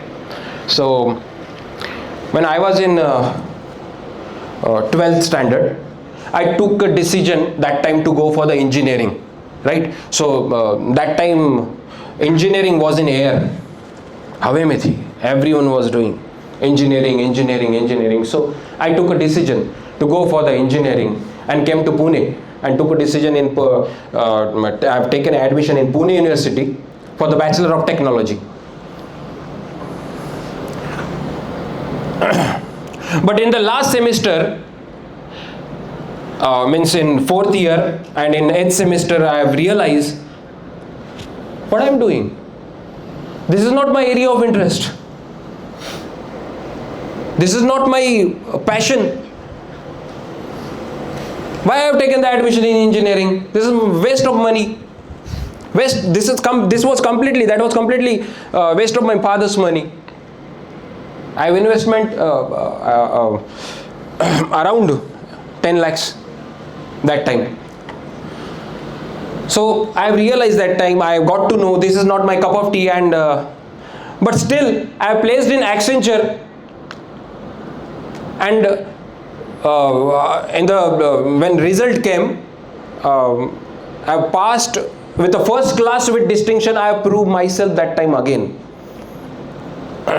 If you are walking in any path, you need to prove yourself each and every time. All of you getting my point? You all need to prove yourself. So I have taken a very bad decision to go for the engineering, but still I have proved myself that time. I have completed my engineering with first class with distinction. Then I have taken admission in MBA, Masters of Business Administration, something new. I have taken an admission in Masters of Business Administration in Marketing Management, right? But again in the last semester, I have realized what I am doing here. Again, this is not my cup of tea, or this is not my area of interest. I am wasting my time. But still I placed in ICICI Bank as a deputy manager that time. Again I proved myself, right? I am giving the example. Change is the only thing which is constant. Still that time I placed in ICICI Bank as a deputy manager, and when I was working in ICICI Bank, after 1 year I realized my inner voice whispered, what? Seriously? सुबह उठते उठते FD, RD, CASA, current account, saving account. Seriously? My inner voice whispered and told me, again, this is not your job. I left that job and came back to Pune again. Then again I have taken the admission in double MBA in Operations and Supply Chain Management. Again something new. Again in the last semester, I got to realize why I have taken this admission. मैंने जिंदगी में इतनी की है कि क्या ही बताऊं. So in the last semester I realized again this is not my cup of tea. But still I placed in Tata Industry as operations and supply chain manager. I was in Tata that time. I was handling the entire Gujarat circle. I was in Ahmedabad, so operations and supply chain manager. But again, working with the Tata Industry, I have realized again, this is not my cup of tea. Why I have joined the Tata? I came back to Pune. And then I have joined one more institute is there. So I was working there as an assistant professor, and I switched and that institute, and from last 4.5 years I am working as a assistant professor here in marketing and operations and supply chain management. So now at the end, means after almost 8 years I got to know. So teaching is my passion, right? Speaking is my passion. Communication is my hand, right? So after 8 years I realize, so it will take time, and try to accept the changes, right? And don't judge anyone. Don't make a perception about anyone. I'll tell you my personal experience. When I was nothing, means when I was in engineering, when I was nothing, nobody looks at me. Seriously, I'm telling you the truth. Nobody look at me. Nobody stop and stare at me. Nobody wants to communicate with me, because I was nothing that time. Everyone was laughing at me because I was doing theater that time. Everyone was laughing. Seriously, I'm telling you the truth. No one stare at me, no one stop, no one wants to communicate with me. Why? Because I was nothing. I was nobody that time. But after 5 years, after 6 years, 7 years, when I won the Asia's largest cultural festival, which is the Mood Indigo IIT Bombay. We'll see some snippets of the Mood Indigo. We'll tell you each and everything. After 8 years, almost 8 years, 7-8 years, I have won Asia's largest cultural festival in theater. I got a best actor, director, and best script award, whatever it is, right? Believe me, after 8 years, when I won the Asia's largest cultural festival, my ex-girlfriend messaged me. After 8 years. After 8 years, my ex-girlfriend messaged me, and what she texted? No patch up. What she's texted? I'm giving my personal example. No. I am happy to. Hi. I've seen your picture in XYZ newspaper. You have won the Asia's largest cultural festival. I'm so happy. I'm so proud of you, dear. Dear? After 8 years she realized. I'm so happy for you. I'm very proud of you, dear. After 8 years my ex-girlfriend messaged me.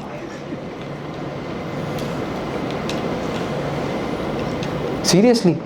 When I was nothing, nobody looks at me. Nobody stop and stare at me. Nobody wants to communicate with me. But after 8 years, she texted me. My ex-girlfriend texted me. I'm so proud of you, dear. Dear. Sir, please come, sir. ये अच्छा था, मुझे देखना था वैभव sir का। बैठिए please बैठिए please. You need not to stand up. Yes, sir.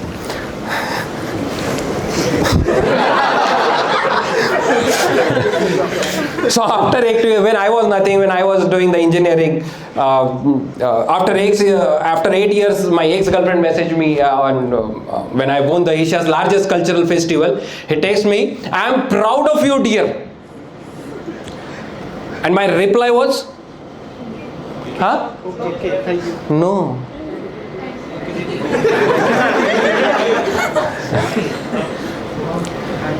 मैं डायरेक्टर सर में बोल नहीं पाऊंगा. मैंने बोला तेरी बहन की. मैं literally my reply was that, and I didn't text her. And I said ठुकरा के मेरा प्यार. What was that song? हाँ? इंतकाम देखेगी. So don't make a perception about anyone. Don't make don't judge anyone. And I said before some time, try to accept the changes. And change is the only thing which is constant in the world, right? And I have written one shairi for her.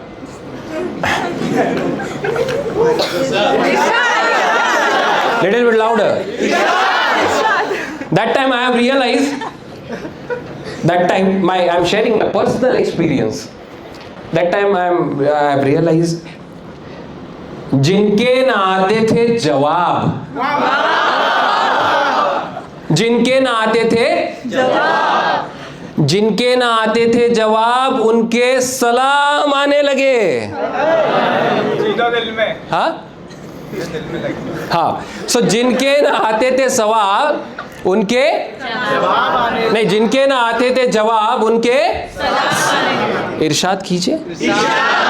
जिनके ना आते थे जवाब, उनके सलाम आने लगे. मेरा वक्त क्या बदला, मेरे नीम के पेड़ पर आम आने लगे. So try to accept the changes. And when I was nothing, my time was bad that time. My inner voice seriously whispered, वक्त जब आंखें फेर लेता है ना, मार्क माई वर्ड्स, वक्त जब आंखें फेर लेता है ना, तो शेर को भी कुत्ता घेर लेता है. Right? So this is all about my experience, what I have told you. Right? So we have a 3 multidisciplinary courses here. First, dance. Second, music. Third, drama. And all these courses are seriously important for everyone because they are having their own credits. So now we are jumping to the direct video part. I want to show you some snippets from Mood Indigo.